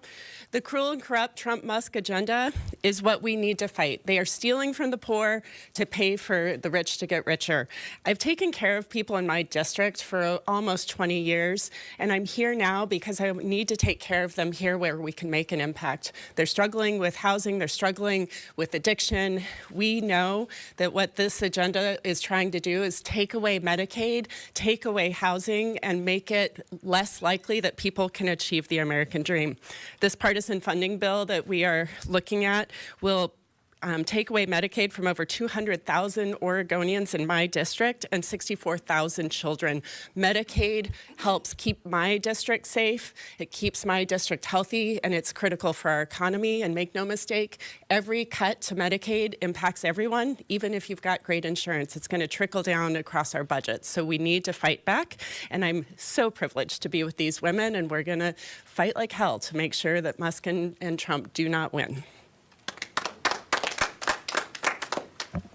Good morning, everyone. My name is Sarah McBride. I am proud to represent the greatest state in the Union, Delaware, in Congress, and to stand, I know those are some fighting words, but I am proud to stand here among so many fierce fighters for freedom and to stand in opposition to the Trump-Johnson billionaire first MAGA agenda. To stand in opposition to the partisan continuing resolution that would leave families in my state behind, that would leave families of veterans in my state behind, that would leave homeowners and renters in my state behind. A partisan vehicle that would lay the foundation for Trump's Project 2025 agenda and their pursuit to cut Medicaid in my state and around the country, the largest Medicaid cut in American history. The partisan agenda that seeks to summarily fire qualified federal workers across the country in my state of Delaware. And alongside these fierce fighters for freedom, I continue to remain committed to durable bipartisan solutions. I also remain committed to moving economic justice and opportunity forward by working with these ladies to pass paid family and medical leave, affordable child care, and universal health care for the women, for the families, for the patients of America. Thank you so much. Good morning. I'm Laura Friedman. I represent the 30th District in California. This is the seat formerly held by U.S. Senator Adam Schiff. I'm a former film producer and a former state legislator. I represent Los Angeles, and I represent a community that's really struggling right now.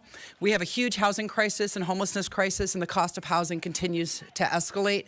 Ordinary costs of goods are rising rapidly across the United States, and it's really hitting our people hard at a time when we've been losing the film industry and losing the traditional jobs that we have in the district. Healthcare is increasingly out of reach for a lot of my people.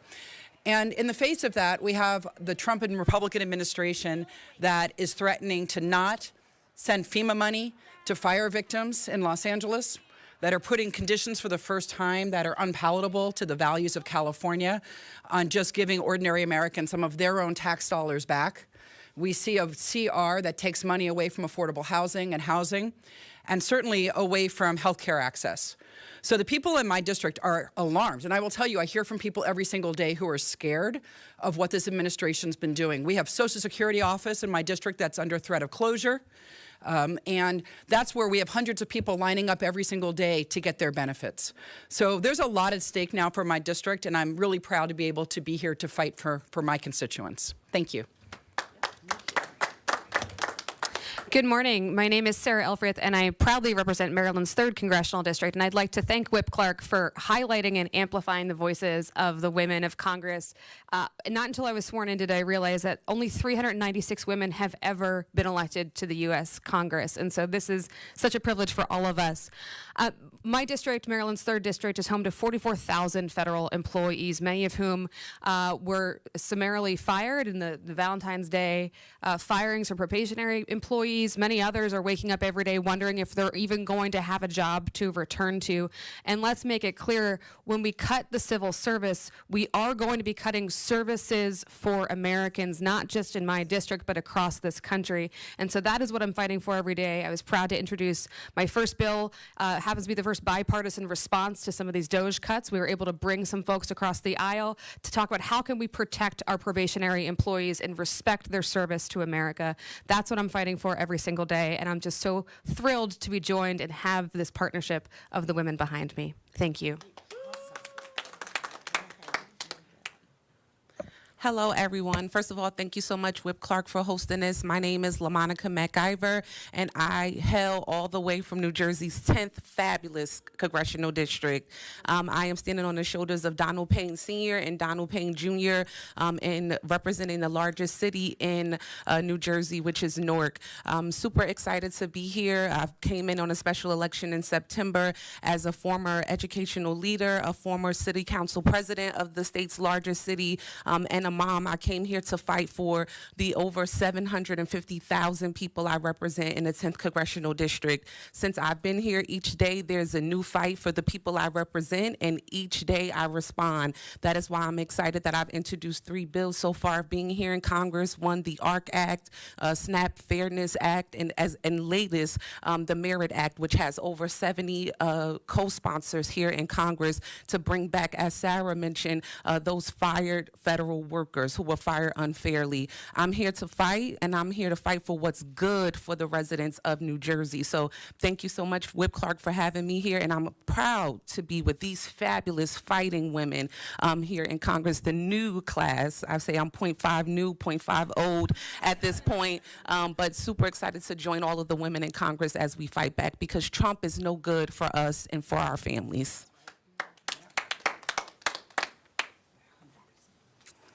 Good morning. It's so great to be with you all. I'm Julie Johnson from Texas 32. I'm the first woman to ever hold this seat. In Texas, we have 38 representatives and only 7 are women. So we need to do a better job of electing women to Congress. We need to break that 400 mark, and we need to be at the table because we have perspectives that are different and that are important to have at the conversation. I'm here because I've been obsessed with health care. Texas leads the nation in people without health care. We lead the nation in maternal mortality and infant mortality. And an example of the crisis that I want to highlight is something that happened to my niece. She had an ectopic pregnancy and lost over 50% of her blood volume and was laying in a chair in a hospital hallway.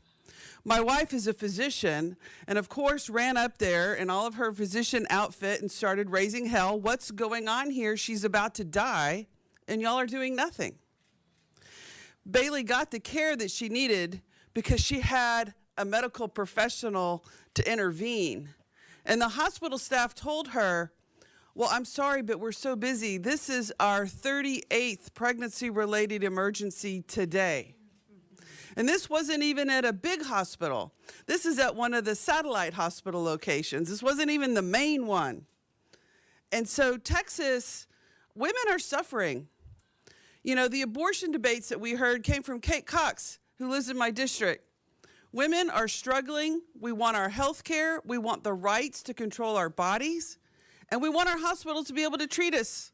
We want our hospitals to have staff, to have funding, that when we go, we don't have to wait or almost die in a chair in the hallway because Republicans are cutting the funding. And so that is why I'm here, because we all deserve to have a healthy life. And I don't care what color your skin, who you worship, where you born, who you love. When your mama's sick, you want them well. When your baby breaks their arm, you want it fixed. We all want health care, and I think that's what we're all here fighting for. Thank you.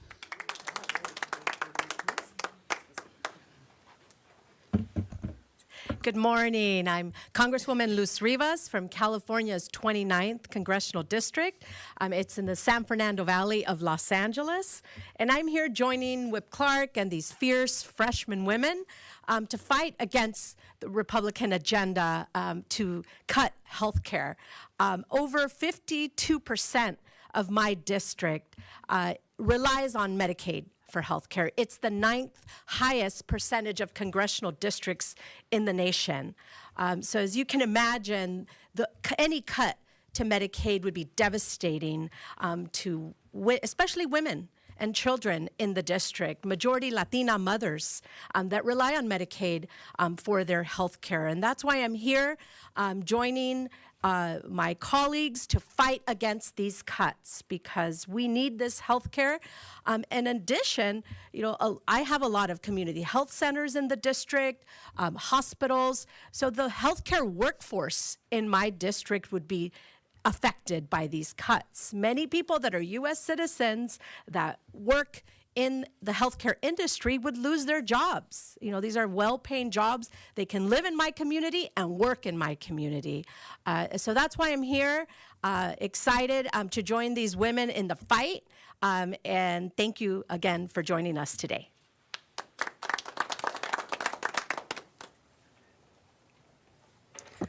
Good morning, everyone. I'm Congresswoman Yasamin Ansari. I represent Phoenix, Glendale, and Guadalupe in the U.S. House of Representatives.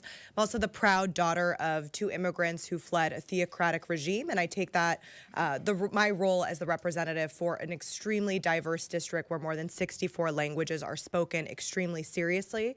I serve as the youngest woman in the 119th Congress and the first Iranian-American Democrat, and I recognize with that not only do I stand on the shoulders of my mom and my grandmother, but the incredible women here in Congress, including Whip Clark, who have paved the way before us for us to be able to be here today. While Republicans, Donald Trump, Elon Musk claim to work on behalf of the American people, they are ripping away healthcare, education, and vital services for the American people. The CR vote also includes funding for ICE and money for ICE to, without accountability, to continue out the administration's cruel and harmful immigration and mass deportation policies. Again, I represent an extremely diverse district. 64 languages are spoken, many mixed status families, people who are extremely scared and living day in and day out in fear, and we cannot let this stand. So thank you so much for being here today, and I am proud to be among these incredible women. Thank you.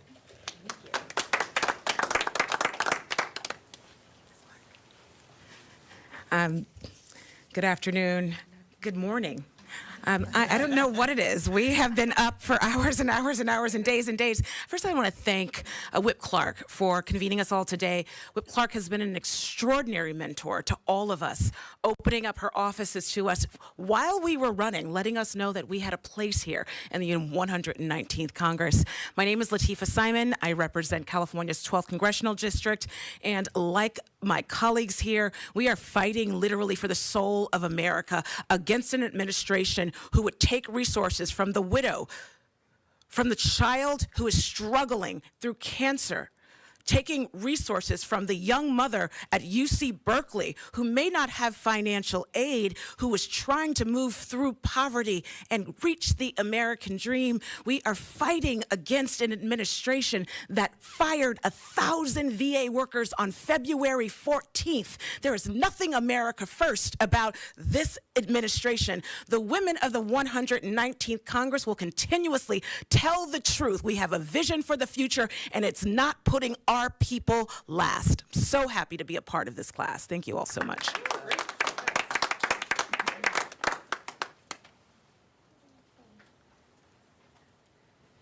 Good morning. I am April McLean Delaney, and I represent the 6th District of Maryland, which is Up County, Montgomery County, and all the way into Western Maryland. And I, too, thank Whip Clark, and I feel so blessed to be a part of this 119th class of women because they are fighters, but they're incredibly talented and committed women who are really standing up and fighting for issues that are impacting women, families, and really how we thrive in our country. In the 6th District of Maryland, I am privileged and honored to represent almost 35,000 public servants, federal workers who work at agencies that are critical to who we are in America. NIST, driving our U.S. innovation and underpinning our national security. Fort Detrick, which trains our firefighters. And in this ever-escalating, very hard time with severe disasters, but also the national parts of the National Institute of Cancer and NIH. And so as I look at these, terrible cuts, it's really impacting the health and well-being of critical research for women's health, for our innovation, for our national security, and for our first responders.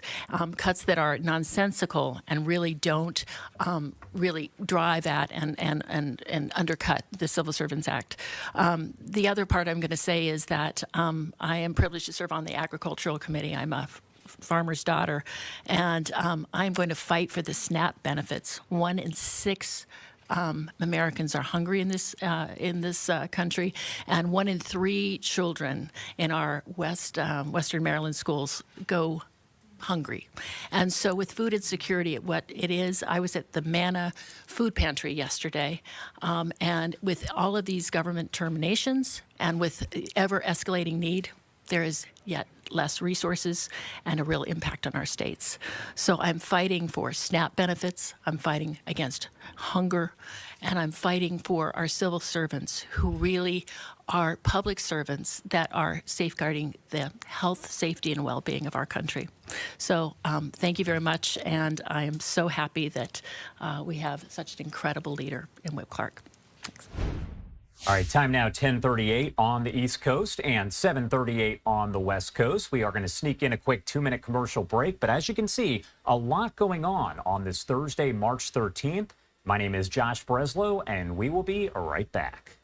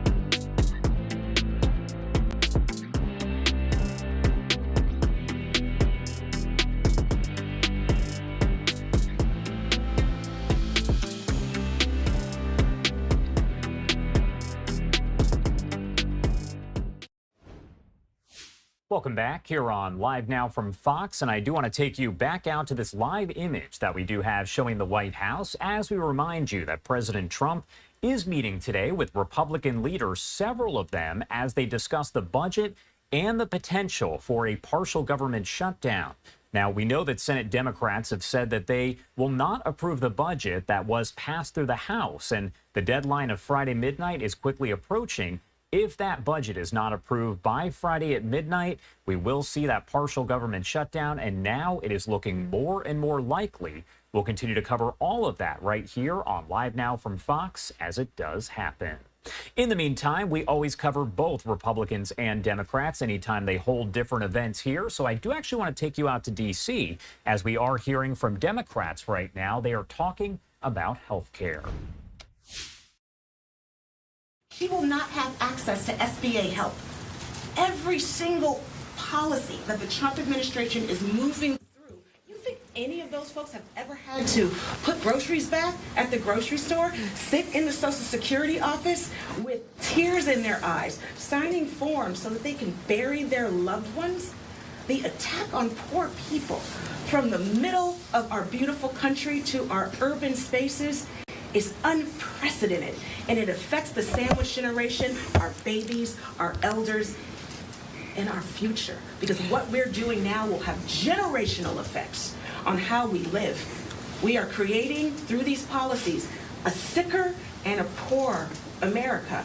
And folks are feeling this viscerally, no matter who they voted for. This isn't a red or blue issue. This is an issue of the very rich making policies for the rest of us. And it is Thank you. Yeah. Yeah. Thank you. Yes. Thank you so much. My name is Melina with NTV. I want to ask on this note about cuts to Medicaid. The projections that Medicaid and Medicare, Social Security will be insolvent in the near future. What are some proposals to making sure that stays solvent? Yeah, we have had so many proposals around how we can protect Social Security for the future, but that has been met with absolute resistance from the House GOP. And they're being very explicit right now about what their plan is. When Elon Musk is on television, when other leaders in their party are going on and saying, it's time to eliminate. We will never get to our $4.5 trillion in tax cuts for the wealthiest Americans, for corporations, if we do not take away benefits. They are saying the quiet part out loud. And we are here to say, if they had put a budget on the floor that protected Social Security, Medicare, and Medicaid, and worked with us on how we protect those benefits for the future, we would have rushed to the floor to sign it. We are seeing just the opposite. You take these programs away from deserving taxpayers who have paid into Social Security their entire working lives, are certainly not going to get rich off those benefits. And then you say, it's not good enough. We're going to take that money, your money, and give it to Elon Musk. We find that completely unacceptable. Yeah. You talked about the impact of cuts in your district. When you find out that some place could close or that you're expecting layoffs, what do you do next? Do you try to, you talk about the town halls and the way that your phone lines have blown up with folks who are looking for help, and I understand you're providing kind of assistance or guidance there. But what do you do when you find out that DOJ is coming into your district? Do you try to reach out to DOJ officials themselves? Have you tried to engage there? Have you gotten anywhere with that? What happens next? I will let someone else answer as well, but I can tell you that part of what we're seeing with DOJ, it's surprise attacks. So I learned about a week ago that every single member of the Boston HUD office had been fired as it was happening. Because they're not doing these cuts based on, let's look how we can make government work better for people. I don't think there's any one of us who's interacted with the federal government or even state government who said, wow, that went just great. And so there are reforms we need to do. There's efficiencies we have to build in. But this is not what DOJ is about. They go in and they take programs down in whole cloth. And so we are finding out about this as it is occurring. We had 3 managers that were left in the Boston HUD office that is critical to addressing the housing crisis that we have. How can you take away the people who are administering, working with the private sector to build more housing? How can you take away Section 8? From people who desperately need it, because when they're back in the housing market, not only do we see a rise in homelessness, we see a further rise in rents and the cost of housing. So part of this is they are operating in such a chaotic and a manner that is really meant to do maximum harm. And so then we go full on. We work with our unions, we work with local officials, we put pressure on the administration and do everything we can. But this is the problem with DOJ. We would all join in looking at government, how we make it work better for people at home. But that's not the point of this. The point is the tax cuts for the wealthiest. Laura? I was just going to say that this is being done completely behind closed doors with no public transparency and no weighing in from any level of government, with not the local government, not Congress, not state government. And what is happening behind closed doors in any community that all of you are in, I can guarantee you there's a lot of effects happening that you don't know about. Because I represent huge hospitals that give treatment to literally hundreds of thousands of people a year in central Los Angeles. Some of them have had zero money coming in through NIH since January, since the DOJ cuts started. But they're afraid to speak out publicly because they know how vindictive this administration is. And they're afraid if they say, we have no money coming in to treat our cancer patients, to treat our diabetes patients, because a lot of that money comes through clinical trials. They're afraid if they speak out that this administration will target their hospital or target a particular clinical trial. I had cancer, and even though I had insurance, a lot of my treatments came through clinical trials. That's just how we deliver care in this country. We do it through this medical research kind of paradigm. That money is frozen because the NIH is basically shut down. So think of what that's going to mean to cancer patients all across the country. But we're not hearing about it because the hospitals, the daycare centers, they're literally afraid to speak up. That's the situation, the climate of fear that our hospitals and our child care providers and our schools and our nonprofits are operating under. And it's really the responsibility of the press. You're going to have to dig deep because they don't want to be public. They are that scared of Elon Musk. April? I'm going to double down on Laura's fear. There is a lot of fear and retribution, and people are scared to show up and to stand up. I was privileged to serve the Biden administration as number 2 at an agency as Deputy Assistant Secretary of Commerce. And I will tell you, you cannot decide in a week or 2 weeks efficiencies and effectiveness and who is essential and non-essential. This is, just whole cloth cuts that are very haphazard. And in fact, at the State of the Union, my guest Matthew worked at the Center for Medicaid and Medicare Services, and his job was to make sure that payments were effectively and efficiently made and to cut waste. And yet he was the first one cut, and he had exemplary reviews. So it was chaos. It was, cutting, but make no mistake, this is really about rapid dismantlement, about chaos, yes, but also, seizure of private information of individuals, payment systems, and being able to feed all of that data into a centralized AI type of entity, and that gives a lot of power. And then the last thing I would say is, in terms of, my district, there is a lot of retribution, even against some of the law firms that are starting, which I think is really scary. As a lawyer, I feel that if even law firms then are afraid to take up some of these, the individual's rights, that is a frightening place to be, because that climate of fear then becomes that we don't even want to stand up for our own rights and put our heads down. So, last question. All right, time now 10:50 on the East Coast and 7:50 on the West Coast. You're listening there as House Democrats are holding one of several news conferences today discussing health care and legislation. Now, as I mentioned, we heard from them earlier on this morning, and we always make sure to play in full these comments from Democrats and Republicans. We are going to head to a quick break right now, but a lot more news to get to here in just a few. We'll be right back.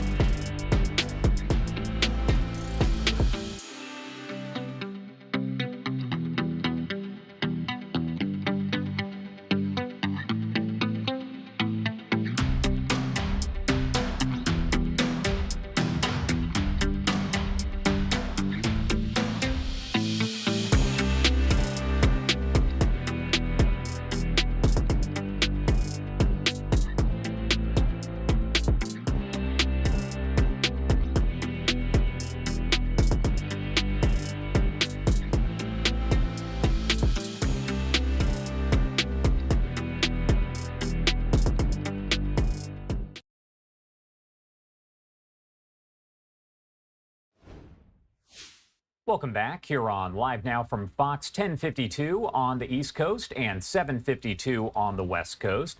Do want to get to a developing story that we are following at this hour, and this does involve Pete Buttigieg. Take a look at some of this video here as former Transportation Secretary Pete Buttigieg set to announce that he will not seek an open U.S. Senate seat in Michigan. Now, it's a move that leaves the door wide open for him to seek a much bigger role as his party's next presidential nominee. Again, this information just coming in here from the Associated Press and other media outlets.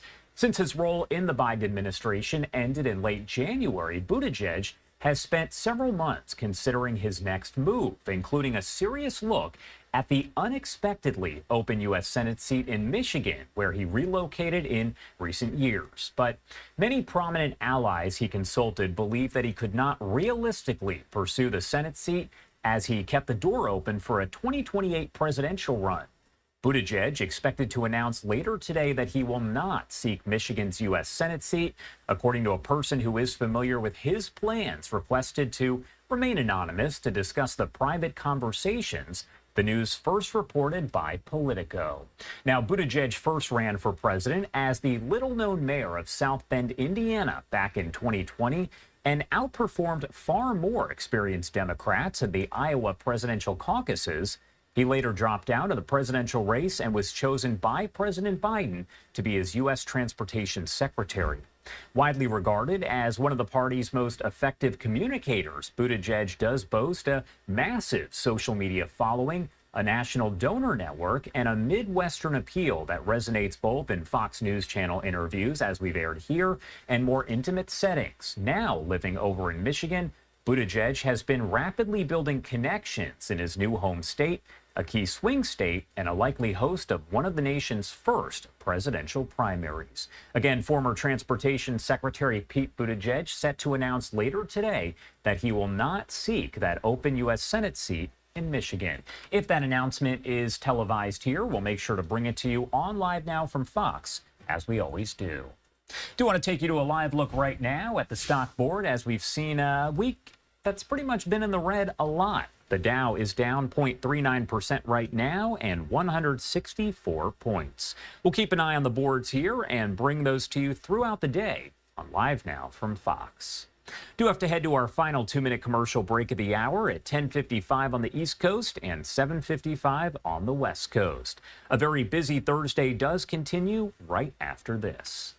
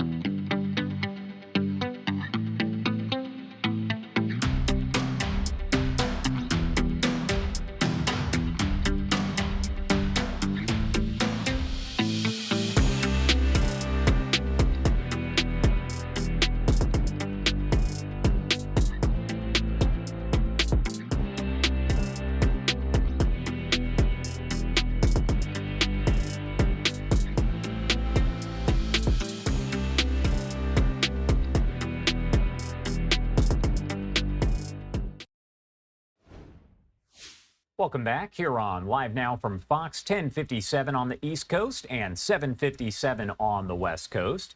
My name is Josh Breslow, and I've been here for the past several hours to bring you all of your top stories and live events from across the country and the world.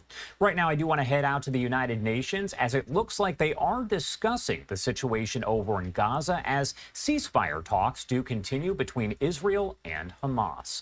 On the other side of this, Christy Matino will be in the hot seat with everything you need to know on this Thursday, March 13th. Thank you, Madam President. I have the honor to deliver this statement on behalf of the A3+, namely Guyana, Sierra Leone, Somalia, and my own country, Algeria. We wish to thank Mrs. Catherine Russell, Executive Director of UNICEF, and Mr. Christopher Lockyer, Secretary General of Médecins Sans Frontières, for their briefings. And we welcome the participation to this meeting of the representatives of Sudan and the United Arab Emirates. As we speak, the situation in Sudan remains deeply alarming and has taken a heavy toll on innocent lives of civilians, particularly women and children. From our seats here, as member of the Council, we treat on a daily basis with the consequences of war, its humanitarian impacts, and spillover effects. But for civilians, regardless of the location, war destroys lives, hopes, career, future, families. War destroys the foundation of communities, the foundation of nations. Madam President, the most recent UNICEF report on the situation of children in Sudan is simply horrifying. The cases documented in this report confirm once again the level of suffering and inconceivable violations that children in Sudan continue to endure on a daily basis. Moreover, Sudan's healthcare infrastructure is targeted in frequent attacks, resulting in the collapse of the whole healthcare system, and thus leaving hundreds of thousands of Sudanese without access to basic health services. A precarious situation that has detrimental impact on the most vulnerable and leads to increased mortality, to increased suffering.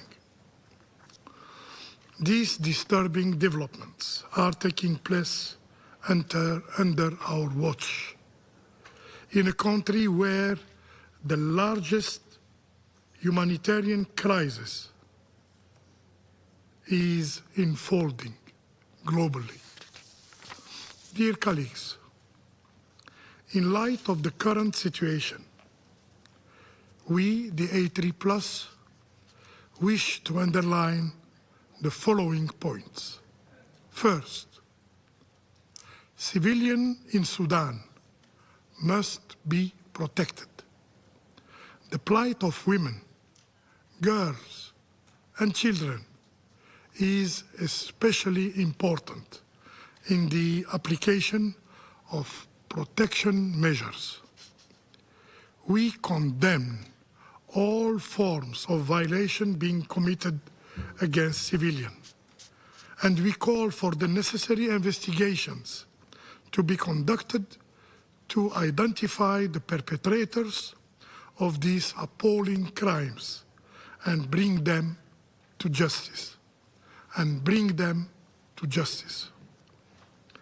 We also demand an immediate end to violence against women and girls and other atrocities being inflicted upon them in Sudan as a weapon of war. We emphasize the need to explore all possible ways to enhance protection for women and girls and to provide them with adequate support, including comprehensive mental health services and safe spaces. In this regard, the recent reports on grave violation on human rights, international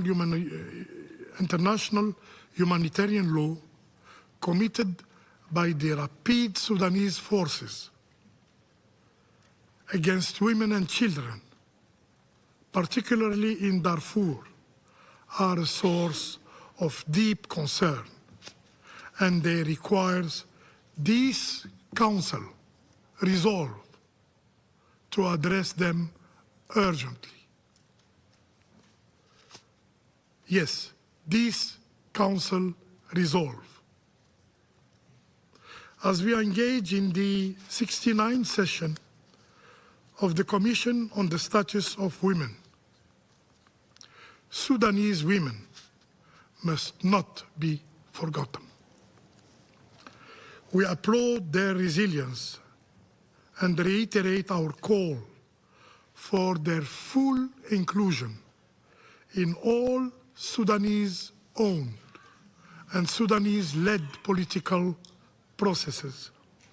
In this context, we welcome the Sudanese National Plan for the Protection of Civilians, which includes combating violence against women and children as one of its main components.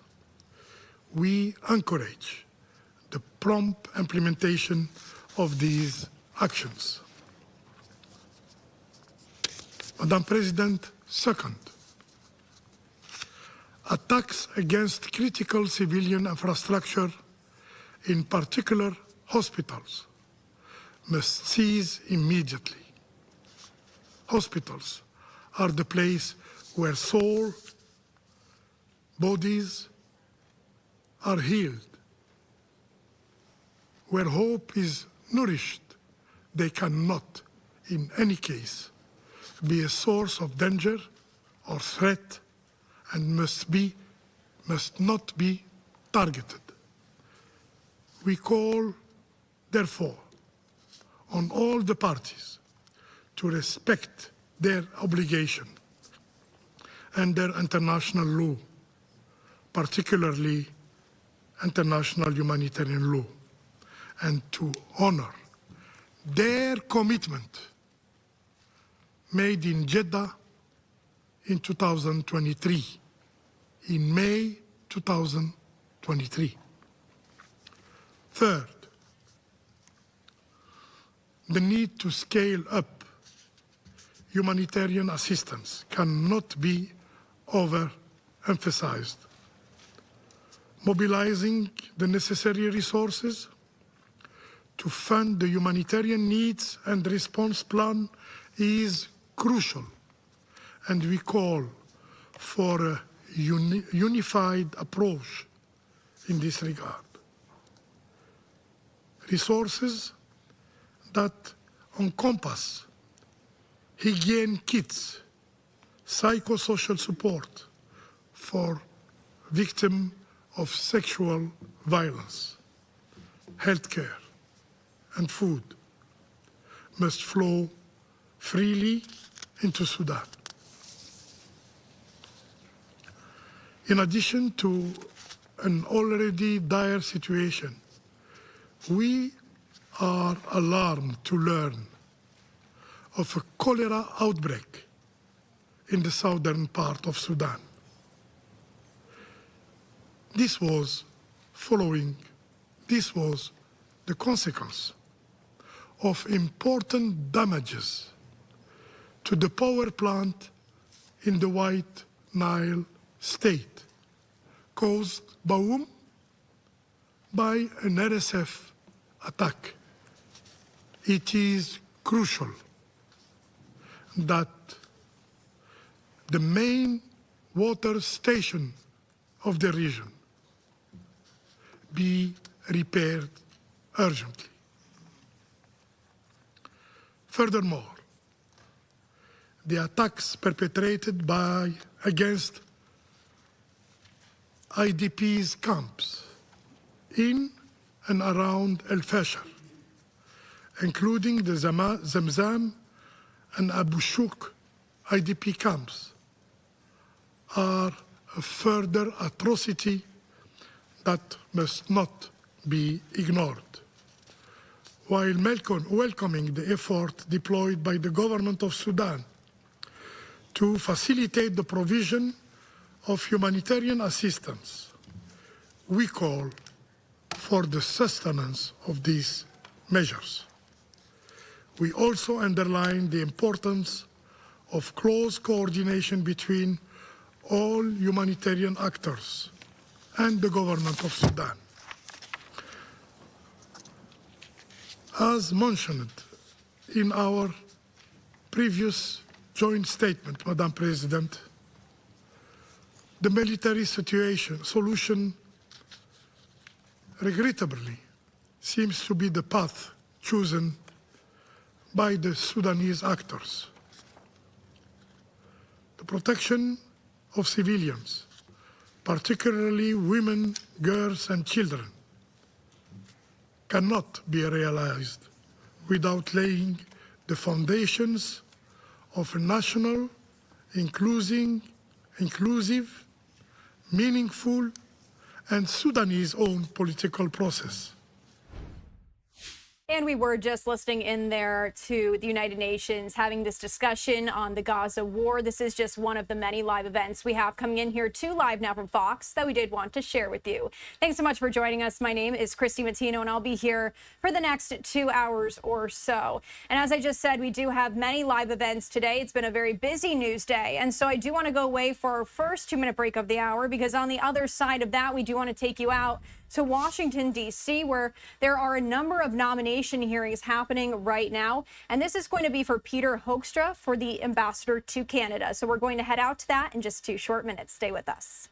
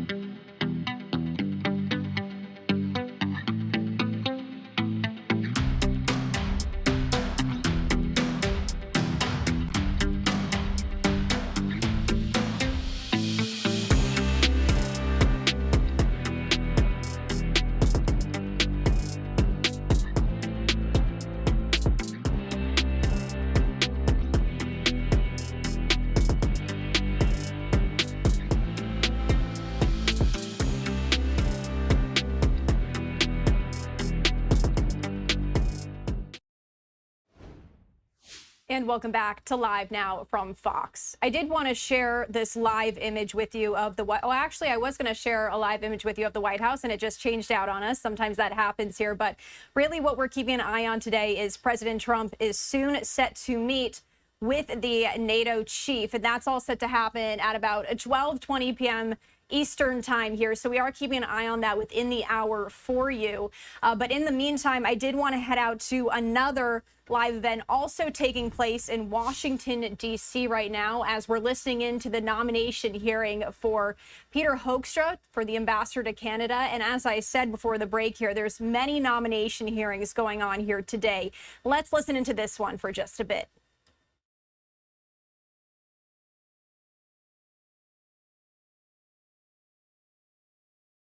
I think we'll see more. The other thing that occurred back in Mexico is we've seen a tightening of security against the cartels that has been done by the Mexican authorities. I'm hearing rumors that some cartel members are reluctant to leave their compound now, and that's very good news. I think, and you touched on this, I think our economies are entwined in such a way that what is good to make America stronger, safer, and more prosperous also holds true for Mexico. And I'm encouraged by some of the comments that I've seen out of the Sheinbaum government recently, comments she's made herself on prioritizing the relationship with the United States over that of China. I think Latin America is beginning to wake up to the fact that China does not have their interest in mind. And that creates opportunities for us. Thank you, Mr. Johns. Appreciate those thoughts. They've got a long ways to go, and we want to help every way we can. Mr. Hoekstra, are you familiar with the negotiations that are going on over the Columbia River Treaty?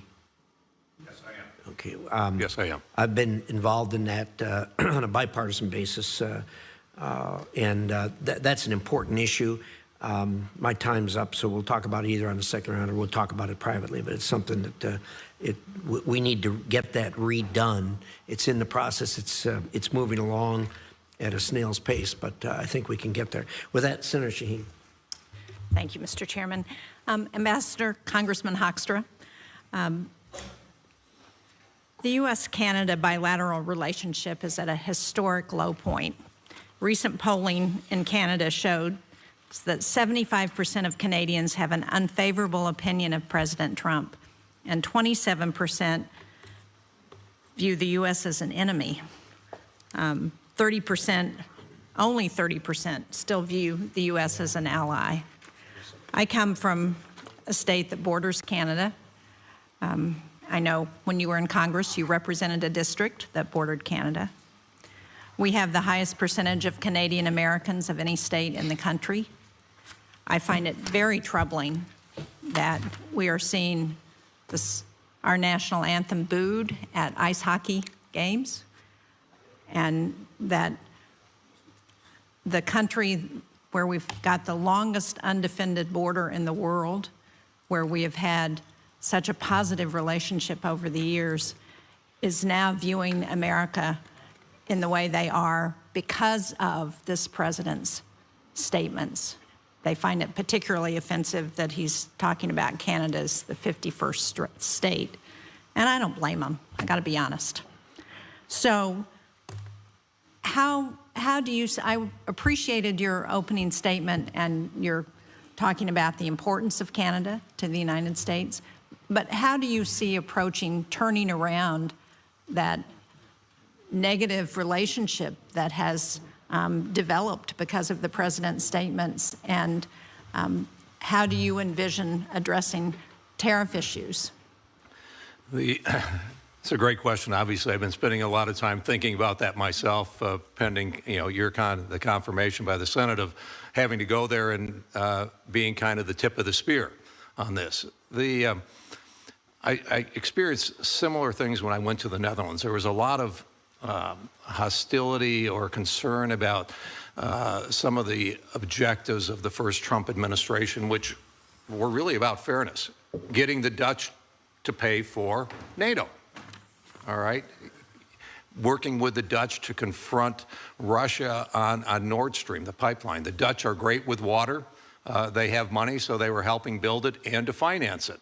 And what we really spent a tremendous amount of time on is focusing on the strength of the relationship between our two countries. Your state, my state, you know, we have thousands of people, thousands of businesses that rely on this relationship, and they just, you know, they see what's going on at 30,000 feet, but you know, they gotta go to work every day, and they need to make this work.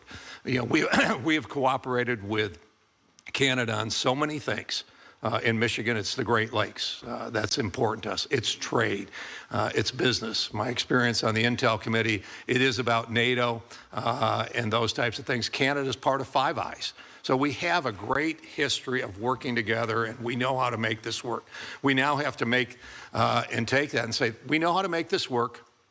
Now let's do it and apply our experience to the priorities that the president has outlined. Freer, fairer trade, so that we can actually grow the business relationship between Canada and the U.S. Excuse me for interrupting, but isn't it true that Canada has one of the lowest tariff regimes of any country in the world, and that with the exception of dairy, which the president has pointed out and which I know we're still working on, that actually the tariffs in Canada are not outlandishly restrictive, and we've gotten along very well. I have small businesses in New Hampshire. One in particular called me over the weekend. They make sugar-free candy. They have a retail store in one community and a factory in another. They do 85% of their business with Canada, and Canada has now canceled all of their orders. So they're not sure they're going to be able to continue to operate. And I hear that story time and time again from small businesses in New Hampshire. So how is this trade war helping our economy here, and what are the metrics that the president has that say that when Canada and the United States reach this agreement that we're going to stop the trade war? Because everybody's operating, or we thought we were operating, under an agreement that the president actually negotiated when he was in his first term and credited as being the best trade agreement ever negotiated in the United States. Yeah, thanks for the follow-up. I think the president has outlined a series of priorities relating to Canada. Trade and freer, fairer trade with Canada is one. Also, a request to work with the United States on the issue of fentanyl, something that I know is a very important issue in New Hampshire. Across the country, we lose 55,000 people per year. We do, absolutely, and we have less than 1% of the fentanyl that comes into this country comes from Canada. They actually, last year, interdicted more drugs from the United States than we interdicted from Canada. Yeah. And, you know, I agree, we need to get rid of all fentanyl, and that's important. But let's be honest about what's happening here. I'm sorry I'm over time, and so I'll call on Senator Scott. Right. Ambassador Johnson, given the current U.S.-Mexico relations, why do you want to serve in Mexico, and how do you intend to manage that relationship while representing America's best interest? Thank you for the question, Senator. I think it's a time for opportunity. I think the relationship between Mexico and the United States is poised and ready to launch forward in a way that will guarantee more security for Mexican citizens and U.S. citizens, and also help improve the economies in both countries. I'm particularly interested in working on increasing the current trade relationship that we have, which is the #1 trade relationship that we have with anyone right now. And I think looking at some of the opportunities inside Mexico, I was looking, for example, at the microprocessor design and assembly and testing and packaging. Right now, most of those are designed in the United States. They're tested and packaged and assembled in mostly in Asia, in China and Taiwan, but also in other Asian countries. And I think there's an opportunity before us to look at moving that assembly, testing, and packaging two places in Mexico that still provide labor that's perhaps less expensive than labor would be here in the United States because it's very labor intensive. But I think Mexico recognizes the fact that that's an opportunity for them to economically move forward. And I'm encouraged that President Sheinbaum has also said she places a higher priority on the economic relationship with the United States than she does with China, which is purely logical. But I think there's numerous estimates that both economies and the United States and Mexico could grow significantly by increasing the economic and trade relationship, and that would be one of the focuses in addition to stopping the drugs and illegal immigration flows. So, sir, I'm excited about being there. I think it is a time to make a difference in the world, and that's what I've always tried to do throughout my career, is just be a positive force. Thank you. So Florida farmers have seen that Mexico completely disregard parts of the USMCA. So they've dumped, especially our specialty crop, tomatoes, blueberries, strawberries, they've just dumped on our markets.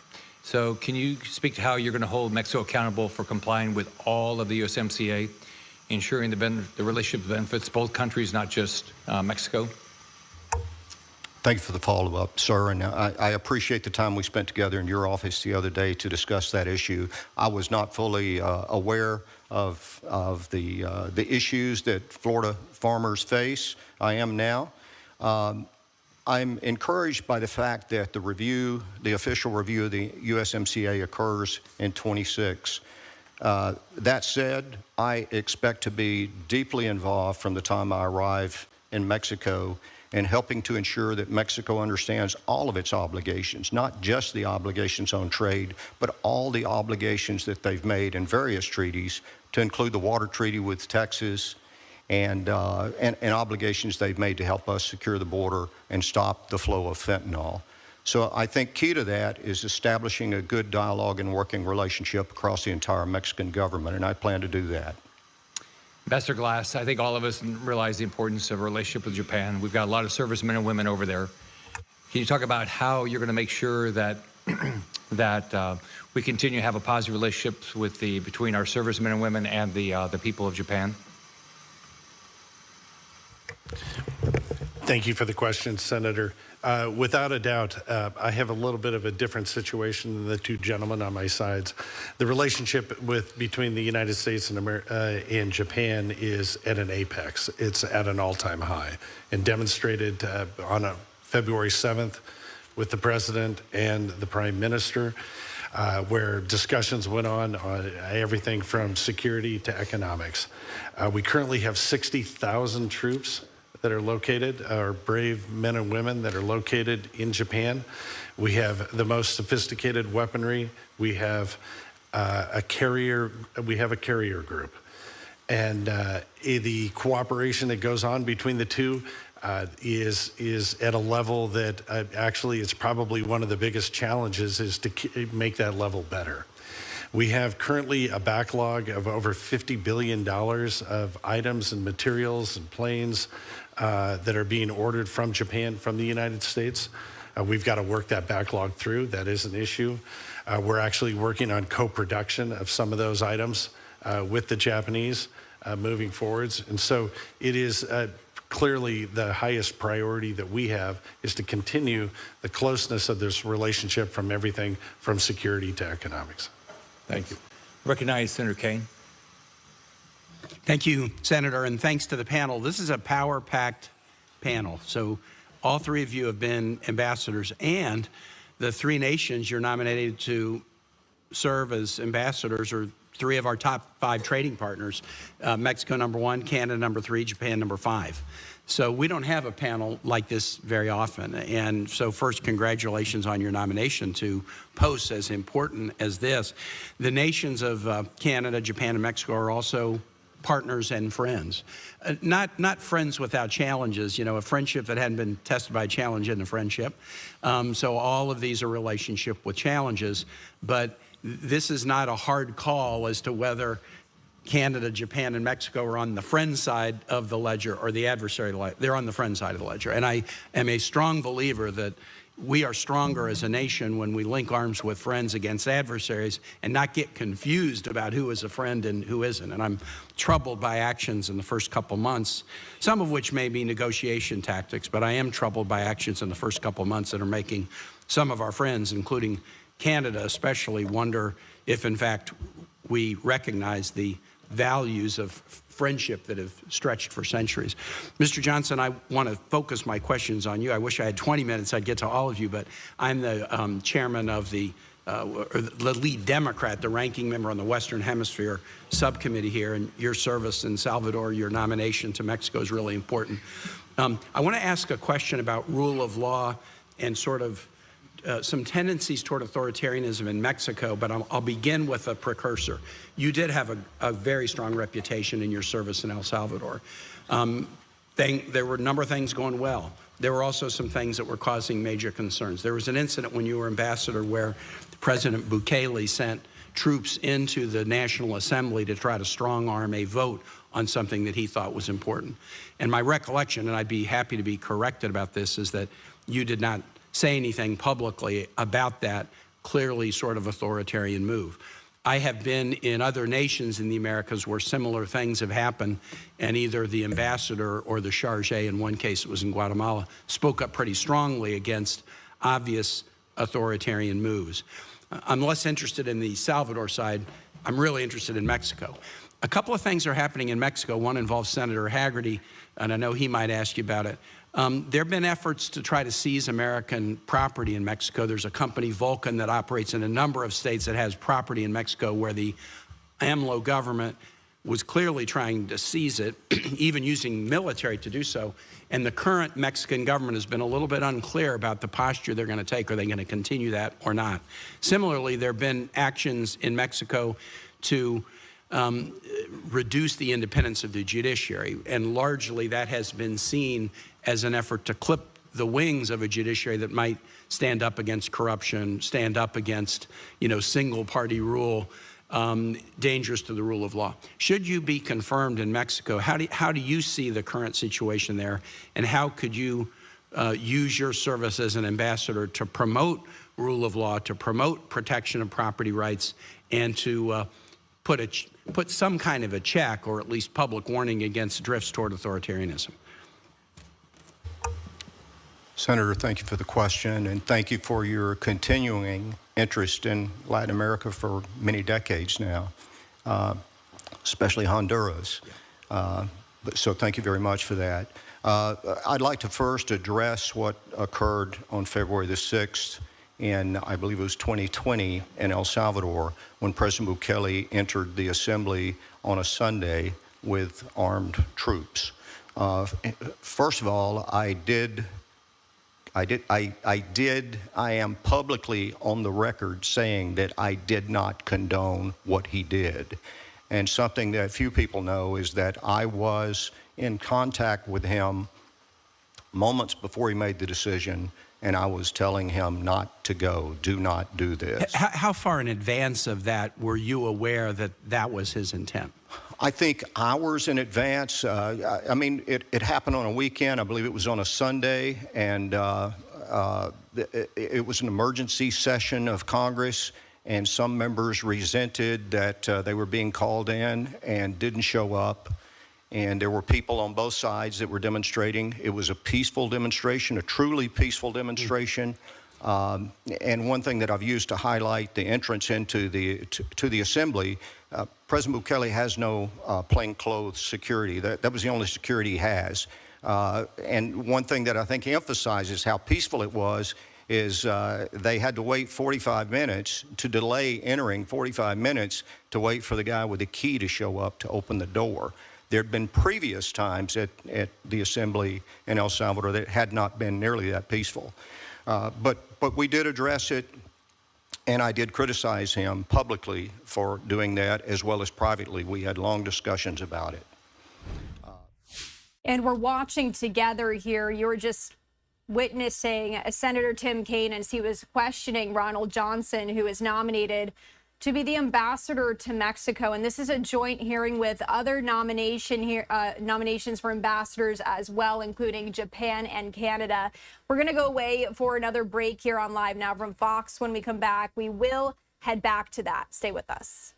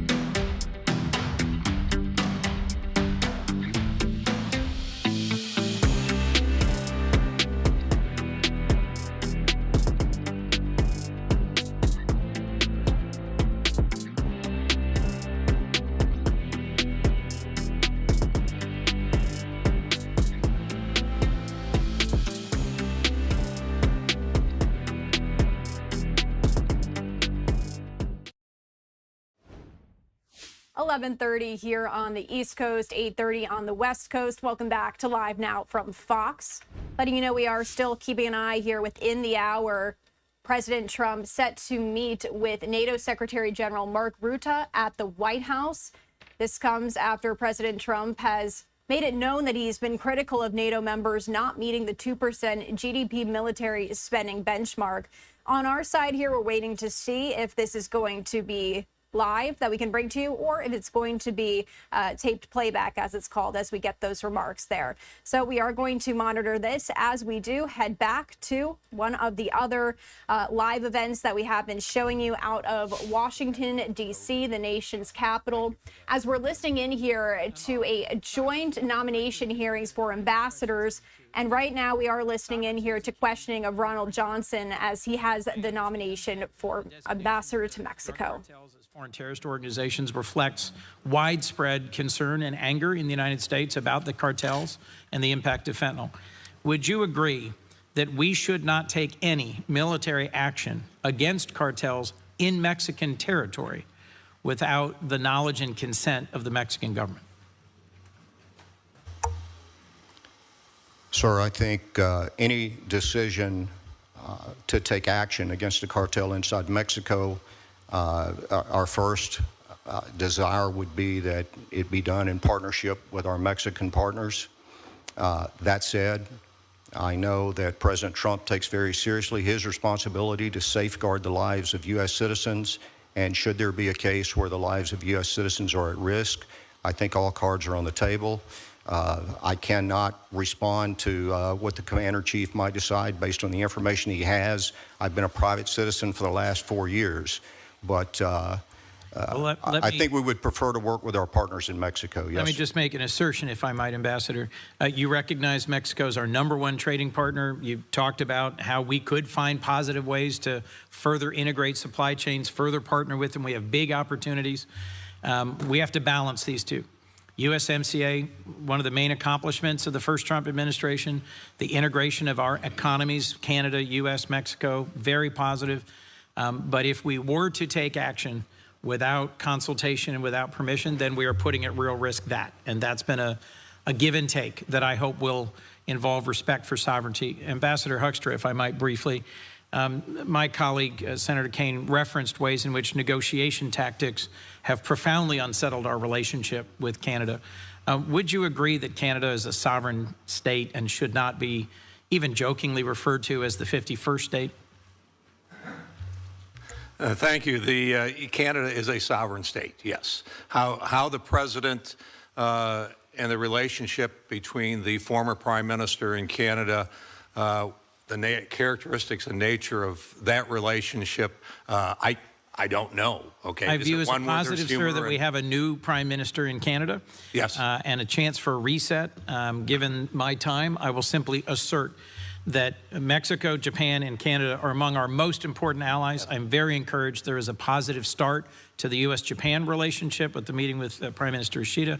But I am hopeful that casual threats about throwing Canada out of Five Eyes, not respecting our border treaty, and there potentially being annexed as a 51st state will stop, and that a positive, respectful conversation about our close integration will continue.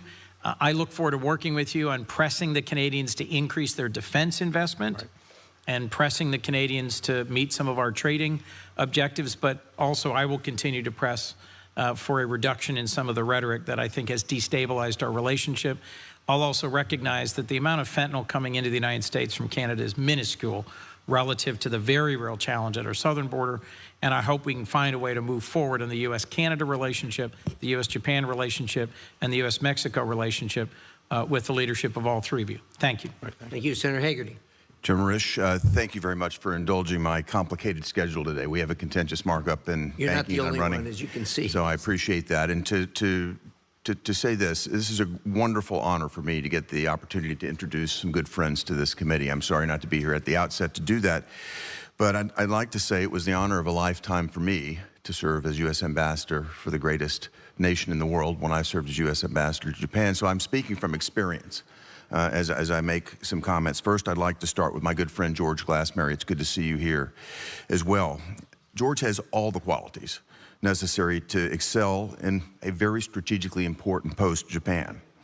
George is a lifelong businessman with more than 30 years of experience closing deals and creating value. We need someone like Ambassador Glass at Mission Japan. George is an accomplished businessman who is well positioned to capitalize on what I see as is an enormous opportunity to further strengthen U.S.-Japanese economic and strategic ties.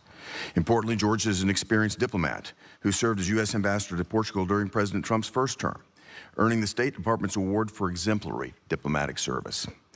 During his time in Lisbon, George strengthened economic ties between the United States and Portugal, supported the U.S. military, and countered Chinese malign influence abroad. In other words, George, in his first ambassadorial role, demonstrated that he is precisely the type of diplomatic leader that America needs to further President Trump's foreign policy agenda in Japan and in the broader Indo-Pacific region. Finally, George is a man of deep faith, with the drive and the conviction to tackle the toughest challenges. And if confirmed, George will make an outstanding U.S. Ambassador to Japan. Let me now turn to President Trump's nominee for U.S. Ambassador to Canada. That's my good friend Pete Hoekstra. Among Pete's many accomplishments and qualifications are his 18 years in the U.S. House of Representatives, where he represented his district in Michigan, and he served as a pivotal leader on the Hill. As chairman of the House Intelligence Committee, for example, Pete was a key in driving bipartisan laws to overhaul and improve the effectiveness of our intelligence community after 9/11. Pete is also an experienced diplomat who served with distinction as U.S. Ambassador to the Netherlands during President Trump's first term. He knows how to foster cooperation and advance shared goals with our partners while protecting U.S. interests, which are skills absolutely essential for success in Canada. With his distinguished foreign policy background and his passion for public service, Pete is the right man to represent the United States of America and Canada during this critical and important moment. And while I'm up here, I'd just like to say a quick word about Ambassador Ronald Johnson. While I don't know Ambassador Johnson as well as I know the others here today, I've had the benefit of getting to know him. And I have been most impressed by his deep background in the military, in the U.S. intelligence community, and his accomplishments as U.S. Ambassador to El Salvador. As a former U.S. Ambassador myself, I believe that Ambassador Johnson is just the sort of diplomat that we need in Mexico City to strengthen our bilateral relations at a very critical time. Again, Mr. Chairman, I want to thank you for the opportunity to introduce George, Pete, and to speak to Ronald's qualifications. I look forward to the rest of our discussion this morning, and I look forward to seeing them all passed out of committee today. Thank you. Thank you, Senator Hagerty. Senator, where are we here? I guess, Dave, you're up. Senator McCormick, please.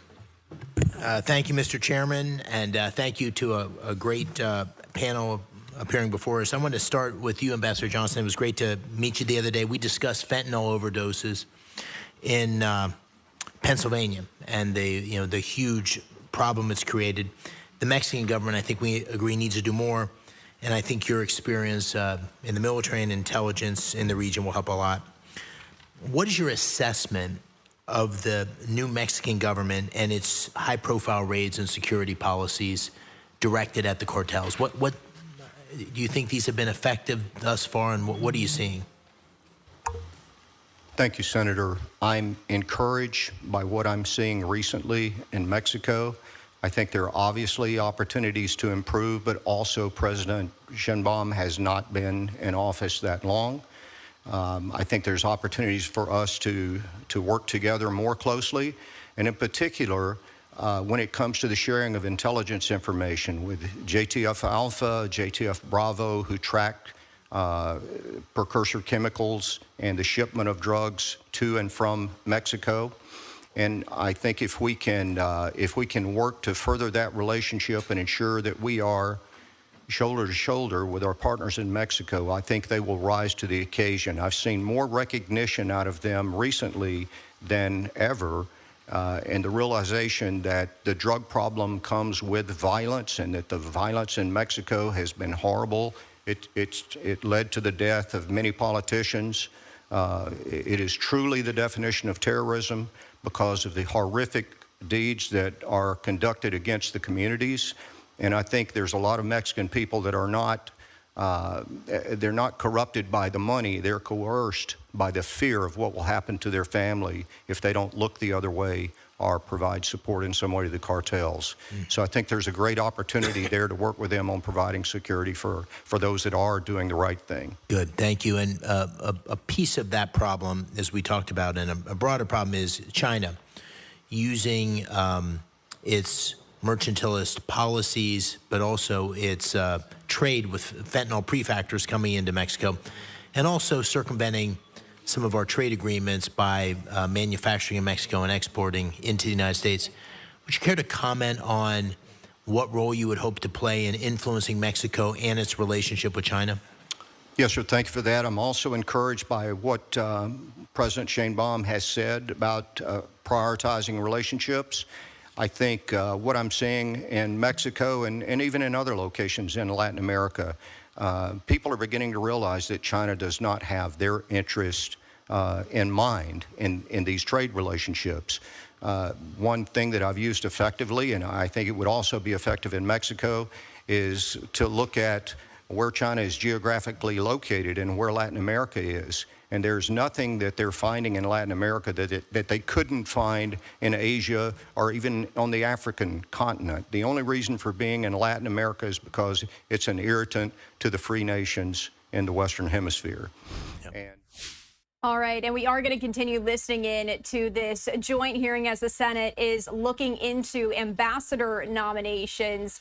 And we are going to go away for a 2-minute break right now, but when we come back, we'll head right back there. Don't go anywhere.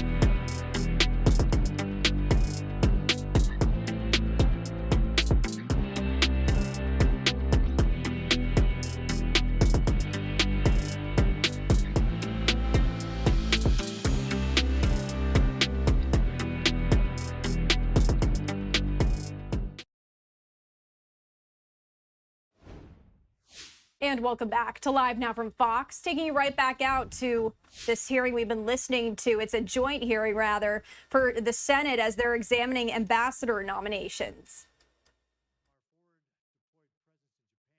Is fundamental to deter aggression in the region. This is especially pertinent given Beijing's dramatic military buildup and increasingly provocative actions. Gray zone activity tactics, saber rattling, all to force our allies and partners to bend to their will. Additionally, the alliance forms the foundation of vital multilateral cooperation from the Quad to trilaterals to South Korea, Australia, the Philippines. I was pleased to see President Trump and Prime Minister Shiba commit to pursue a new golden age of U.S.-Japan relations when they met in February. Not only did the President reaffirm our unwavering commitment to defense of Japan, but importantly, Japan committed to fundamentally reinforce its own capabilities, as Mr. Glass just mentioned. Mr. Glass, in order to strengthen mutual deterrence and response capabilities, it's critical that we work to turn the U.S.-Japan alliance into a truly interoperable military alliance. However, this will require Japan to go beyond the previous defense spending commitments, which you already mentioned they are. If confirmed, could you build upon some of the things you just talked about on how we can enhance that defense and security cooperation and what you, as our ambassador, can do to facilitate that? Thank you very much for the question, Senator. If confirmed, clearly in the last question, this becomes a tremendous priority. Japan lives in a very tough neighborhood. And as you mentioned, whether it's China, Russia, North Korea, it's all in their backyard. And so working together with them is of critical importance. And I think if we look from a business standpoint on the economic side, our job is to support them in every way that we can to grow both of our economies together. But on the technical side, we clearly need to work on our cybersecurity with Japan. We are the best in the world at that. We can certainly help in that methodology. We can also help in the world of co-production. One of the issues that I've seen, and as you know, as we come in from the outside, we don't have the ability to be able to dig very deep into these issues. But Japan currently has an over $50 billion backlog for military equipment from the United States. And in that procurement process, none of this is moving along very quickly. And so between F-35s, transport planes, all of this to thwart the pressure that China is placing on Japan, and we're also placing the pressure that we need Japan to be the tip of the spear in how we push back. And so we need to figure out a way to get that procurement quickly, work on the supply chains. One of the things that I have been doing a little bit of reading on is the co-productions of some of these materials. Co-production of AMRAAM missiles, that kind of item. It's always difficult to change ways, especially if you're a government, but that just seems to be a much more efficient way to do business and to be able to give them the ability to help us push back against China. Yeah, and that would help with the interoperability, absolutely. So thank you for that. And you mentioned, security is the foundation of the U.S.-Japan alliance. Economics is its lifeblood. You mentioned economy there, getting both of our economies to be prosperous. It certainly is the case for my home state of Nebraska. Thanks in part to President Trump's trade deals with Japan during his first term, Japan is one of our largest export markets and certainly the largest for pork and eggs, our second largest for beef, our third largest for corn and overall ag exports. Japan is also a promising market for grain-based fuels. I was encouraged by Japan's recent announcement it intends to blend 10% ethanol in gasoline by 2030 and 20% by 2040. And of course, Japan is positioned to become one of the largest export markets for sustainable aviation fuel that rely on grain-based ethanol feedstock. So it's great opportunities there to be able to build the economics there.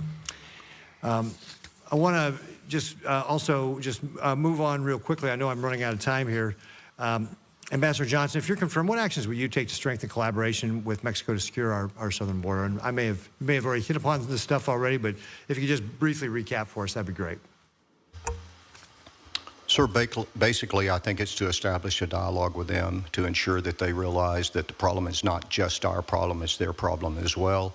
We talked about providing a way that they can secure the politicians and the government officials that want to do the right thing in Mexico, but now they are coerced and their families are threatened by these terrorist cartels. And I think if we can do those two things and we can increase information sharing and protect officials that want to do the right thing, it'll make a big difference. Great. Thank you. And we have been listening in together as the Senate is looking into these ambassador nominations. We do want to go away for our final 2-minute break of the hour, but when we come back, we do have some breaking news to take you out to as the Gateway Church founder Robert Morris has been indicted on child sex charges. What we know in just 2 minutes.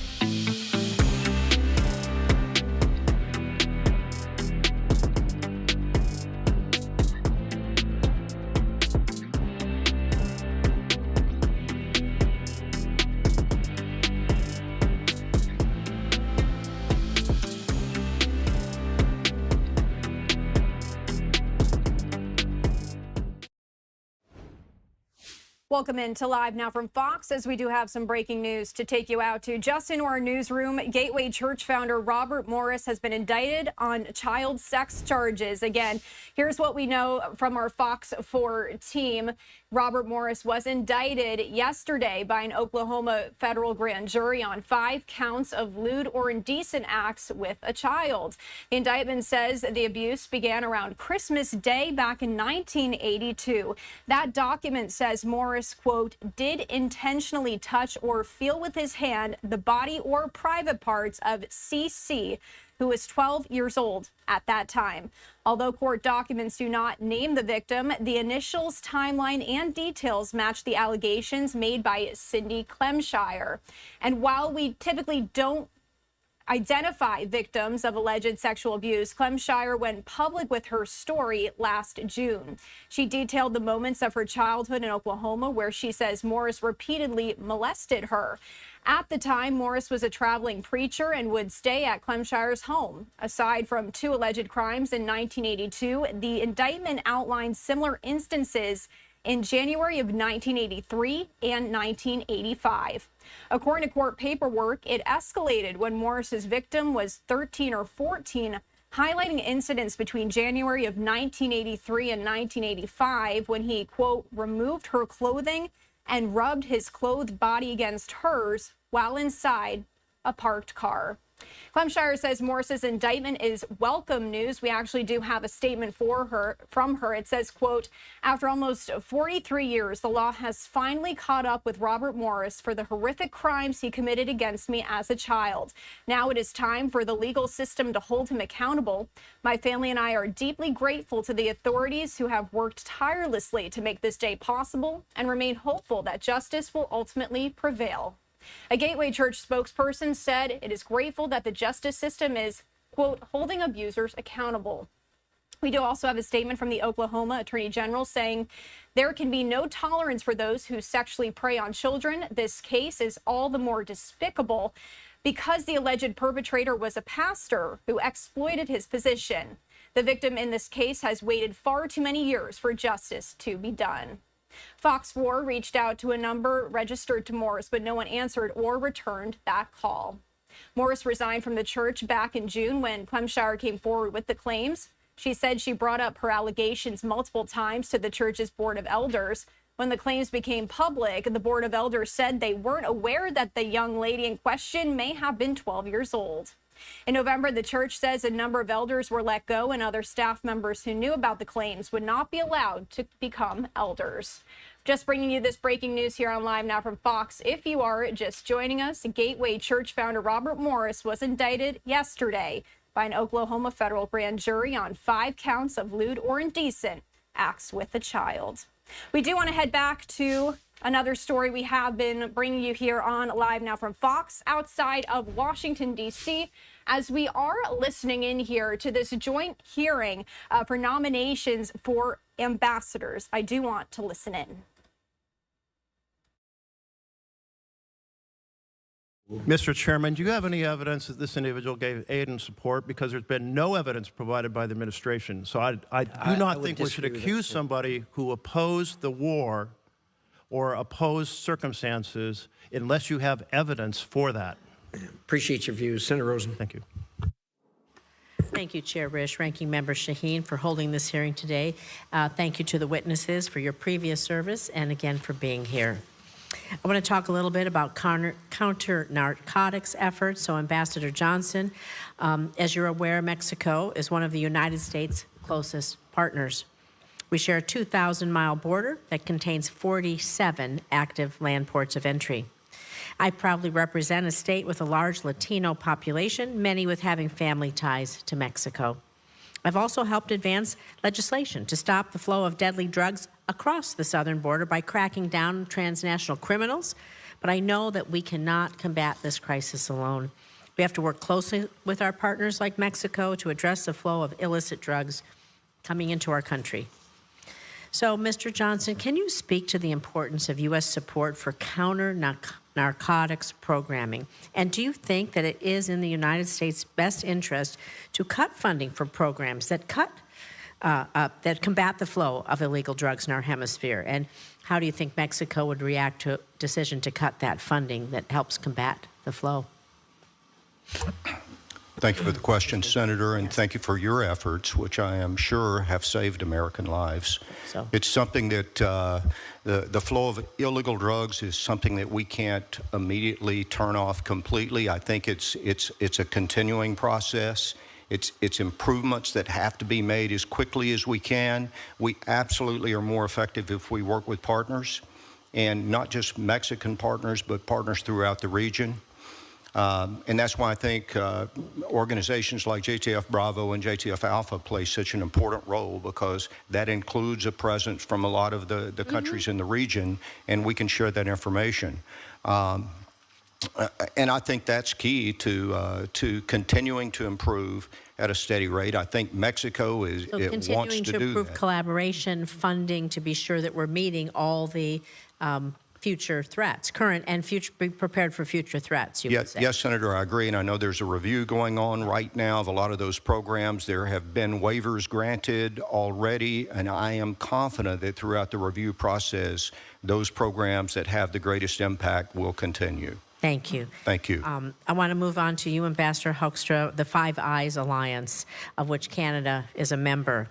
It's one of the most successful intelligence sharing alliances in the world. It's been key to U.S. military responses, including in Syria, Iraq, Afghanistan, And yet the Trump administration has taken actions that have caused our allies to reconsider what information can be shared with the United States. So, Ambassador, the Five Eyes Alliance is based on a high level of mutual trust. That's how all relationships, the foundation, right? So in your opinion, do you think it makes us safer or stronger if our allies decide to scale back the intelligence that they share with us out of concern that they can't trust the United States?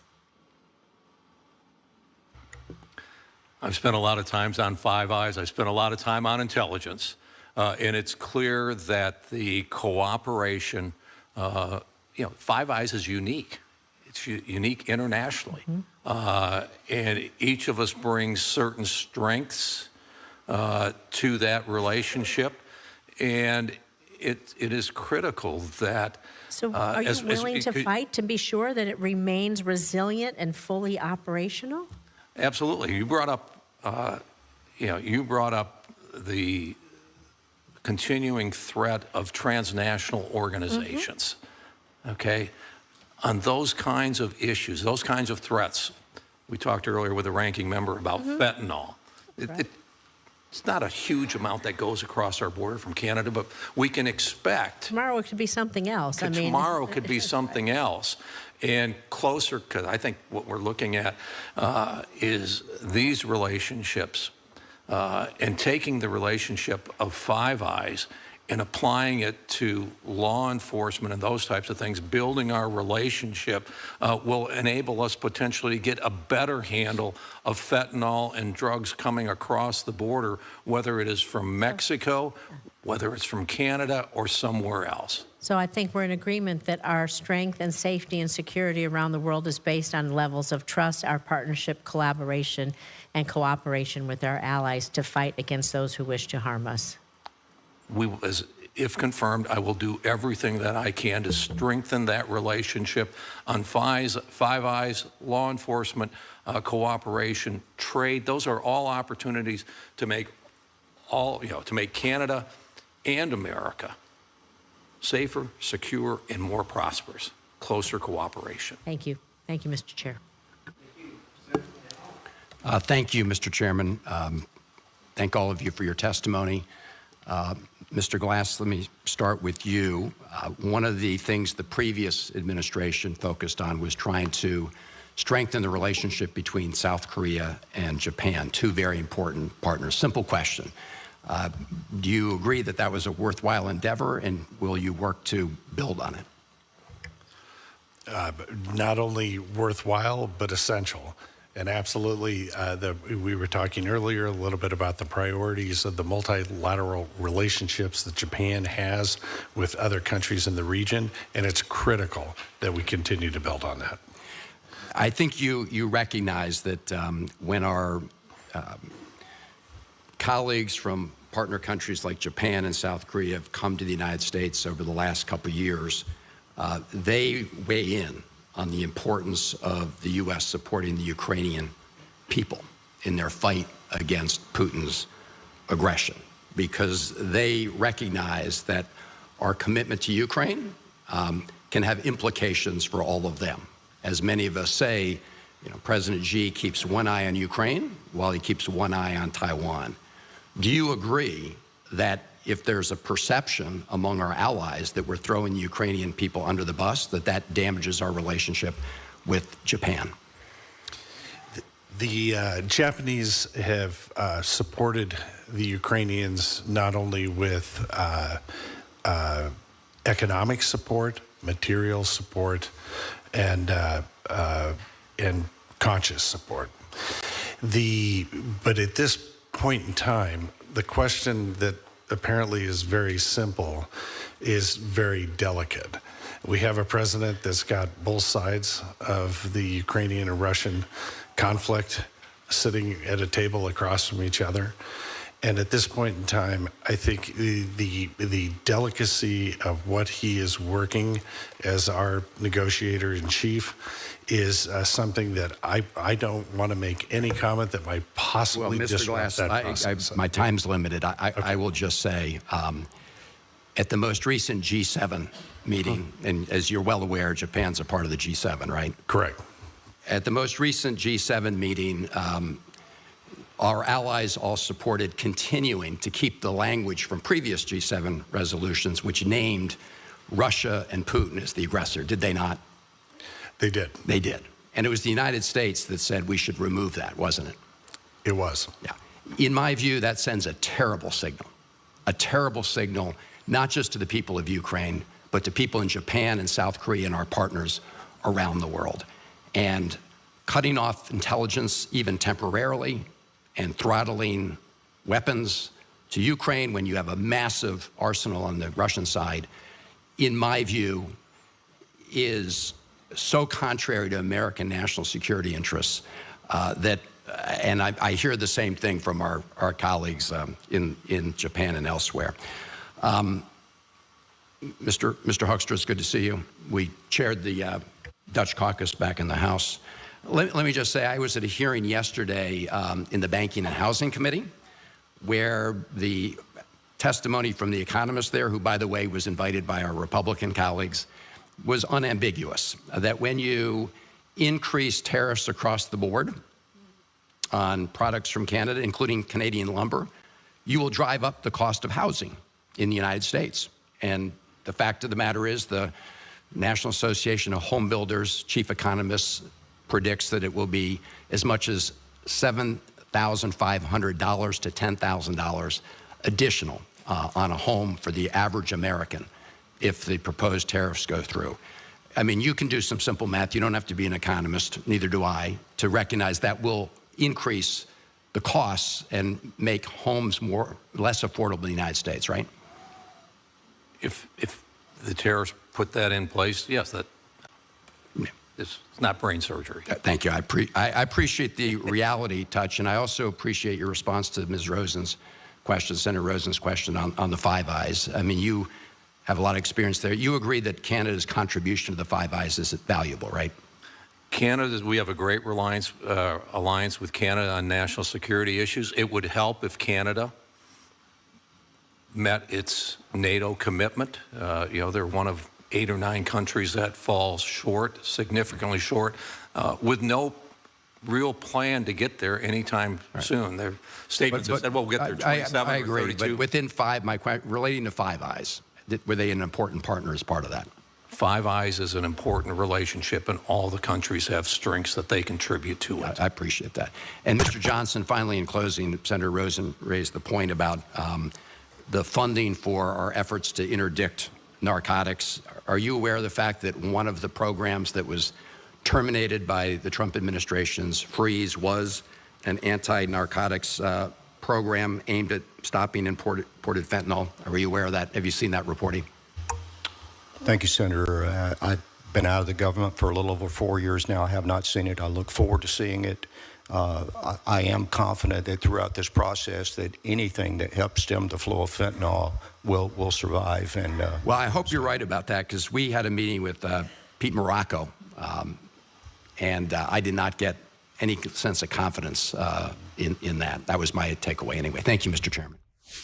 And we have been listening in there as the Senate is looking into these nominations for ambassador, but we actually are getting some breaking news in here to Live Now from Fox. This live image coming out of New York City, and we don't know a whole lot as of right now, but what you're taking a look at is about 100 protesters inside a Trump Tower, and we are getting this outside look from our Fox 5 New York team. Their chopper is on the scene there, giving us a look outside. Again, still trying to learn here what exactly is going on, but we did just get this into our newsroom right now. Again, this is in New York City.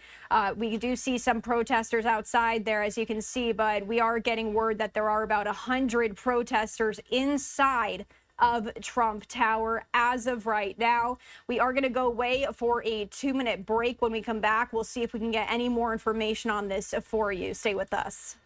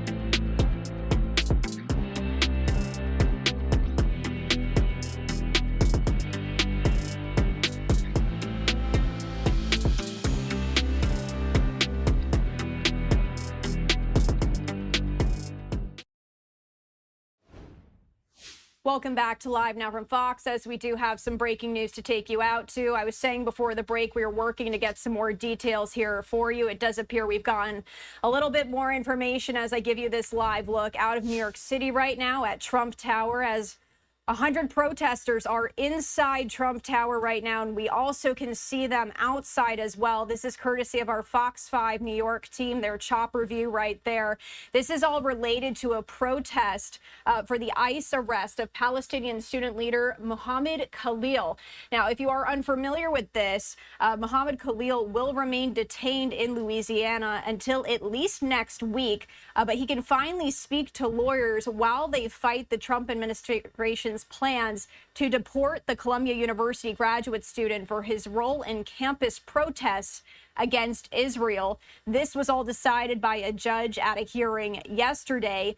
That brief hearing, that drew hundreds of demonstrators to the federal courthouse in Lower Manhattan to speak out against the arrest of Khalil, who is a permanent U.S. resident who is married to an American citizen. He was not brought to the hearing room from an immigration detention center in Louisiana, where he has remained after a brief stop at a New Jersey lockup. And we've been bringing you a couple of these protests here on Live Now from Fox throughout the recent days. We brought you one yesterday as well as the day before that. Again, so if you are just joining us here, this is a developing story just into our newsroom, but as of what we know right now, 100 protesters inside Trump Tower in New York City, as we can see the camera shot panning there to give you just a little bit more of a perspective there. You can see right in the back there, that is where we do see some of those protesters outside of Trump Tower right now.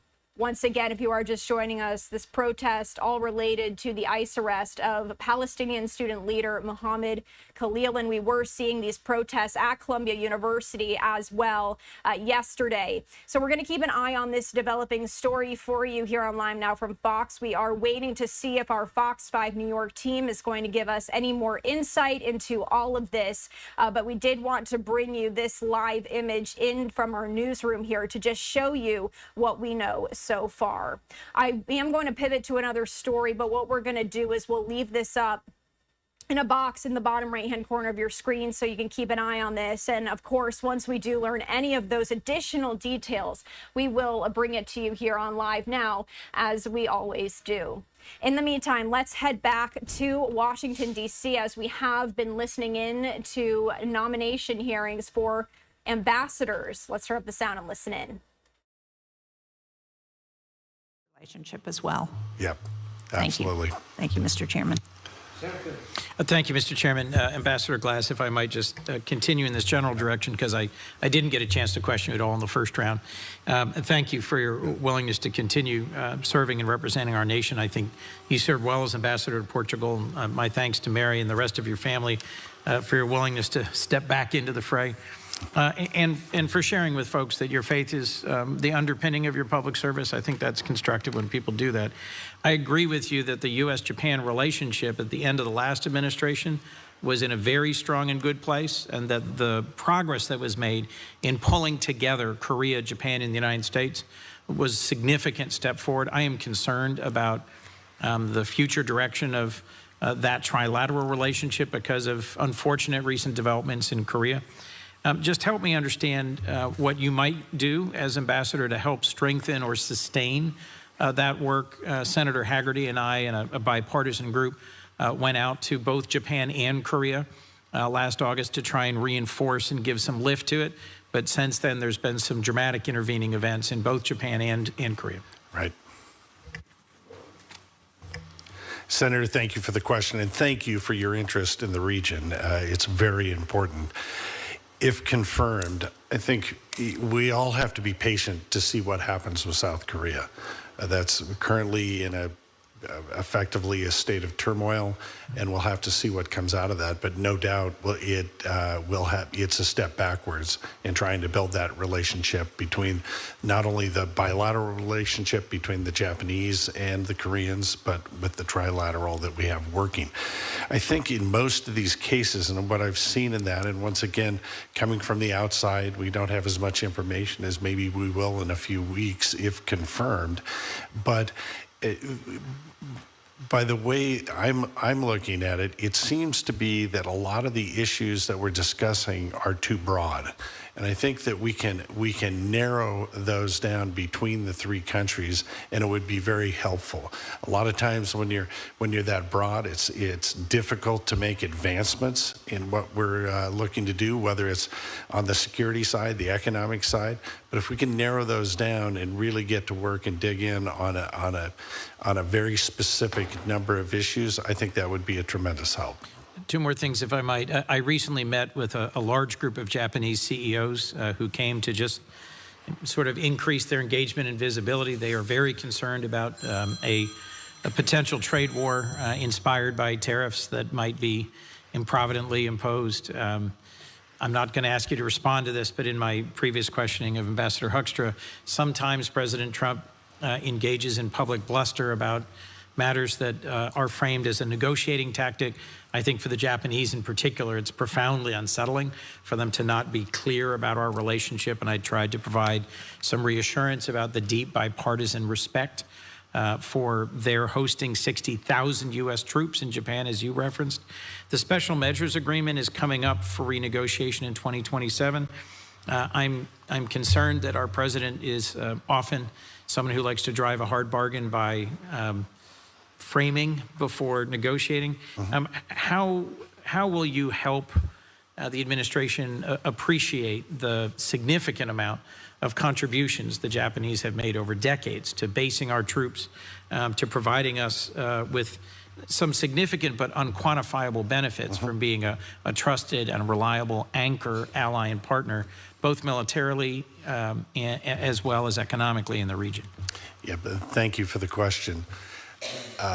It certainly is daunting as you look at the amount of issues, and it's daunting when you look at the amount of money. I mean, when the Prime Minister talked about a direct investment into the United States of upwards of $1 trillion, I mean, these are, I mean, it's difficult to comprehend those types of numbers. But we've had a consistent support by the Japanese for our military in and around $1.4 billion a year, and it's been fairly consistent for a while. And undoubtedly, since the first administration to now, the sophistication of the Chinese is grown tremendously. And war has gotten, or not necessarily war, but a conflict or a push back and forth has gotten significantly more expensive. And so housing the troops has done that, whether we have weapon systems that we need to upgrade, command and control that we're going to be upgrading along with the Japanese, that's going to be these are very expensive ventures. And so undoubtedly, I do believe we're going to have to go to the Japanese and talk about an increase in that support. Well, if I could, in closing, I'm grateful the Japanese have actively participated in supporting Ukraine in its fight. I hope we will encourage them to continue to do that and recognize that they, from halfway around the world, have been a part of that effort. And the move towards developing a real counterstrike capability by Japan, I hope will lead to co-production and purchasing and deployment of Tomahawk missiles, as well as other advanced systems. And I look forward to working with all three of you in your next postings. Thank you, Mr. Chairman. If possible, I have one afterwards in the next couple of weeks as we go through this process. We'll still be here, and I would avail myself at any point in time to come in and talk through that with you. Thank you, Ambassador. As the ranking member of the East Asia subcommittee about to go to the region with Senator Ricketts, I would very much welcome that. All three of you have been chosen to represent the United States for absolutely critical allies, and I hope that we can together sustain these trusted and long-standing relationships. Well, thank you much. Senator Cruz is supposedly on the way, and he has some probing and in-depth questions for you, I'm sure. But in the meantime, this is unusual, but we don't get dead time here very often. But if any one of the three of you want to add something for the record, having heard the questions that have been given to you, you're welcome to take up the time. Otherwise, we'll sit and look at each other until Senator Cruz gets here. So. Sir, if I could, I would just amplify what my colleague here said. We are willing to continue to meet, and should we be confirmed, we look forward to working with all of you on your issues. We certainly understand this has been a very busy time here on the Hill, and we appreciate you taking the time for this hearing today. It means a lot.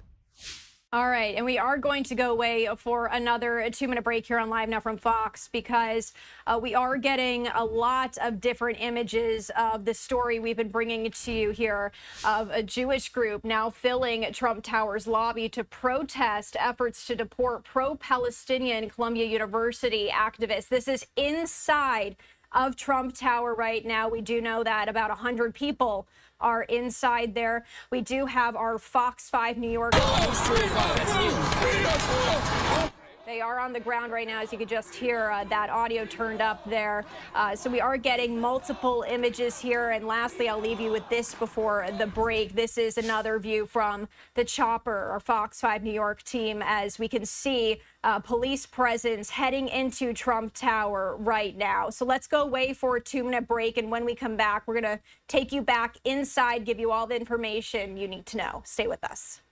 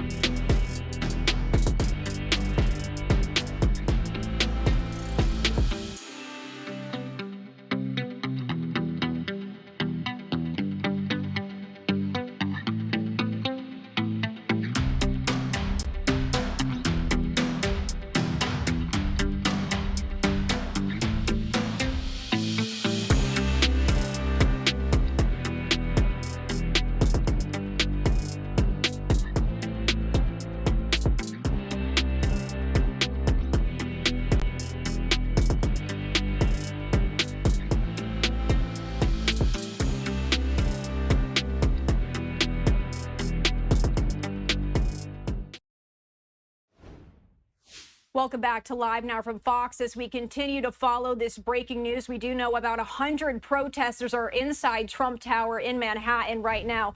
Taking you out live to the scene, this is just one of the many shots that we are getting in here to our Live Now from Fox newsroom. I do just want to turn up the audio for a moment to see what we can hear before I read you the details.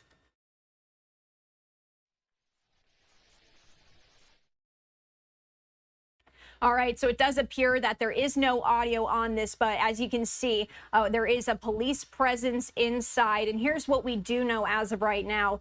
Demonstrators from a Jewish group are filling the lobby of Trump Tower to denounce the immigration arrest of a Columbia University activist who helped lead student protests on the campus against Israel's war in Gaza.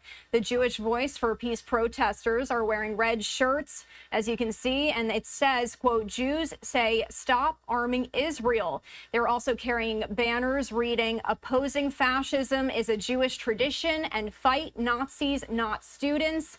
And they're saying, "Bring Mahmoud home now." And again, if you aren't familiar with this story, Mahmoud Khalil is a permanent U.S. resident who is married to an American citizen and who hasn't been charged with breaking any laws, but he was arrested outside his New York City apartment on Saturday, and he is now facing a deportation. President Donald Trump has said Khalil's arrest was the first of many to come and vowed on social media to deport students who he said engage in pro-terrorist, anti-Semitic and anti-American activity.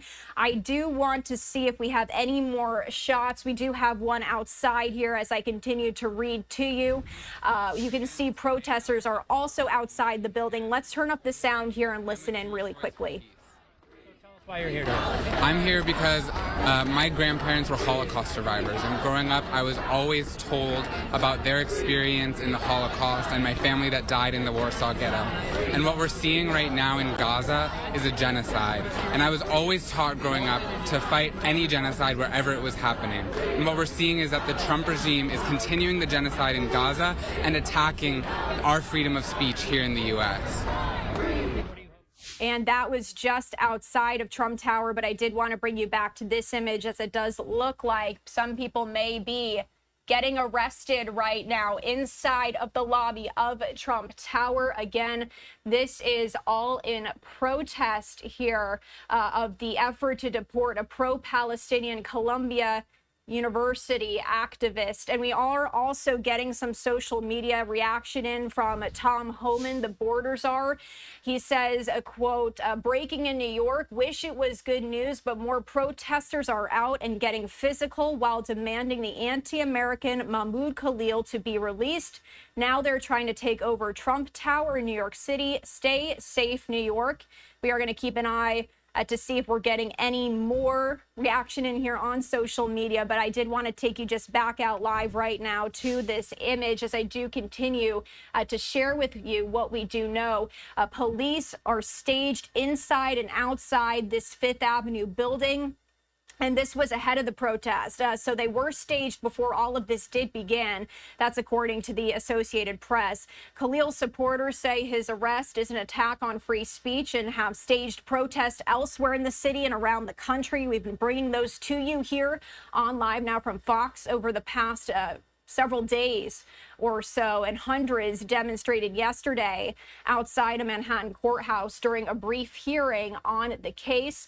Khalil was being detained at an immigration detention center in Louisiana, where he has remained after a brief stop at a New Jersey lockup.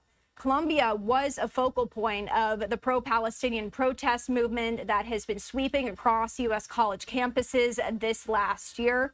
Khalil's wife is pregnant with their first child and she says that he finished his requirements for a Columbia master's degree in December. He was born in Syria. So I do want to just turn up the sound again, as this is a breaking news situation that we are bringing to you here live. Let's listen in and see what we can hear.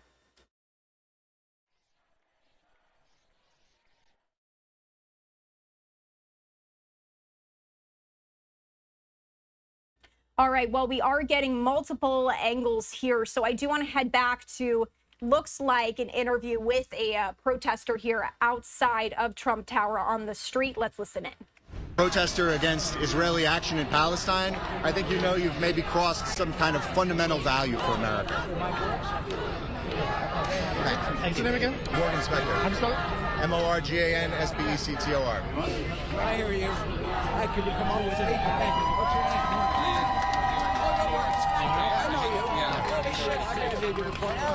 Hi, how are you? Can I get your name for the camera? Yes, my name is India. What's your name? David. David, it's very nice to meet you. Spell your name first. I as in igloo, N as in Nancy, Z as in dog, Y as in yellow, A as in apple. Excellent. So why are you here today? Well, I joined my Jewish colleagues and friends and community members to stand up against the ways that Judaism is being weaponized against a population of vulnerable people. We see historically the ways that religion has been used and weaponized to persecute people who are already vulnerable. We've seen that in the civil rights movement. We're seeing it right now with trans people. And really, it's very upsetting and very sad and hurtful, to say the least, to see something so beautiful being weaponized and being used to justify something so horrible. And, you know, it's even more scary that this is something that the average person is still confused about. You know, most of us, the principles that we're raised on, the morals that we have about treating people justly, to be kind, to be considerate, to not make assumptions, to leave judgment to the Creator, all these things are lost. And in fact, people are using their faith now to cause harm and to hurt each other. So we're here to say not in our name, not in the name of Jews will we continue to cause harm, not in the name of Islam will we continue to cause harm, not in the name of Christianity we will continue to cause harm. And so we're here to raise our voices in solidarity with Mahmoud, who is being illegally detained, who is kidnapped by the United States government illegally. And, you know, they're trying to spin a story and say that his views for making sure that Palestinian families and unarmed civilians are safe from the persecution of Israel is in alignment with Hamas and terrorism. And so it's really, really confusing to see the ways that terrorism is being used to define peace and the call for it. They're terror washing and Hamas washing the fact that we're asking the government to do something more to stop crimes happening in the name of our tax dollars, in the name of us as Americans, and in the name of Judaism, most importantly, which is a beautiful religion. Judaism is a beautiful religion and faith that is about love, that is about peace, and it's being used to justify harm and terror and persecution of other people. So we're standing up against it. We're saying not in our name, and we hope as many more people will join us from their hearts and not from their politics. Thank you very much. Thank you.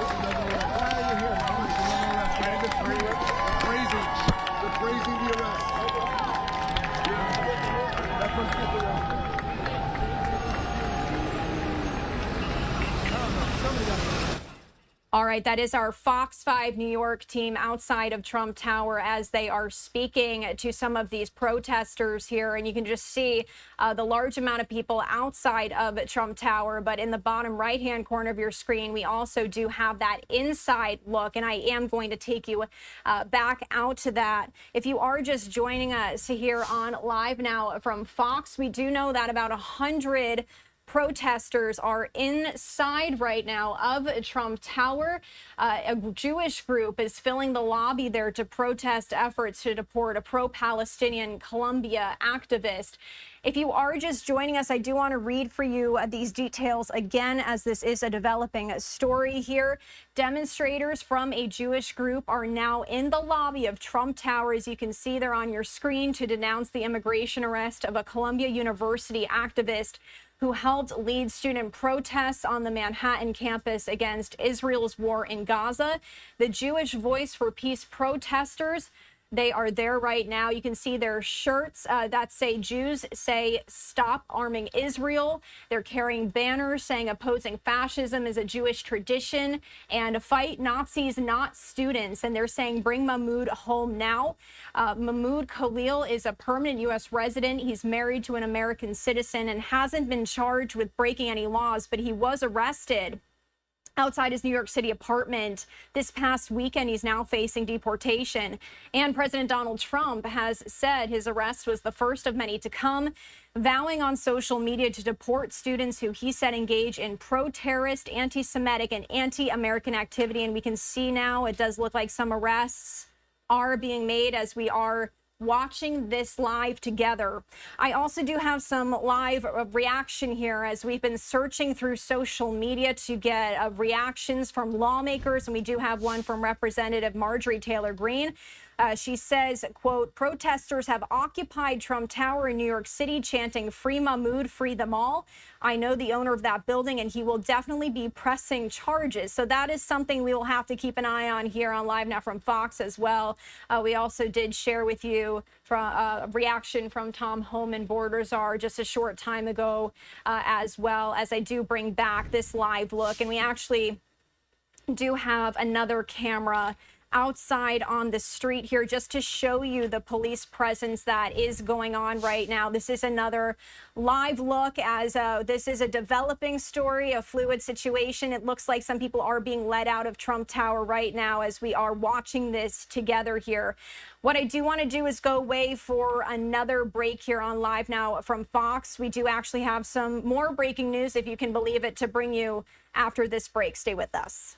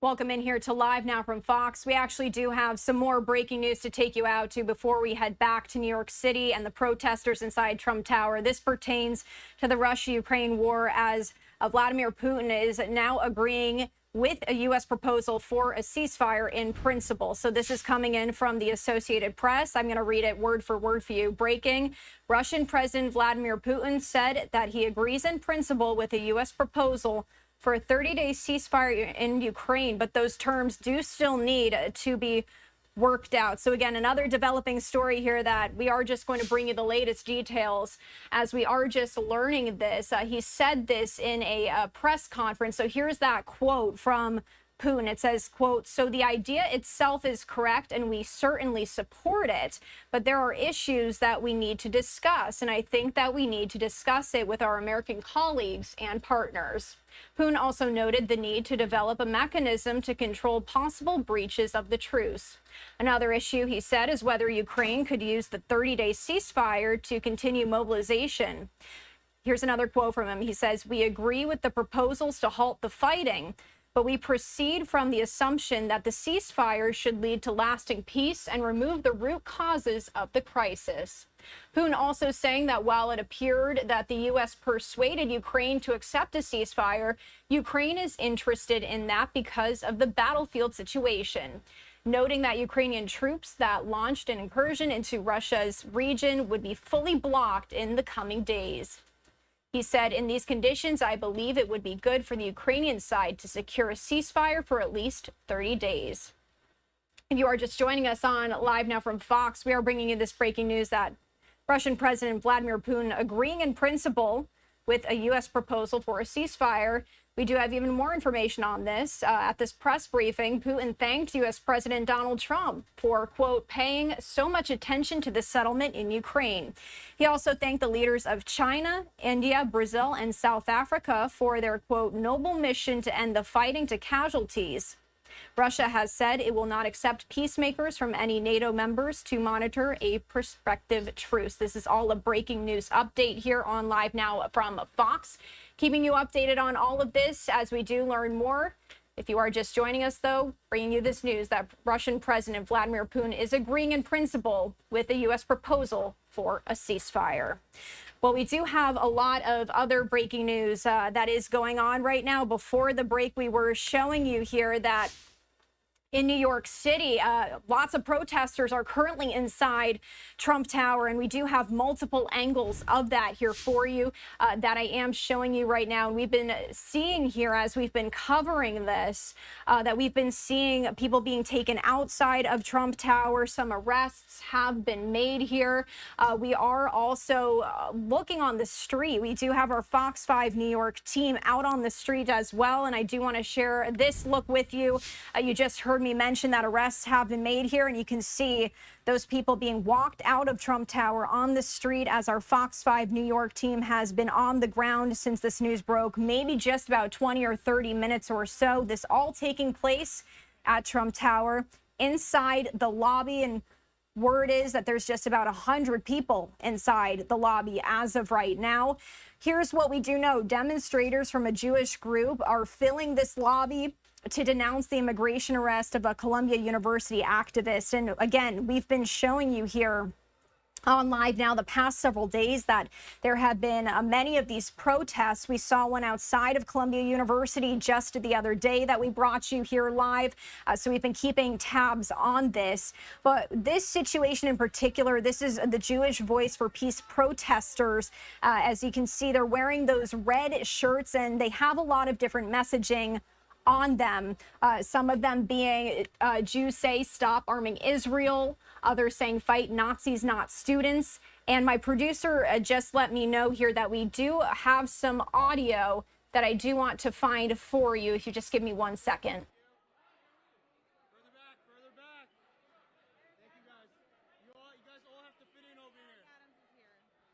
Okay, so we actually do have some of that audio. If I just turn up the sound here, we should be able to hear it.